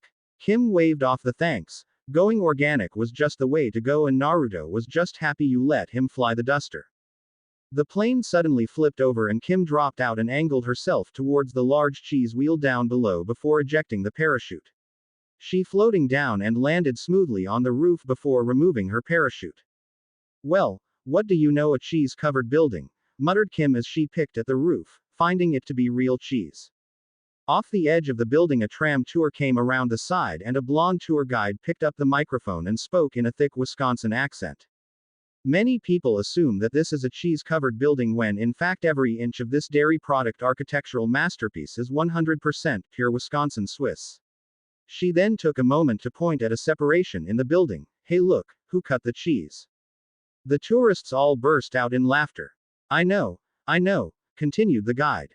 Kim just shook her head before ducking down a cheese hole tunnel into the interior of the building. After making her way into the interior, she comes across the Draken's operation with the laser drill at work. She also finds that the guide words rang true as the interior of the building was actually made of cheese. This is something you don't see every day, she muttered while taking out the communicator. Wade, I'm actually inside the cheese wheel. Yeah, surprisingly it's not a building covered in cheese, but pure 100% Wisconsin Swiss, replied Wade. I know, Draken has set his lair right inside here. He must really love the high ceilings, replied Kim. Kim, check your pack, advised Wade. The redhead reached and pulled out a hairdryer. Wade, it's just a hair dryer. What happened to the grappling gun? I needed to borrow your grappling gun for another project, so I gave my mom's old hairdryer an upgrade, replied Wade. Kim pressed a button on the side and the grappling hook protruded from the tip. Nice work, Wade. Kim put away the communicator and fired the grappling hook into the surprisingly sturdy cheese wall before rappelling down to the floor below. Ducking behind boxes, Kim tried to sneak in to get a closer look at the operation only to be discovered by some of Draken's weapon-wielding henchmen and Shigo. Welcome, Kimmy. May I take your coat? Taunted Shigo. Planning on taking that one back. Looks like you've still got the security tags on it, retorted Kim. Kim charged and used Shigo as a springboard to backflip high into the air and take out two henchmen along the way before knocking out a third when she planted 2 feet in his face on her way to landing. She turned to taunt Shigo again only to find even more henchmen coming out of hiding, leaving her both outnumbered and surrounded. Looks like I'm a step ahead of you in more than just fashion, teased Shigo as the henchman rounded up struggled Kim and dragged her over to the other side the room. The held up her against the side of one of Draken's machines and pressed a button, shackling her to the side of it. Now, there's a fit I can get used to, gloated Shigo as she walked away. Draken then emerged from a hidden platform in the floor to enjoy his customary gloat. How nice of you to drop in, Kim. Possible, mocked Dr. Draken. Especially since you're now helpless to stop. Shigo. Where's the buffoon? He's not here, Dr. D. Princess came in solo this time, responded Shigo. Good. Now where was I? Yes, you're helpless to stop me. Are you ready to hear my ingenious plan? Taunted Dr. Draken. You're using the world's most powerful laser drill to tap into the molten lava deep beneath the Earth's crust, deadpanned Kim. That's only phase 1. I will use the magma to melt the entire state of Wisconsin and rebuild it in my image. I will call it Drakenville, proclaimed Dr. Draken. Kim gave him an incredulous look. I must be channeling my inner Naruto right now, but come on, Drakenville. Are you some kind of idiot? Drakenville is wonderful name, defended Draken. Kim rolled her eyes. You're taking over a state that is the size of a European country and you giving the name of some Midwestern suburb. Is a podunk town in Arkansas. Shigo chimed in. I think podunk town in Alabama is what you're looking for. Draken threw his hands up frustration. Gah. Fine. I'll change the name. Shigo. How much longer? A few more minutes, Dr. D. The alarm will go off when we hit magma, informed Shigo. Ha. Any second now. I will strike quickly and without mercy, declared Draken. Make that another 45 minutes, Dr. D, corrected Shigo. Fine, grumbled Draken. In 45 minutes Wisconsin will be under my control and the kingdom of Dracopolis will be born. Shigo let out a sigh of annoyance as she pressed down on the intercom button. Dracopolis. Really? That's what you're going with? Damn you buffoon! Screamed Draken. He's not even here. Dryly reminded Kim. Yes, but somehow someway, he is the source of my mockery. Bellowed Draken. Naruto leaned out the window of a blue sedan and let out a sneeze. You coming down with something? Asked Detective Sachs. Nah, I don't get sick. Someone must be talking about me, replied Naruto. Detective Sachs rolled his eyes. Sure. The two radio then cut in. This is dispatch, we've got an incoming call, car 2374. Do you copy? Naruto gave Sachs a smirk as he picked up the two-way radio. Copy loud and clear, dispatch. This is Special Investigator Stoppable, what can I do ya for? To Naruto's surprise, it was Wade who cut in on the line. Naruto, it's Wade. Kim's in trouble. She stumbled upon Draken's lair inside the giant cheese wheel, but I've lost contact. She's needs your help. Naruto let out a sigh of annoyance. I told her to just let it be. No world domination plan could take fruit from inside a giant cheese wheel. But no, Miss Busybody know-it-all just had to check it out for herself. Well, it looks your choice is no choice at all, stated Sachs as he pulled over to a stop. Naruto bumped fists with the detective before exiting the vehicle. Yep, we've had a good run, Sachs. Good luck with that FBI thing. Sachs let out a chuckle. Yeah, best 45 minutes of my life. Good luck with that world-saving thing. Kim continued to try free herself from her restraints, but it was to no avail. Dr. Draken strolled back over to rub it in her face. Don't even bother. Dr. Draken is about to write the Midwest a prescription for molten lava. He then turned up to Shigo in the control tower. Shigo, I'm still waiting. Go grab a cup of coffee or something, I'm working here. Retorted Shigo. Excuse me, I need to go chew out my employees. Grumbled Draken as he stomped over to his command center. Draken got right in the face of one of the henchmen at the controls. Drill faster. I could have built an entire robot army in the time it's taking you to penetrate the Earth's crust. You're ruining my perfect plan. The henchman's response was cut off as the projectile nailed him in the back of the head, and shrouded his face with gas and knocking him out cold. I've said it before and I'll say it again, stopping your plans is easier than solving the mystery on an episode of Blue's Clues. In fact, they should just get rid of the dog and give you the show. Echoed the voice of Naruto throughout the building. Who's there? Come out and show yourself. Shouted Draken. Naruto adopted a much deeper tone. I am God. I command you to have Shigo engage Kim possible in wrestling match in ring of melted cheese. Why in the hell would I do that? Exclaimed Draken. Do you like dudes or something? Questioned Naruto. Not that there's anything wrong with that. I am not gay. Roared Draken. Someone's getting a little defensive, responded Naruto. Shigo just shook her head. Kimmy's backup sure does know how to push your buttons. It finally dawned on Draken who he was talking to. Surrender now, buffoon, or face my wrath, bellowed Draken. Shigo cleared her throat and gave him a pointed look. I mean Shigo's wrath. He quickly corrected. Surrender. Riddle me this, Dr. Draken, how do you fit an elephant into a Safeway bag? Countered Naruto. Dr. Draken gave it some thought before his face settled on a blank look. Outside of some sort of shrink ray, I don't know. How? You take the F out of safe and you take the F out of way, responded Naruto.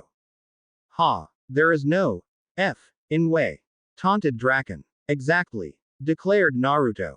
Draken gave Shigo a befuddled look. I don't get it.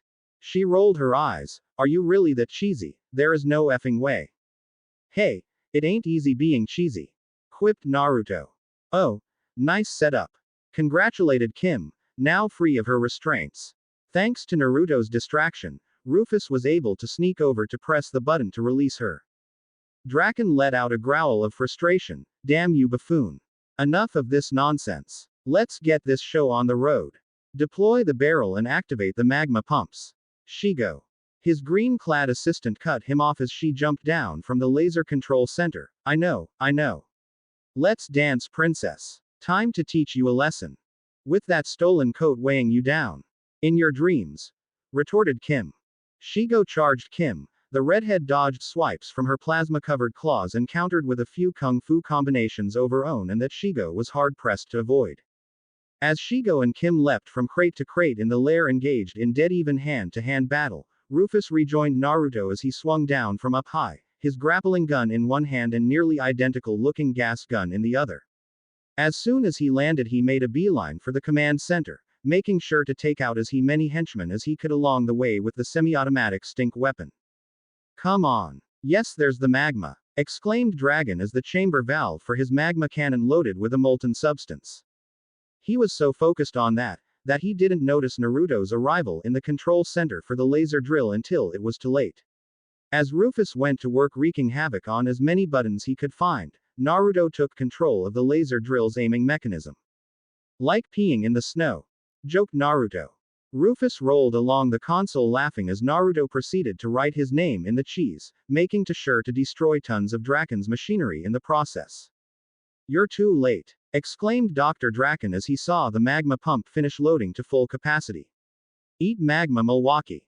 Not likely, muttered Naruto as Draken smashed the button to activate the weapon. His assertion was proven correct as melted cheese oozed out of the cannon. Where's my magma? Roared Draken as he saw the cheese overflowing the cannon and pouring back into the building. Like I told you, easier than a Blue's Clues mystery, taunted Naruto. Cheese. Don't tell me this building is actually made of cheese. I thought it was a cheese-covered building, bellowed Draken. Naruto gave him a flat look. That's what this place is famous for. It says so on the huge billboard out front. I thought it was just a gimmick, cried out Draken as he was washed away by a wave of cheese. Naruto leapt down from the command center and kicked off the top a crate floating by and using it as a makeshift board to surf across the cheese. KP. Duck, shouted Naruto as he fired his gas gun.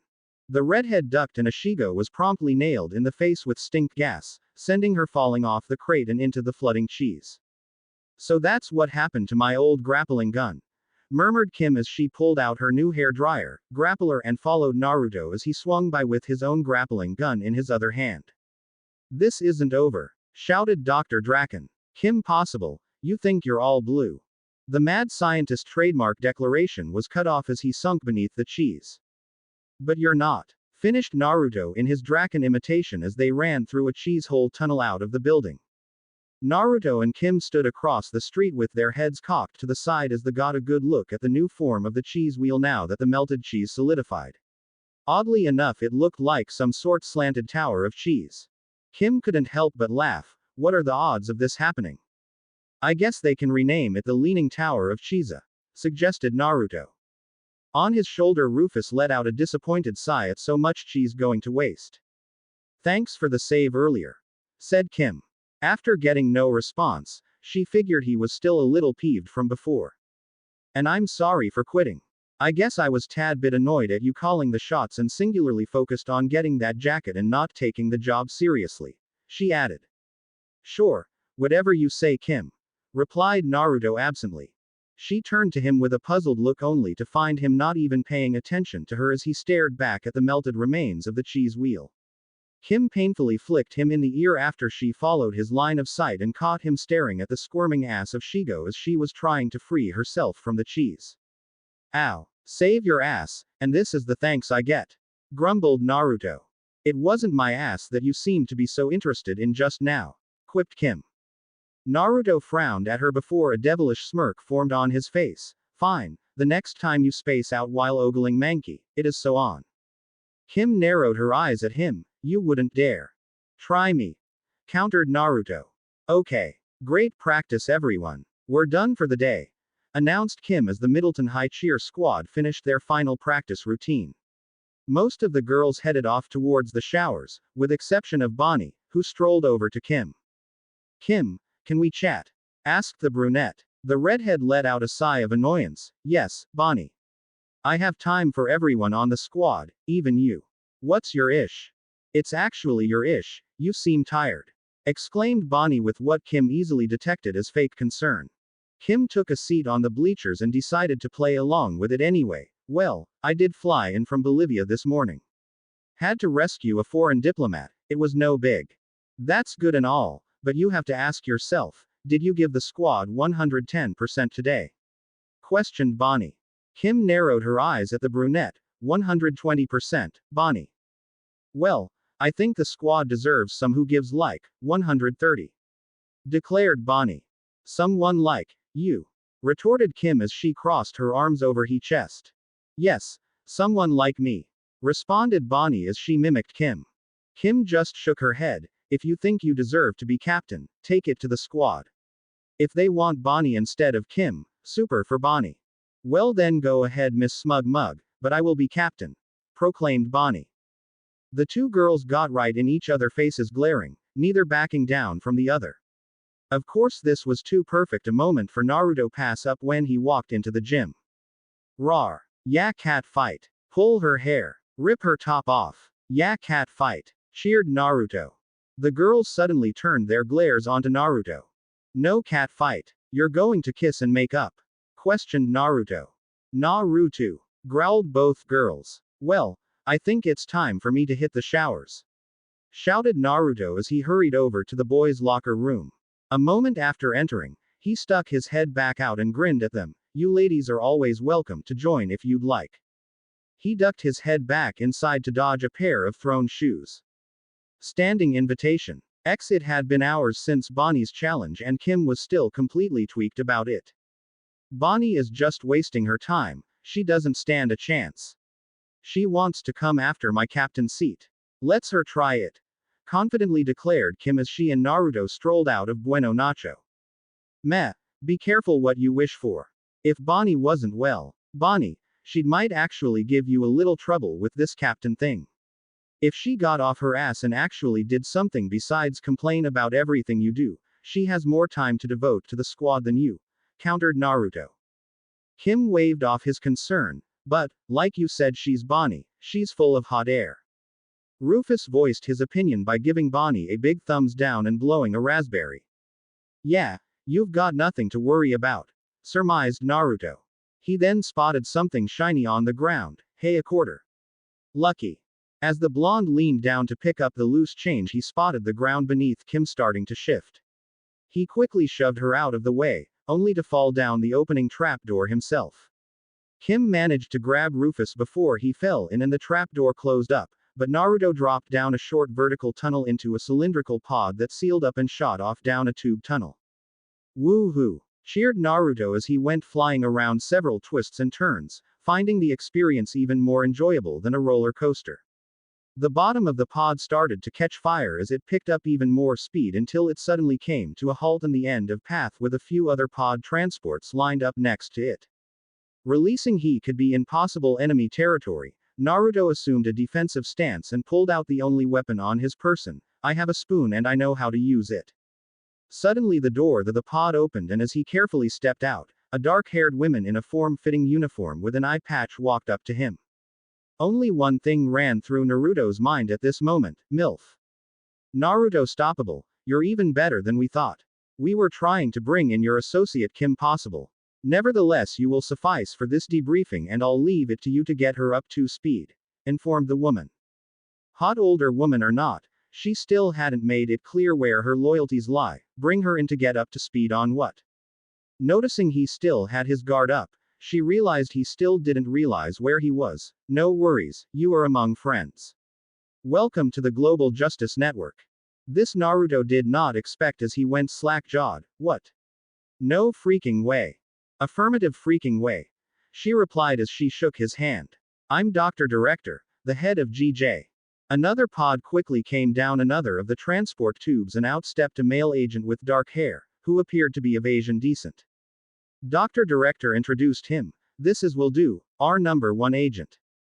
Naruto gave the frowning dark-haired agent a glance and immediately pegged him by the look on his face that said, Hi. I'm a complete and utter tool. He gave Agent Do a nod, stuck out his hand, which Agent Do promptly ignored. Yep, a complete fucking tool, thought Naruto. Follow me, ordered Dr. Director. Dr. Director led them into a large conference room for the debriefing. She turned on the slide projector and used the remote to bring up a photo of a man with slicked back blonde hair and glasses. Agent Do frowned at the casual manner in which Naruto leaned back in his chair and kicked his feet up on the table. This is Professor Sylvan Green, began Dr. Director. In the 1960s he developed a top-secret project. Called the Sirenita Guided Missile Tracking Defense System. Finished Naruto with yawn. Dr. Director let out a gasp of surprise. Where did you get that information?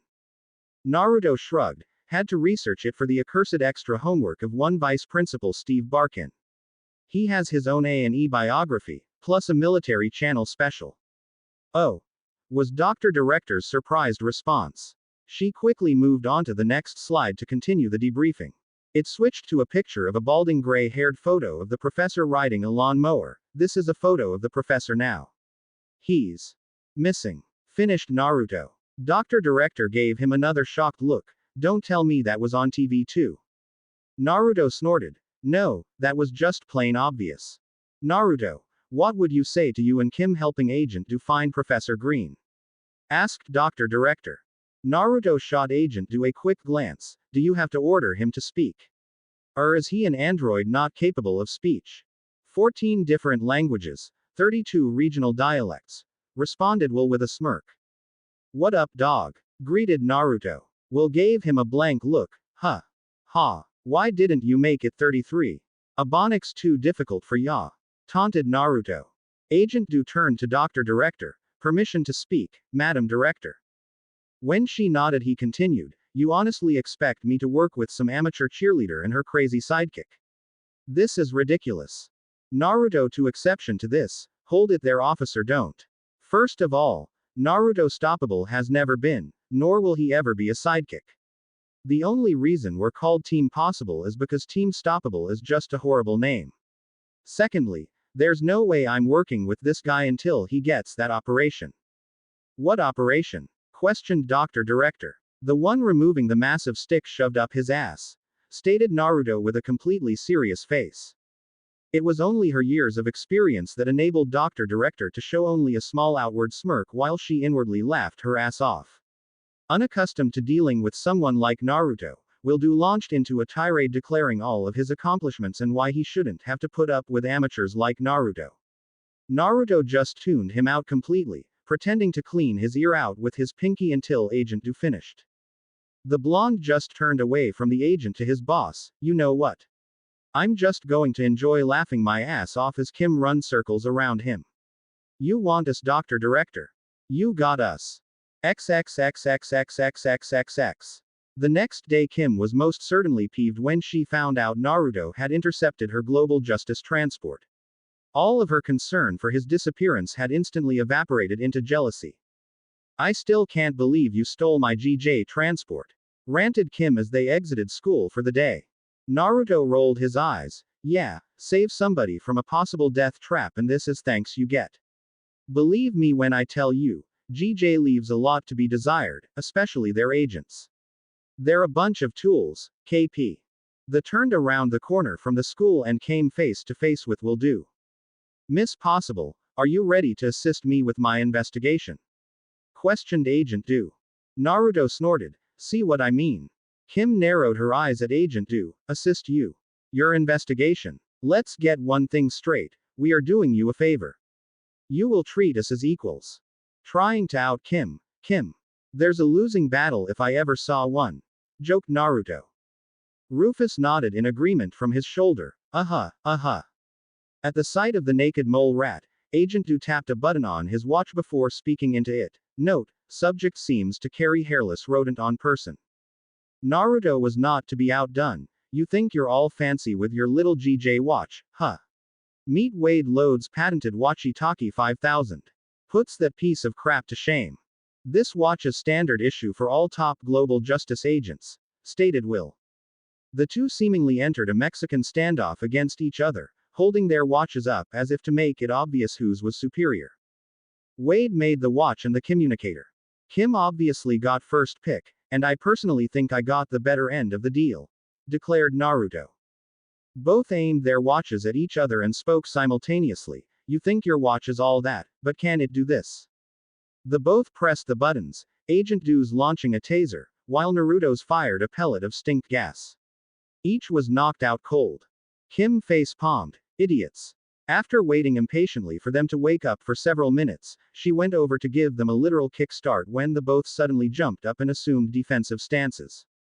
Tired of their antics, Kim took charge. Come on you two, we've got work to do. As she walked off, she ran right into another source of annoyance. Missed you at practice, Bonnie, taunted Kim. Sorry, Kay. I was setting up the squad's new fundraiser, replied Bonnie as she handed Kim a box of chocolate bars. Kim narrowed her eyes at Bonnie. What fundraiser?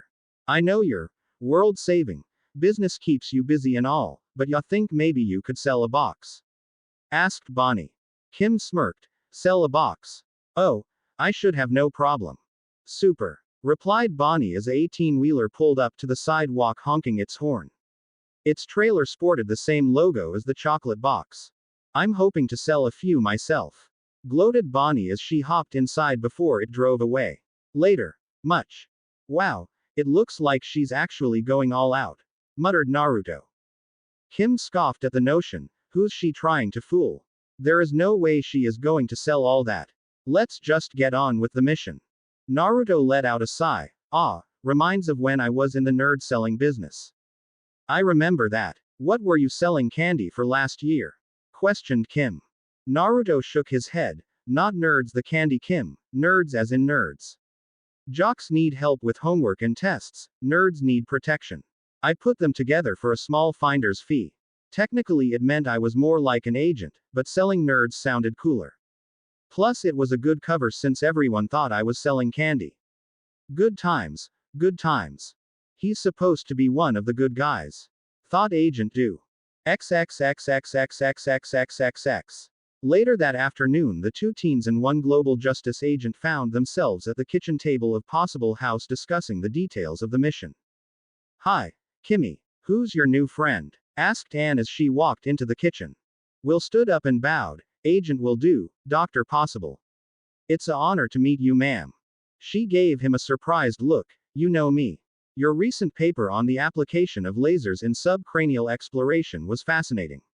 He replied before quickly adding, and the photograph did not do you justice. Playing the suck-up card on my turf. Watch and learn, thought Naruto as he jumped into the conversation. Well, I think the more pertinent aspect of her resume is being the Tri-City Mother of the Year runner-up 3 times. The only reason she hasn't won the award is to the very questionable relationship between one Mrs. June Roberson and the committee chairman. Anne gasped. So, I was right about the rumors. Naruto grinned. You were more than right. Let me just say that Wade has videotape of certain hotel meetings and audio recordings of outside their hotel room doors. I'm looking at the new Tri-City Mother of the Year. Anne pumped her fist. Yes. Just wait until my hears about this. Naruto gave Will a smirk that said, Naruto 1 agent don't 0 feet. Kim glared at her mother. Mom, we're trying to find a missing scientist here. Good luck, Kimmy, said Anne as she gave her pat on the shoulder. Have fun, kids. As soon as her mom left the room, Kim placed the communicator on the middle of the table. Wade, did you get the data? Oh, I got it. A complete holographic simulation of missing professor's home. A display lens slid out the top of the communicator and rendered a 3-dimensional hologram of the house on the table. I've already examined the crime scene, sneered Agent Do. We haven't, retorted Kim. Wade, enlarge the point of entry. Classic blow a hole in the wall method, commented Naruto as the entry point rendered into view. Kim spotted an odd speck next to the explosion site on the wall. Wade, what's that? I don't know. Let me isolate and enlarge it. Now let's fill in the blanks with an extrapolation routine. Wade worked his magic on the computers and the speck of material was rendered into an entire golf ball. Agent Do tried to dismiss the discovery. Professor Green was retired. Many retired people golf. Yeah, but why is there a golf fragment? Unless that walls was stacked with shelves of golf balls, there's no reason for that fragment to be embedded there, countered Naruto. Kim had a different train of thought. Wade, does Professor Green show up on any online discussion groups? Yeah, he's all over the map with gardening, botany, and even experimental fertilizer. His lawn won the blue grass ribbon 3 years in a row. Exclaimed Wade. Will abruptly cut off the connection to Wade. Goodbye, Wade. Stop wasting my time. The man was captured for his weapons expertise. He was a weapons expert in the 60s. All his knowledge is outdated. Exclaimed Kim in frustration. Besides, None his knowledge is secret anymore. You can find in a library or on the net, added Naruto. An annoyed agent who stood and turned to leave. Working with you two amateurs is a complete waste of my time. Hold it there, Agent Dumbass. You don't want to leave just yet, quipped Naruto with a smirk. Will clenched his fist as he froze in his tracks, and why is that? I haven't told you about the other trace element detected at the scene, answered Kim. What is it? Asked Agent Do. Hyperactic acid, an experimental fertilizer found only on the black market, she replied casually. The black market, huh? There's only one place and one man to get to low down on black market gardening supplies. Time for a little trip to the Cloak and Dagger Cafe, announced Naruto. XXXXXXXXXX. As the trio entered the cafe, Naruto nodded over to the short heavy-set balding man with dark hair in a beige suit. Big Daddy Brotherson, not a deal goes down without him getting a cut of it. And as you can see, he likes to get a very big cut. Agent Do quickly brushed past them. Excuse me, amateurs. Kim frowned while Naruto smirked. Please, show us how it's done. Are you Big Daddy? Asked Agent Do. That depends, replied Big Daddy. I have no time for games, stated Agent Do. Big Daddy grinned. That's too bad. I was going to suggest you and my friend play Thud. Will gave him a puzzled look. Thud. Big Daddy clapped and a large man emerged from the darkened passageway behind him. Moments later, Agent Do was sent flying out the window. Big Daddy started snickering. I love that game. Naruto let out a chuckle as he and Kim strolled up to Big Daddy. Thud, huh. Big Mike always gets a kick out of that one. The legendary BDB. How ya doin', big guy? Big Daddy found his face familiar, but couldn't quite place it. Do I know you? Yeah, I'm friends with Big Mike, Big Fat Polly's kid. We met at Polly's birthday last year, replied Naruto. Big Daddy scratched his chin in thought. There was Jimmy, and Tommy and me. Anthony Stable and Frankie Carbone. Then there was Mo Black's brother Fat Andy. Oh, and Pete the Killa. Who is Sal the Butcher's brother? Then the Razor, Mr. T, and Big Fat Polly. Oh yeah, Big Mike's crazy friend. Ha, you turned White Mike's nephew orange. That was hilarious. Always hated that little punk. Naruto nodded. Yeah, that guy was an asshole. So, can you help us out with this thing? We're trying to track down somebody who's been in the market for hyperactic acid. Finished Kim. I wish I could. I really wish I could, but this establishment has one rule of business, client confidentiality. My hands are tied, replied Big Daddy. Business, huh, pondered Naruto. Perhaps we can make a deal, right Kim? Catching his hint, Kim pulled out a bar of chocolate and ran it right across his nose. Big Daddy broke out into a sweet, is that milk chocolate? Kim took a sniff of it as well before smirking, with chewy nougat. Naruto put the icing on the cake. She's also got caramel, a whole box worth. Big Daddy didn't stand a chance. Got the name and sold Bonnie's box of chocolate. All in all, not a bad day's work, declared Kim as they exited the cafe. Agent Do was waiting outside for them, tapping his foot impatiently. Well, what? Responded Naruto. What's the name? Demanded Agent Do. What? You need help from us amateurs, mocked Naruto. Kim answered him. Duff Killigan. This guy sounds like a whopping bowl of bad ramen, grumbled Naruto. My GJ portable database will tell us all we need to know about him. It's standard issue for all top agents, smugly informed Agent Do. You've already seen the communicator. Specially designed, just for me, mocked Kim. Naruto looked on in awe as they rapidly typed away at both devices. It's like some sort of nerd off, muttered Naruto. He then realized the golden opportunity. Man, I could made a boatload of cash selling a popular cheerleader nerd. That's like the holy grail of nerds. He was born in Scotland, announced Kim. Former professional golfer, quickly added Will. Dude, exclaimed Naruto as he caught sight of a shadowy figure looming a block behind them on a suspended walkway. Banned from every golf course in the world, even mini golf, stated Will. For excessive displays of temper, quickly elaborated Kim. Naruto interjected, and he's about to go island woods on us. And we don't have time for this. 4. shouted Duff as he launched a golf ball in their direction. Weapon of choice, began Agent Do.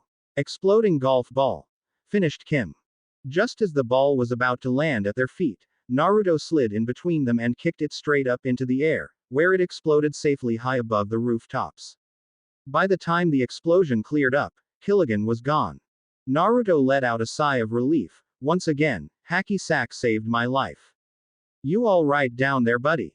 Rufus stuck his head out of his pocket, his lips covered in chocolate and an empty wrapper in one paw as he gave a thumbs up with the other. Ah, man, I was saving that, grumbled Naruto. It all makes sense now. The exploding golf ball at the crime scene, the attack on us, Killigan is our man, announced Agent Do. Thank you, Agent Obvious, remarked Kim and Naruto simultaneously. Naruto was quicker to the trigger. Jinx, you owe me ramen. Only one bowl, clarified Kim as she pulled out the communicator. Wade, we're after a Rouge golfer named Duff Killigan. We need the location of his lair. Did I hear you correctly? You said Rouge golfer, replied a befuddled Wade. Kim just shook her head. I know, Major Weird. The redhead then put away the communicator. Naruto, we're headed back to Middleton. Time to gloat about how you sold your chocolate and Bonnie still has tons of her own. I'm all down for that, replied a grinning Naruto. XXXXXXXXXX.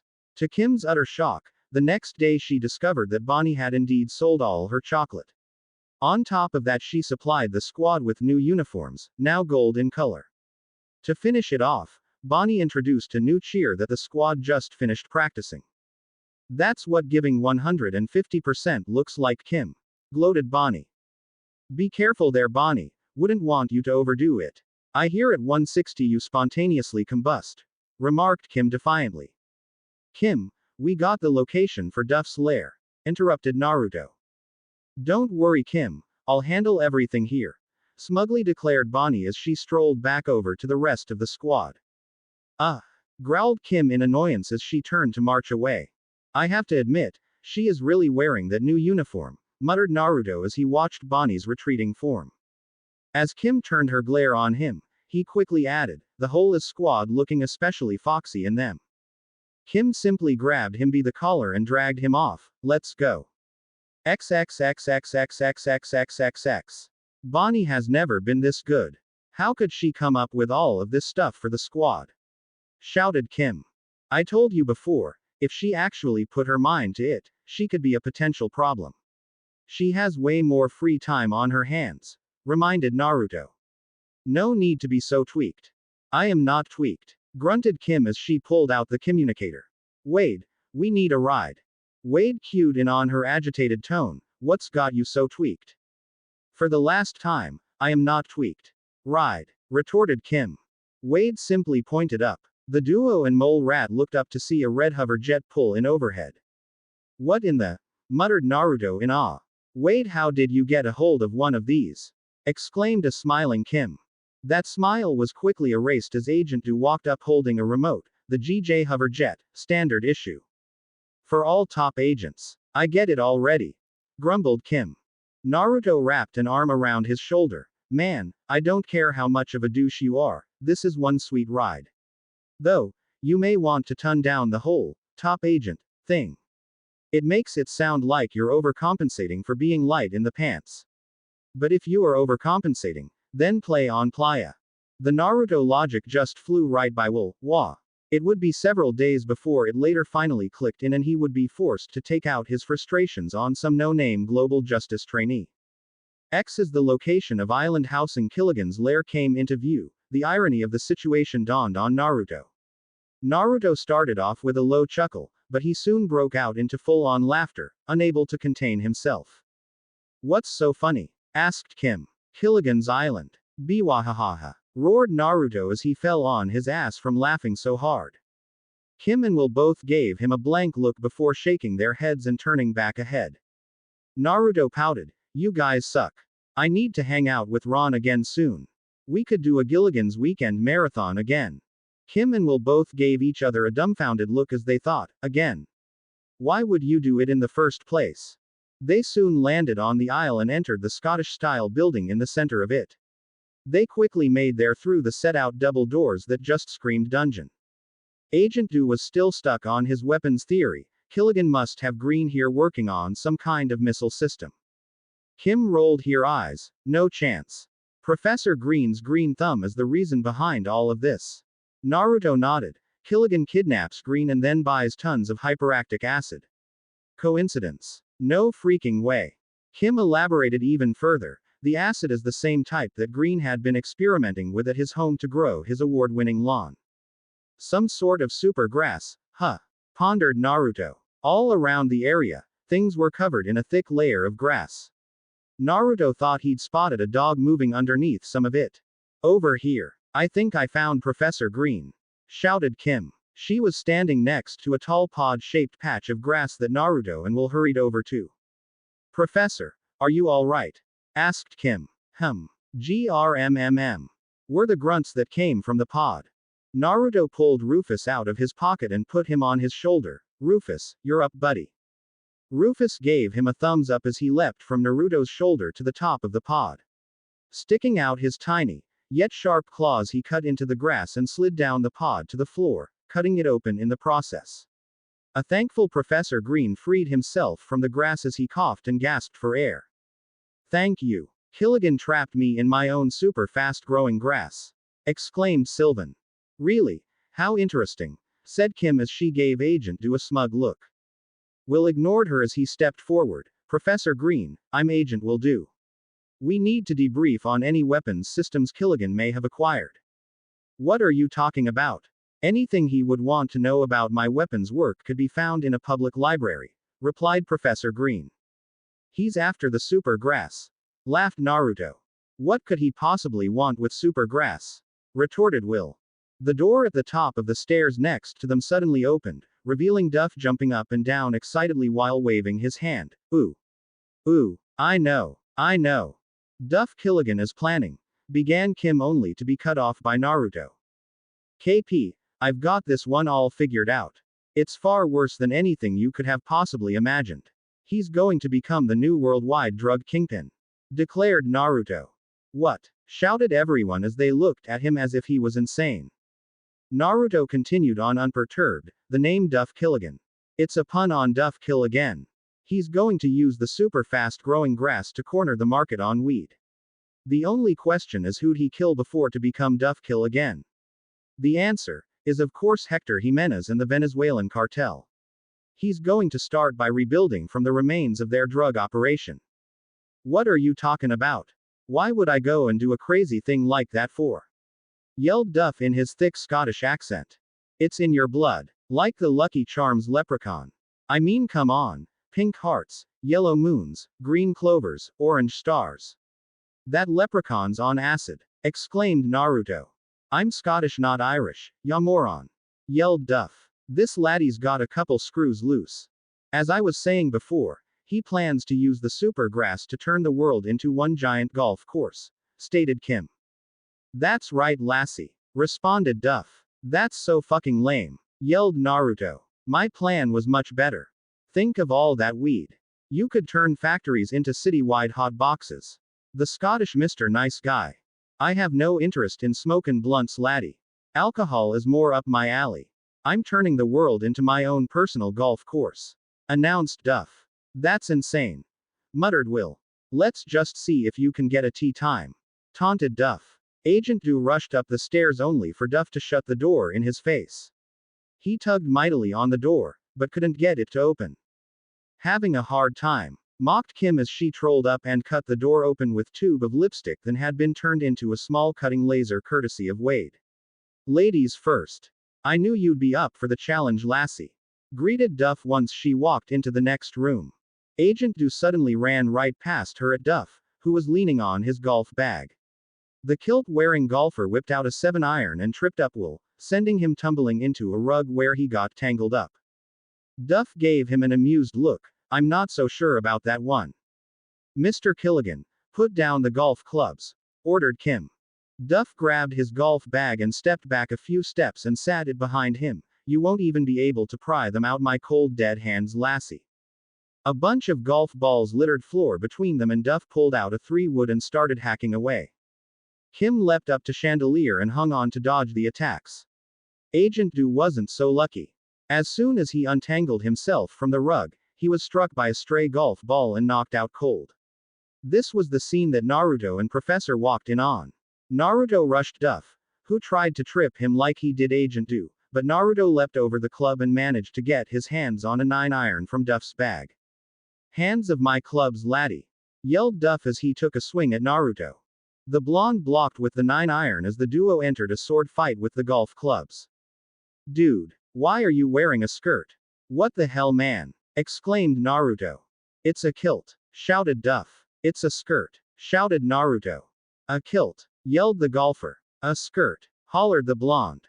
"Kilt, skirt, kilt, rabbit season," yelled Naruto. "Duck season," shouted Duff. Naruto then suddenly dove away from him. "Elmer Fudd," roared Kim as she surprised Duff and sent him flying with a spinning kick. He landed next to the fireplace and slowly got back up. "I'd love to stick around and play a round of sudden death, but I can't let the grass grow beneath my feet." Duff turned a small emblem on the top of the fireplace and disappeared beneath a secret tunnel that opened up under his feet before closing up quickly. "Come on. He's getting away," shouted Kim as she ran for the door with Naruto, Agent Du, and Professor Green right behind her. As soon they got outside they spotted Killigan escaping in a blimp colored in the pattern of his kilt. "We've got to get to the hover jet," exclaimed Will as he took off towards it. "Wait," yelled Kim. "Slow down." Will stopped and turned back to her. "What? He's getting away," he whined. "Duff probably loaded this place with booby traps. You've got to be more careful," warned Kim. "You know what? You're both amateurs," mocked the voice of Naruto. They both turned to glare at him, but he and Professor Green simply pointed down. They looked down to find themselves sinking in quicksand. "Falling into a sand trap, how pathetic," muttered Naruto. By the time Naruto and Professor Green got them free and they all got back onto the hover jet, Duff was long gone. Will turned from the controls. "Professor." Kim turned his head back around. "You, focus on driving." "Any idea of Killigan's target, Professor?" "Oh, yes. He intends to strike back at the first country that banned him from a golf course, Japan," informed Professor Green.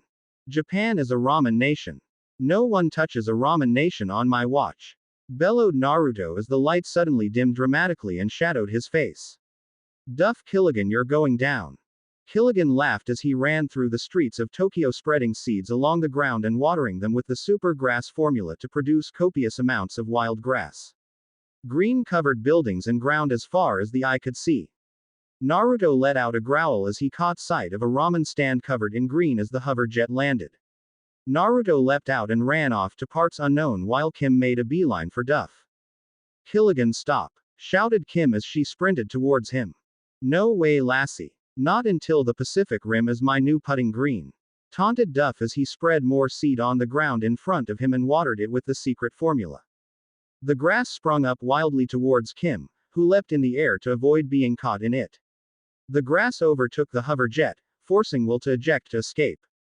Duff dropped some exploding golf balls onto the ground and took aim at Kim, who danced back and forth to avoid being hit. The rapid fire of attacks soon left her short of breath. "Ha! Looks like you're wearing down, lassie," taunted Duff as he took a huge back swing. Will saw this as his opportunity to jump in as he leapt in front of Duff and fired his taser from his watch, only for it to bounce off Duff harmlessly. Duff shook his head. "Are ya daft, man?" Before Duff could finish his swing, he turned his head at the sound of a lawn mower. To his horror he found Naruto driving around on a lawn mower, cutting up his grass. "No, you're cutting it too short," exclaimed Duff as he suddenly took aim at Naruto. The blonde started freewheeling it in the mower, doing all sorts of zigzags and donuts to dodge Duff's explosive balls. Thankful for the short breather, Kim made a beeline for Duff only for him to turn his attention back to her. "Bad move, lassie. No one dodges my short game," exclaimed Duff as he fired an explosive ball at her. Kim didn't even have to move as the ball sailed past her. "You missed," she shouted. Duff just laughed in response. "It's a wedge, lassie. It's got backspin." Kim took off running as the ball rolled back towards her only for it to suddenly change course thanks to Naruto driving by on the mower. "Get off my lawn. yelled Duff as he turned his attention back to Naruto, firing off ball after ball. As Duff launched attacks at Naruto, Kim plucked up a cottony ball of seeds of a dandelion weed and blew it towards the Scotsman. He let out a sneeze as some got in his face. A wee weed, lassie. Is that the best you can do? Mocked Duff. Kim's response was to drench his face with the super grass formula from his watering can. Duff quickly realized the implications. Oh no. He quickly found himself trapped in massive cottony ball of seeds. Naruto pulled up to a stop at his golf bag, he and Rufus laughing their asses off at the sight of him. Oh man. He looks like a sheep. Fluff Killigan is more like it. Roared Naruto between laughs. Get this weed out of my mouthy. Exclaimed Duff as he spat out seed after seed. Kim turned to Naruto and Rufus with a grin. Anybody got $5 for the neighbor kid? Naruto and Rufus started laughing even harder. Humor. Amusing. Observed Will. Kim grabbed Will and shoved him back in the direction of his hover jet. Okay, bye.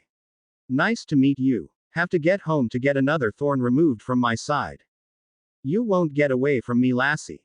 Shouted Duff. Somehow moving despite being trapped in the weed, he leapt high into the air and dove at Kim.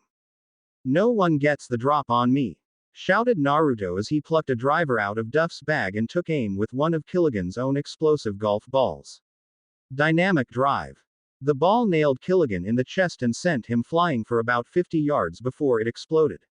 The smoking form of Killigan dropped to the ground in a heap, unconscious. Naruto took a bow, the master of unconventional weaponry strikes again. Mufahahaha. Rufus joined him in his fake evil laughter. Muahahaha. Will gave him a blank look. That's the guy you have covering your back. I was wrong about him being a sidekick, but he's definitely crazy. Kim shrugged. When you're going up against supervillains, crazy is a good thing. I guess I owe you guys an apology, stated Will. I'm glad you're a mature enough person to admit it, replied Kim with a smile as she shook his hand. You were of great assistance to my investigation, declared Will. Kim yanked her hand back and leveled him with a glare. Assistance. Were you paying attention at all this entire time? Farewell. Kim possible and Naruto stoppable, said Will as he gave nod and departed. I can't believe that guy, yelled Kim in frustration. Naruto shrugged. We solved the mission, he provided a hover jet to get from place to place. We could have done a lot worse for a chauffeur. Nice ride. Agreed Rufus. But, he won't even consider that maybe somebody else deserves some credit. That somebody else can do a better job than he can. Ranted Kim. Naruto just gave her a blank look. The guy is a complete and utter tool. Who cares what he thinks? Kim chuckled and shook her head. Good point. Now, why don't we head home? Advised Naruto. You still have to deal with Bonnie. Don't remind me. She should just give it up. Growled Kim. Maybe Captain Bonnie isn't so bad, KP, stated Naruto. She looked at him as if he was insane. What? Look at all the stuff she's done since she actually put a good effort forth. Plus, I bet motivated Bonnie is a lot easier to deal with than the Bonnie who just complains about everything you do, hinted Naruto.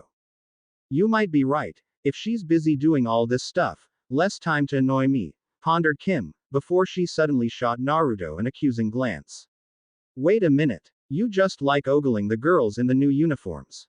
Naruto didn't answer the question. This isn't about me, Kim. It's about you and the squad. Kim smirked. You didn't deny it. Naruto shrugged. No intention of doing so. Think of this though, all the crap Bonnie gave you as captain. Kim's eyes lit up. Turnabout is fair play. Let's just hurry up and do this already, complained Bonnie as she tapped her foot impatiently. I don't think it's fair to decide who's going to be captain without the whole squad present. Let's wait for Kim, advised Tara. The brunette scoffed at the notion. It's not like her being here is going to make a difference. I want this captain thing decided now. It was at that moment that Kim walked into the gym. Relax Bon Bon, I'm right here. Naruto leaned against the entryway to the gym, awaiting the upcoming fireworks with great anticipation. Let's do it, challenged Bonnie. Fine by me, replied Kim with a coy smile. I'll go first and I vote for Bonnie. No way, wait, what? You're voting for me, responded a befuddled Bonnie. I think you've done a terrific job with the fundraising, the new uniforms and the new cheer. I think you're the right girl for the job, explained Kim. You rock, Bonnie. Bonnie couldn't believe it, really. Kim nodded in agreement. Yes, all in favor of Bonnie as the new captain. The squad all voiced their approval of the motion. Kim gave her a pat on the shoulder. You worked really hard for this.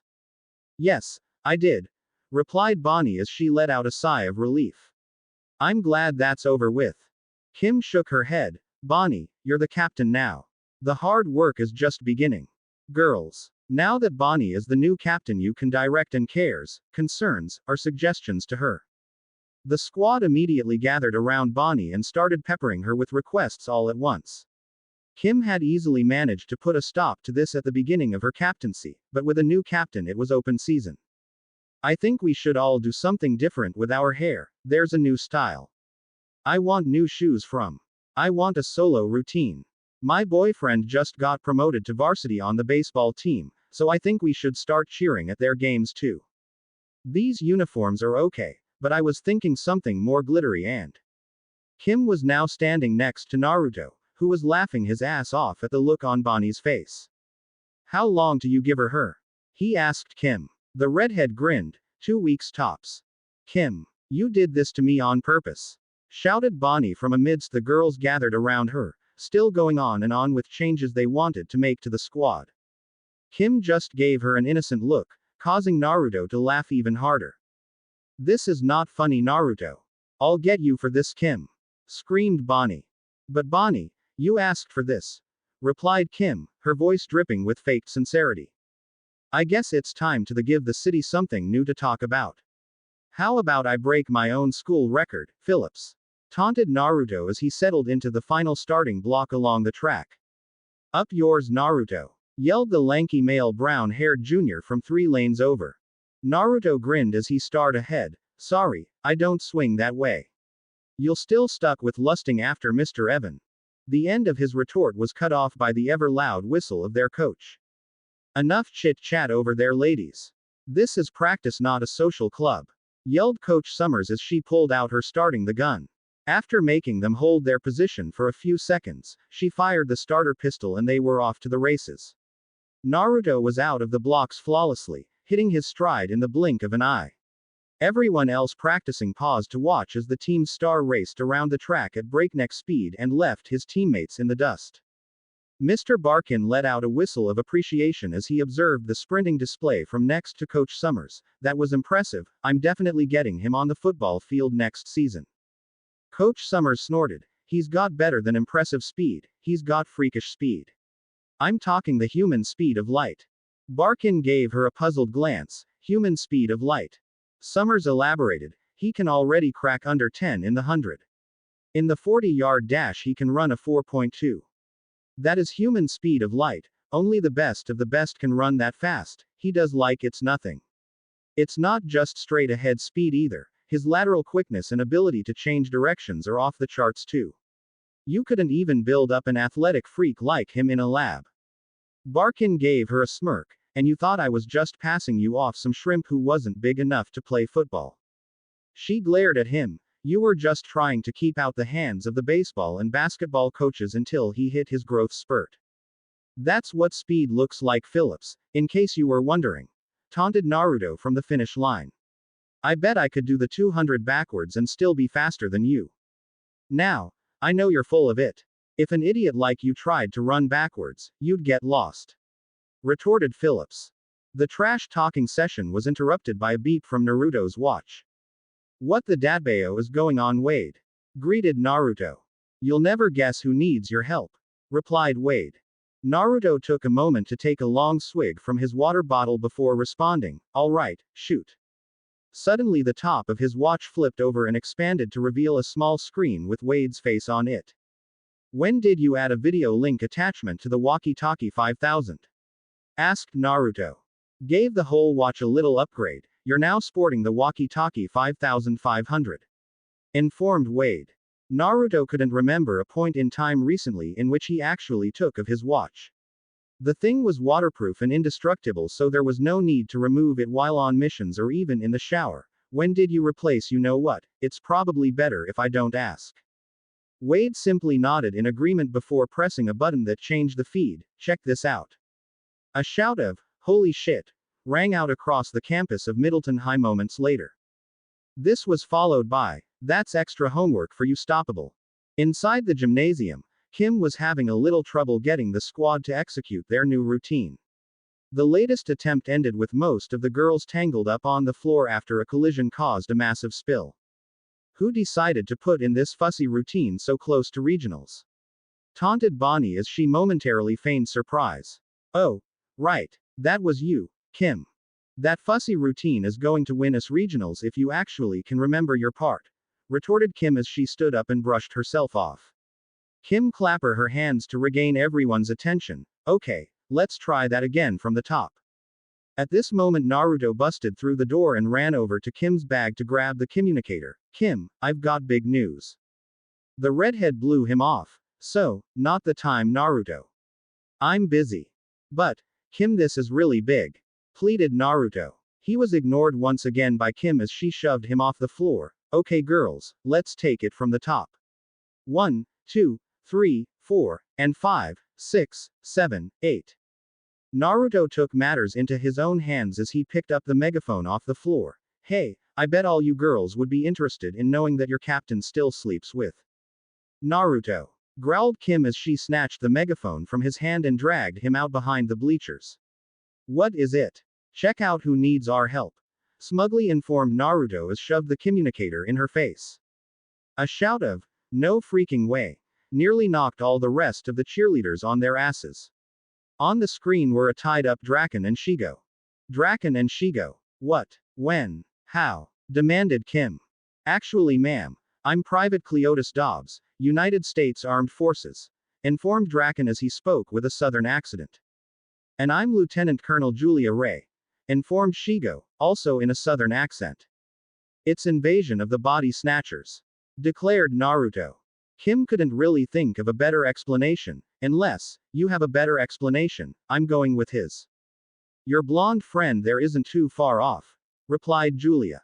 Private Dobbs elaborated, that Draken fellow used some sort of fancy gizmo to switch our brains with theirs. It wasn't natural, I tell ya. Kim still couldn't believe what she was hearing. Wait a minute, their brains are in your bodies. Lieutenant Ray nodded. Yes. Private Dobbs cut her off. Quiet. That mean girl that hits is coming ba. The feed was suddenly cut off as the screen went to static.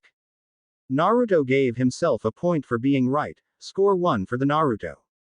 Kim rolled her eyes. That puts the tally at what? Me. You and Naruto about even and me way ahead of the both you, interjected Wade. Kim glared at him. Wade just fix the feed. I'm working on it, he replied as he hastily typed away. This is a nightmare. On top of the regionals tomorrow, we have to deal with this Draken weirdness, complained Kim later as they headed down the hall to her locker. Naruto waved off her concern. Relax, KP. You'll nail the regionals, we'll shut down whatever Draken is cooking up, and then I'll nail my qualifiers this weekend. We're winners, it's what we do. Kim scoffed as his take on things. You make my life sound so easy. Naruto rolled his eyes. I've got state qualifiers this weekend, way bigger than your regionals, and you don't see me bugging out. That's because running fast in a circle is so very complicated, deadpanned Kim. No more complicated than prancing around and shaking what ya mama gave ya, quipped Naruto. You're smart, pretty, athletic, and popular, your life is such a drag. Kim wasn't having it. Sure, running laps, pranking, screwing around in D Hall, and eating your weight in ramen is such a complicated existence. Naruto scoffed at her assessment. I am an essential member to this school's infrastructure. Kim snorted. I'm surprised you can actually use the word infrastructure properly in a sentence. Naruto just shook his head. Well, I guess not all of us can be Miss I Can Do Everything. Kim shot him a glare as she opened her locker and Wade appeared on the computer screen. I couldn't regain contact with Lieutenant Ray and Private Dobbs. The frequency was jammed, informed Wade. What about background checks? Asked Naruto. Wade shook his head. Everything was classified. All I could get were the ID photos from their badges. Wade displayed the photos, showing Private Dobbs to be a thin brown-haired man in his late 30s with glasses and Lieutenant Ray as a fit blonde-haired woman sporting a French braid. Kim was completely baffled. Why would Draken want him and Shigo in those bodies? It's obviously classified, remarked Naruto.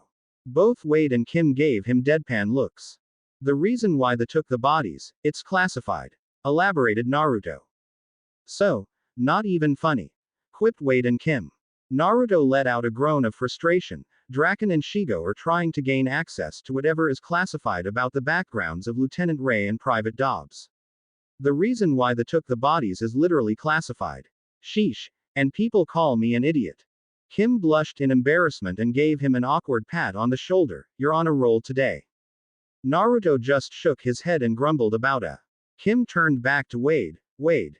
I'll see what I can dig up and get back to you, he replied before dropping the connection. Where do you think you're going? I wasn't finished with our previous conversation, shouted Kim as she hurried after the fleeing Naruto. They were now standing in the lunch line and Kim was still going strong. I have tutoring, class government, yearbook committee.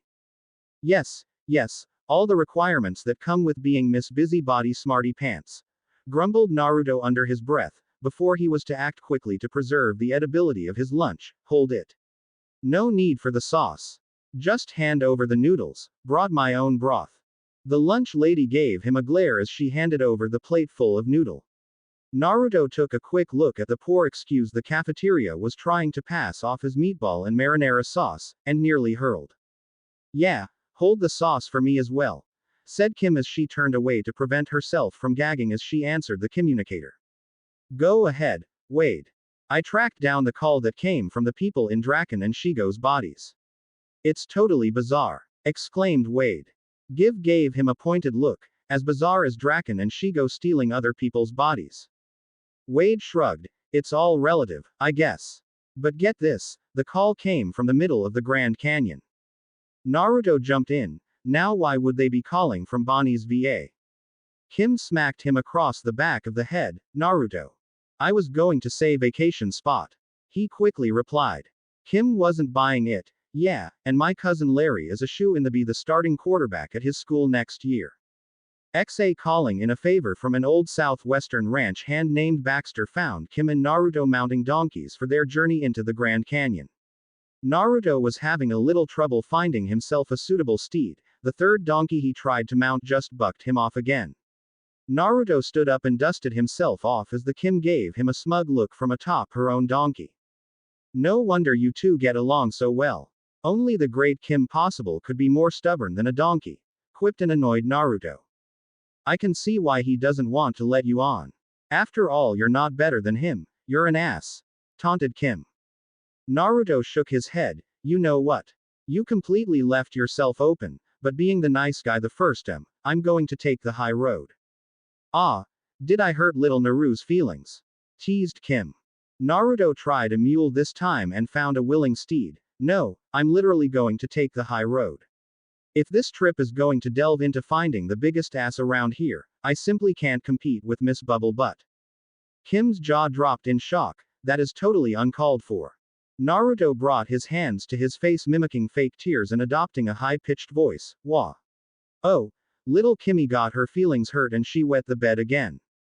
I don't understand why I can't have normal child without these problems.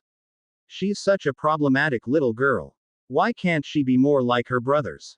It's just not fair. Kim shook her fist at him. One of these days, stoppable. One of these days. How? Right in the kisser. Their journey into the Grand Canyon led them to a small blacksmith's shack that according to the communicator was Draken's lair. They opened the door and stepped inside and found nothing out of place except a scorpion scurrying to get out the door. Kim eventually let out a sigh of frustration after finding nothing to indicate that this was actually Draken's lair. She turned back towards the front of the lair to find Naruto hanging down from a furnace pipe with one arm. What are you doing? Naruto shrugged. Just hanging around.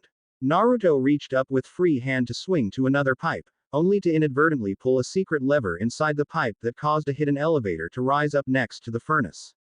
Kim pumped her fist, and the impeccable Naruto luck strikes again. You can't stop it. You can only hope to contain it. exclaimed Naruto with a grin. They stepped into the secret elevator and Kim pressed the button to head down. The minute the door closed, some really corny elevator music began to play. Naruto face palmed. Oh come on. Kim shook her head in disbelief. Elevator music. Really? Draken installed elevator music. Thankfully the ride was short as with a ding, the elevator doors opened to reveal Draken's lair. They stealthily sneaked out of the elevator and between a collection of cylindrical liquid containers. Looks like he's added some new features to this lair, observed Naruto. Kim shook her head. Nah, it's the same. He just changed the color scheme. As they moved past the containers, they found them to be hooked up to a giant complex machine. It seems we've found the Brain Swapper Deluxe, casually stated Naruto. How much you think we could get for this on eBay? Kim just smirked as they darted past the machine, over towards some crates.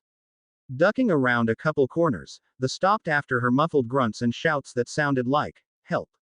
Coming from a crate, Kim pulled out the communicator and did a thermal scan on the crate to find 2 signatures inside.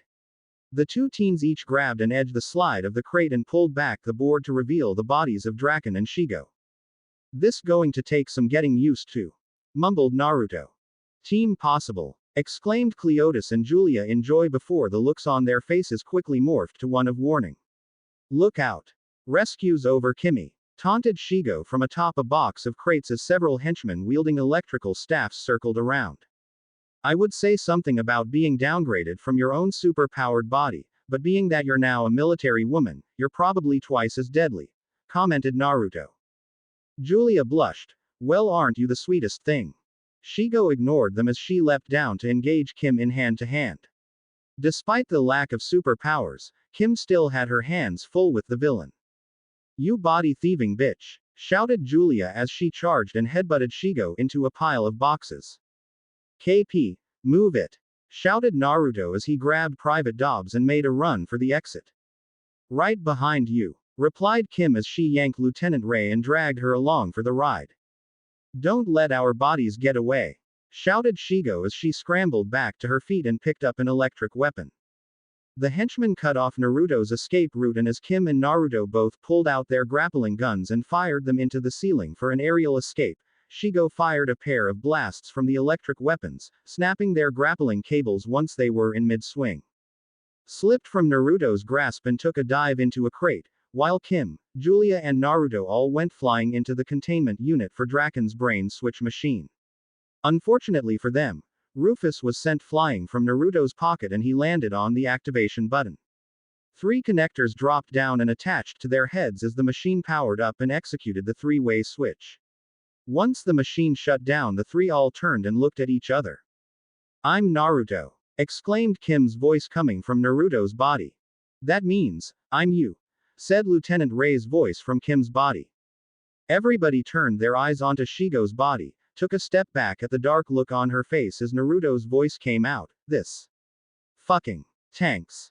The real Shigo in Julia's body was not pleased either. This is so wrong.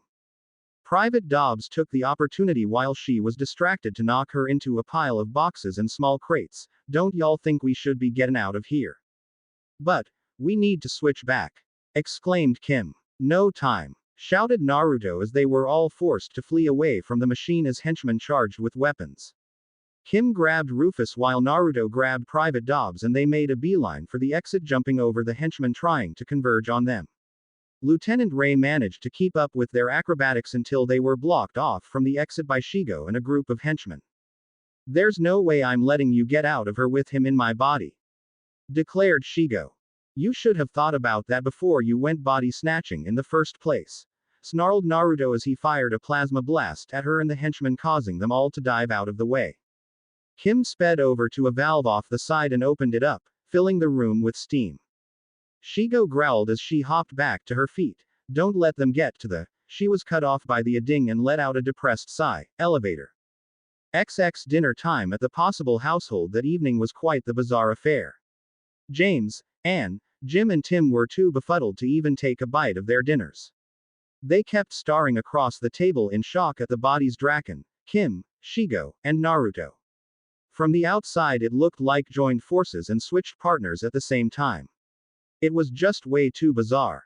This sure is mighty tasty chow, ma'am, exclaimed Private Dobbs as he gobbled down the last of the mashed potatoes on his plate. Lieutenant Ray let out a sigh of disgust at her subordinate's lack of table manners. I'm sorry. I cannot eat while sitting across the table of my daughter's arch foes. It's not right, exclaimed James. Kim let out a sigh of annoyance. Dad, I've explained it. It's not really Draken and Shigo, it's just their bodies. Anne wasn't buying it. I hear you, honey, but as a board-certified neurosurgeon, I have to say, it's just not possible to swap brains. Point taken, Mrs. P, but how else do you explain me being both literally and figuratively the hottest female in the room right now? Questioned Naruto. Anne merely raised an eyebrow at the comment, while Kim let out a sigh of relief. Thank God he's not in my body. James let out a hearty laugh. Chasing bad guys, switching bodies, high school sure has changed since my day. Naruto grinned. Well, it has been over th. Kim put the clamp down on him. Just don't. Jim gave Tim a curious look. I want to switch brains with you. Tim gave him a puzzled look in response. Who'd know the difference? Jim grinned. That's the point. Tim mulled it over for a few seconds before smirking. Cool. The communicator suddenly beeped and Julia pulled it out her pocket. Naruto grabbed the communicator and gave Wade Shigo's patented threatening glare. I'm captured Kim Possible and her family hostage. Unless you provide me with the World of Warcraft secret hack you developed, they're all going to burn. Wade wasn't buying it. No chance, brain switch boy. Hand it over to Kim. I'll get it one of these days, grumbled Naruto as he passed it over. Please give me some good news, Wade, pleaded Kim. No good news. There've been security breaches at the posts of Lieutenant Ray and Private Dobbs, informed Wade. Not good, muttered Julia. Something's been stolen. Something big, something top secret, exclaimed Wade. Jumping Jehoshaphat, the neutralizer, exclaimed Private Dobbs as he jumped out of his seat. Lieutenant Ray glared at him. Dobbs. Dobbs chuckled nervously now that everyone's eyes were on him. Sorry, y'all weren't supposed to hear that. Sit down, growled Lieutenant Ray as she yanked him back down into his chair. This isn't one of those, I'd tell you, but then I'd have to ill you deals, is it? Questioned and intrigued James as he fiddled with his glass. Why don't you just forget anything about the neutralizer? Advised Lieutenant Ray. A second too late she realized what she said. Crap. It gets even worse. My scan shows Draken's lair is abandoned. Everything is gone, exclaimed Wade. Naruto paled. Including the brain switch machine. Including the brain switch machine, affirmed Wade. So we're going to be stuck like this, exclaimed Kim in horror. Naruto gave her a reassuring pat on the shoulder. Hey, at least you can show my face in public. This one's got warrants. Be careful with the neutralizer, yelled Draken as the movers unloaded all the stuff into his new lair. All this thanks to that meddling Kim Possible finding my lair. Shigo shrugged. There's nothing wrong with this timeshare. Draken's response was interrupted by a crash courtesy of the movers. Can't you morons read the side of the box? It says fragile, hollered Draken. You chief, where do want this one labeled brain switch machine? Just sit it in the den for now. I'll deal with it later, answered Draken. And be careful. His complaint was rewarded with another crash as the phone rang and he picked it up. No, this is not Dr. Dementor. He moved, shouted Draken as he hung up the phone. A mover walked up to him with a clipboard. That's all of it, chief. Sign here. As Draken went to sign the machine, what a minute, I never saw my body come in here. About this tall, blue skin, scarred face. Whatever was in the truck, is now in here. The truck is empty, replied the mover. Shigo, growled Dr. Draken. She grimaced. Okay, so they might have taken our bodies. Draken nearly popped a blood vessel. You let Kim Possible take my body. They got mine too, retorted Shigo. Besides, they got hit by the brain switch machine, so they'll come to us eventually. I'm worse off than you anyone. I've got a teenage boy trapped in my body now. Back at the dinner table, Kim let out a sigh. Until we find Draken and his machine, we'll just have to deal. Oh, this is nice, moaned Naruto. Kim turned to find Naruto sensually running his hands through Shigo's hair. What are you doing? I've had dreams about running my hands through these luscious locks. Never happened in this way, but I'll take what I can get, responded Naruto. Kim grimaced at the implications of his words. Ew. Naruto opened his eyes and looked at everyone staring at him. I said that out loud, didn't I? I'm so glad he didn't end up in my body, groaned Kim. Hey, shouted Lieutenant Ray as Naruto suddenly started running his hands through Kim's hair. I'm not missing out. Her hair is just as good as yours, cheered Naruto.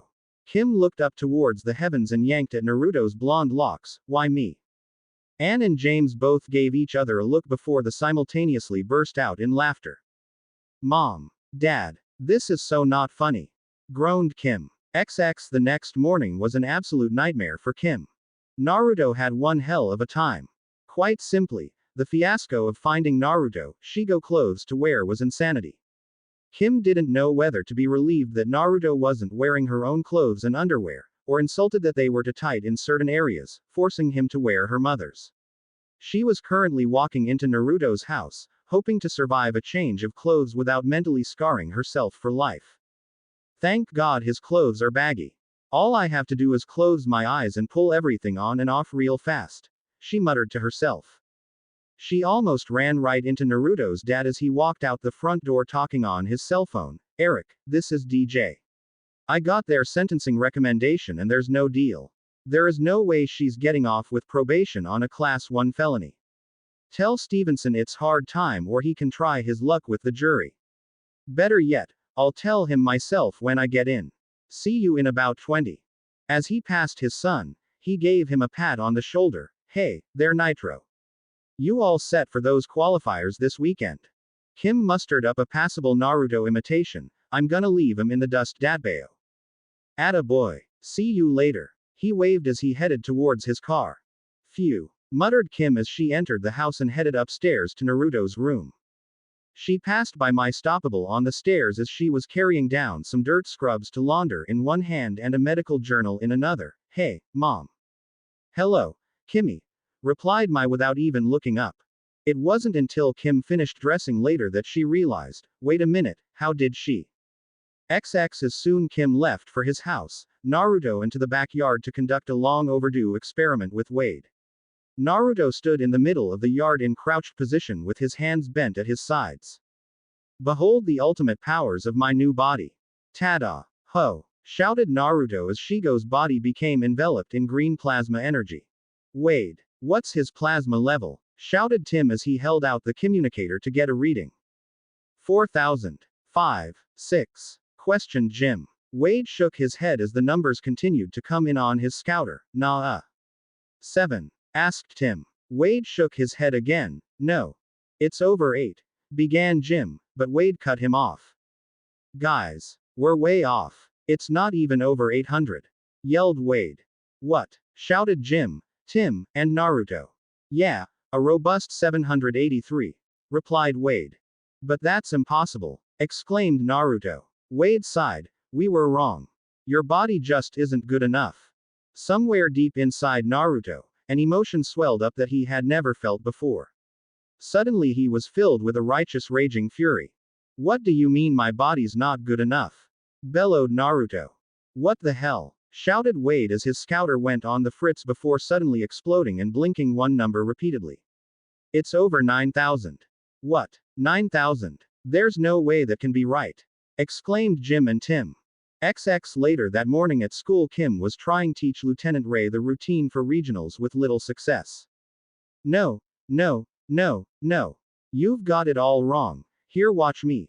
Exclaimed Kim as she played the music and proceeded to demonstrate the routine for Julia. As soon as she finished the routine, Naruto burst out from behind the bleachers wearing a guest pass. Okay. You are forbidden from doing anything cheerleader related in my body. Just turn the lead over to someone else and let Julia here have a background role. There is no way I'm letting this body sitch ruin regionals. Exclaimed Kim. Why are you here anyway? Naruto shrugged. I told the office I was guest instructor for the squad for regionals. I'll handle teaching her your little routine. I still have qualifiers this weekend, so you need to be elsewhere. Kim pulled out her instructions. Fine. Don't forget to Naruto snatched the instruction diagrams and moved her out of the gym, race track. Go go go go go go. XXA tired Kim sauntered into the cafeteria at lunchtime. She had quickly found that running the necessary preparation sprints for Naruto's qualifiers was much more difficult than she thought. Lost in thought, she was caught off guard when three jocks marched up to the front of the line and threw a smaller boy out of the way. Junior suddenly popped up behind her. Boss, you're just going to let that slide. Realizing she needed to do something, she deepened her voice and got in their faces. Hey. What do you guys think you're doing? Bite me, stoppable. The leader of the trio replied. Yeah, we're not afraid of you anymore, replied another. Junior looked at them like they were insane. You're really going to challenge the boss right here in front of everyone? Yeah, by the time I get through with you guys. Kim hastily scanned around the cafeteria until her eyes landed on the name on a letterman's jacket. You'll be demoted to fourth string behind Riggins. The leader suddenly paled and they retreated to the back of the line. Whoa, cool it, man. No need for all that, right guys? The other two nodded as they moved as far away as possible. Junior gave her a sour look. Little harsh there, boss. Behind the water boy. Way harsh. I'm having a bad day, gruffly replied Kim. Vinny suddenly sprinted into the cafeteria. Boss. Junior. We got to go back up, Big Mike. Steve and Ricky are trying to collect toll on our turf. Could this day possibly get any worse? Thought Kim. Across the school, many people were in search of the redhead to fulfill her regular duties. Where's Kim? I don't know. Someone told me I could find her over here. I need her sign off on a font for a yearbook section. That can wait. I need to know if she's ready to tutor at Middleton Middle School next week. I have a more urgent deadline with that banners she promised to paint by Monday. As Bonnie walked by, she put her own 2 cents in, as if she needs to focus on getting something done with her hair and makeup before the regionals. Up above them, 2 pairs of eyes peeked down through the crack of a shifted ceiling tile. Kim was to many extra activities, muttered Naruto before he and Lieutenant Ray made their escape. Naruto had been feeling a little off ever since he messed around with Shigo's powers that morning. To put it frankly, he was hormonal. So at the final tune-up session for regionals, he wasn't really in the mood to put up with Bonnie's crap. Kim, why would you bring in a guest instructor so close to regionals? It's too late to change anything, exclaimed Bonnie. Because I came up with this routine. I know it best and I'll make sure you win the whole shebang. The changes will work, barked Naruto. Now all of you line up. Naruto proceeded to give each girl a very close, hands-on inspection as they moved through the routine. When he finally moved on to Bonnie, he frowned at her perpetual smile. As she gave a smirk of superiority to the rest of the squad before flashing her pearly whites, he quickly reconsidered. Never mind that, don't smile. Ever. Bonnie nearly flipped her lid. Listen up, bitch. Naruto poked her in the chest. You need to chill out. Bonnie poked him in the chest. I don't need. At that moment, Naruto's mood suddenly flipped. Everyone gasped in shock as Naruto suddenly grabbed the back of her head and pulled her in for a deep kiss. Bonnie was completely stunned by it at first, but Naruto's ministrations felt so good she soon responded by instinct and entered a fierce tongue battle. The other girls just watched in shock as a potential shouting match devolved into what was on the surface, a girl-on-girl makeout session. When they were eventually forced to break apart for air, Naruto just stood there with this glazed look. It took a few minutes for the both of them to reboot, and when it finally dawned on Bonnie what just happened, she fainted into the arms of Terra, who quickly moved over to catch her. You girls are ready. Go kick some ass. I need to, hit the showers, muttered Naruto absently as he walked off to the girls' locker room. It was here that he did something he figured he should have done a lot sooner. Get butt naked, find a shower stall, crank on the warm water, and go to town. Kim let out a sigh of relief as she leaned against the urinal stall. She'd managed to make it to the bathroom and relieve herself without touching or seeing anything that would scar her for life. Momentarily forgetting about her predicament when she finally finished, Kim opened her eyes with her face pointed downward towards the thing she'd been trying to avoid the entire time. A shout of, "Holy shit!" echoed from the boys' bathroom. Out in the hallway, Mr. Barkin suddenly looked up at the vents and had the urge to dole out extra homework and detentions to Naruto. Kim later walked out the bathroom, stumbling through the halls in a daze as she somehow tried to come to grips with the fact that her best friend could pass for a tripod. That afternoon, Kim sat nervously in the stands alongside Naruto as she watched her squad's performance at regionals. She was on the edge of her seat as she watched Hope perform her lead role with Lieutenant Ray sliding into a background role per Naruto's adjustment. Hope's execution was flawless and the squad took first place in the event. Kim let out a whoop of joy at the announcement. Naruto gave her an expectant look. Well, Kim glomped him, you didn't give Bonnie the lead and we won. A double win. Thank you, thank you, thank you. Naruto smirked. Yes, I rock pretty hard, don't I? A moment later his watch beeped, and a smirking Wade appeared on the video link. I got it. The 4 body swap victims quickly made their way towards a barbed wire fence surrounding a complex. Kim had the communicator out as Wade fed them information. Draken slipped up when covering his tracks. He wanted his mail forwarded to his new address.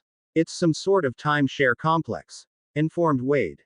Kim face-palmed as everyone else gained deadpan looks. Timeshare lairs. You've got to be kidding me.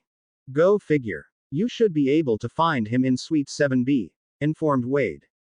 Making sure to avoid the security cameras, the group ducked behind several crates before making it to the back door of the lair. As Kim reached for the door handle, Private Dobbs shot her a skeptical glance. There's no way he leaves the back door open. Naruto snorted. This is Draken we're talking about, he always leaves the back door open. Kim smirked as she turned the knob and opened door, leading them into Draken's lair. They quietly crept inside before scrambling to hide behind some of Draken's machinery. From their vantage point they could see the neutralizer sitting in the middle of the lair. Draken entered the area from another room, ranting on and on about his failed attempt to deliver an ultimatum. Shigo shook her head in annoyance. Maybe next time you shouldn't use the puppet. Gra. People need to learn the true measure of my wrath. I hear Tahiti is nice this time of year. It'll be the most explosive vacation of their lives. Ha ha ha. Enter coordinates. Bellowed Draken. Okay. Naruto and I will keep them busy, whispered Kim. And we'll disarm the neutralizer, affirmed Lieutenant Ray. I actually don't know how to do that, muttered Private Dobbs. Julia rolled her eyes. Just cover me. Their brief planning session was interrupted by henchmen destroying the machinery they were hiding behind with blaster weapons. You're finished, Kim Possible, declared Draken as he marched right up to Kim and got in her face. Naruto engulfed his hands with energy and gave him a threatening glare. Step away from my body. On instinct he flinched and scrambled back in fear. Naruto smirked. Figured you'd have him well trained. Shigo grunted. Had to break him in like a damn puppy. Enough of this. Finish them, ordered Draken. The henchmen charged ahead with their blaster weapons as Naruto and Kim gave each other a look before splitting up in opposite directions. Leave my body to me, growled Shigo as she charged after Naruto, who had taken to Kim-style acrobatics to avoid blaster attacks. Way too slow, mocked Kim at the henchmen trying to keep up with her. She zigzagged around rows of machinery in the lair, taking advantage of both their lack of speed and aim. Eventually she lead around to a position where it appeared they had her circled, but she suddenly jumped high into the air as they fired and proceeded to take out each other. With Shigo busy with Naruto, and Dobbs now occupying Draken, Kim went to help Lieutenant Ray. This the last time I ever let Draken near me with a brain switch machine. Letting some teenage boy have carte blanche with my body, you'll pay for every dirty act. Declared Shigo as she fired another blaster attack at Naruto. Girl-on-girl action FTW. Taunted Naruto as he dodged a blast and returned fire. Shigo leveled him with a glare. Oh, you so did not do what I think you did. You had no right. Naruto shook his plasma-covered finger at her. Whatever. Whatever. It's my hot body. I do what I want. Naruto leaned back to barely avoid a blast to the chest, which left a gash in his shirt. He suddenly looked back up at Shigo with tears in his eyes. This was my favorite shirt. Shigo gave him a befuddled look. What's the matter with you? It's your body. What the hell is up with these damn mood swings? Cried Naruto. Shigo doubled over in laughter. I'm entering my cycle. The laughter was silenced by a vicious plasma-powered spin kick that sent Shigo flying into a wall and knocked her out cold. I have to get out of this body before that happens, growled Naruto. XXXXXX. I want my body, growled Draken as he cornered Private Dobbs. A green plasma blast suddenly whistled past his head. He turned around in shock only to have a feminine black-gloved hand grab him by the throat. The look in Naruto, Shigo's eyes was somehow 10 times scarier than normal Shigo as a flaming fist was brought right to next to his face. If I ever find you messing around with brain switch machines again, you're spending the rest of your miserable life as a dung beetle. Do I make myself clear? Growled Naruto. Yes, ma'am, muttered Draken before he fainted. He then turned to Kim and Julia. Enough with the damn neutralizer. Find that damn brain switch machine now. What crawled up his butt? Julia raised an eyebrow. Kim's jaw dropped in shock. I think he's on her cycle. The both burst out in laughter as they ran across the lab in search of the machine with Naruto yelling at them all the while. Much to Naruto's ire, they had made him wait to be switched last, but he did avoid the cruel fate of experiencing menstruation. Right before the switch, Shigo had awakened and attempted to take some measure of revenge for the liberties she was sure Naruto had taken with her body. Her attempt to humiliate him via exposure short-circuited when she reached into his boxers and actually got her hands on the prize beneath. She merely turned and gave him a stupefied look before passing out again. Naruto was too preoccupied with thoughts of destroying the brain switch machine once he had his body back to notice. Kim was glad for the return to normalcy. However, the next day at cheerleading practice party for their regionals victory, after hearing of Naruto's exploits as cheer instructor, she dropped to her knees, thanked the heavens once again that he wasn't stuck in her body. This led to Naruto receiving an invite for his hard work from Kim. He hightailed it over to the gym as soon as track practice ended. Hey, hey, hey, hey, greeted Naruto as he pushed open the doors to the gym and entered. He spotted Kim waving at him from the center of the gym and the rest of the squad chatting on the bleachers. Rufus, called out Kim as she held out a plate of nachos in her hand. Cheese, squeaked Rufus as he leapt out of Naruto's pocket and scampered over to Kim. What's going on? Naruto's train of thought was cut off as the lights went dark momentarily before flickering back on. Naruto now found himself surrounded by the cheer squad minus Kim, each girl with a menacing glare on her face. Ladies, please. There's a perfectly good explanation for all of this, pleaded Naruto as he realized the jig was up. You wanted to be castrated, suggested Bonnie. He took another stab in the dark. I have qualifiers tomorrow. The only thing you'll be qualifying for is a body cast, threatened Liz. Naruto sighed. There's no talking my way out of this one, is there? Hope scoffed. No chance. Well, then before I die I would like to say just one thing, announced Naruto, before he thought it was totally worth it. Bonnie tapped her foot impatiently for the expected apology. Well, you can remember this as the day that you almost caught the great Naruto stoppable. Mawahaha, declared Naruto as he dropped a smoke bomb on the ground. The girls all coughed from the smoke, but distinctly heard the door slam open. You're not getting away that easily, screamed Bonnie as they all rushed out the door. Kim shook her head as she followed behind them to hopefully pick up the pieces of whatever was left behind when they got through with him. Not even you can outrun righteous female fury, Naruto.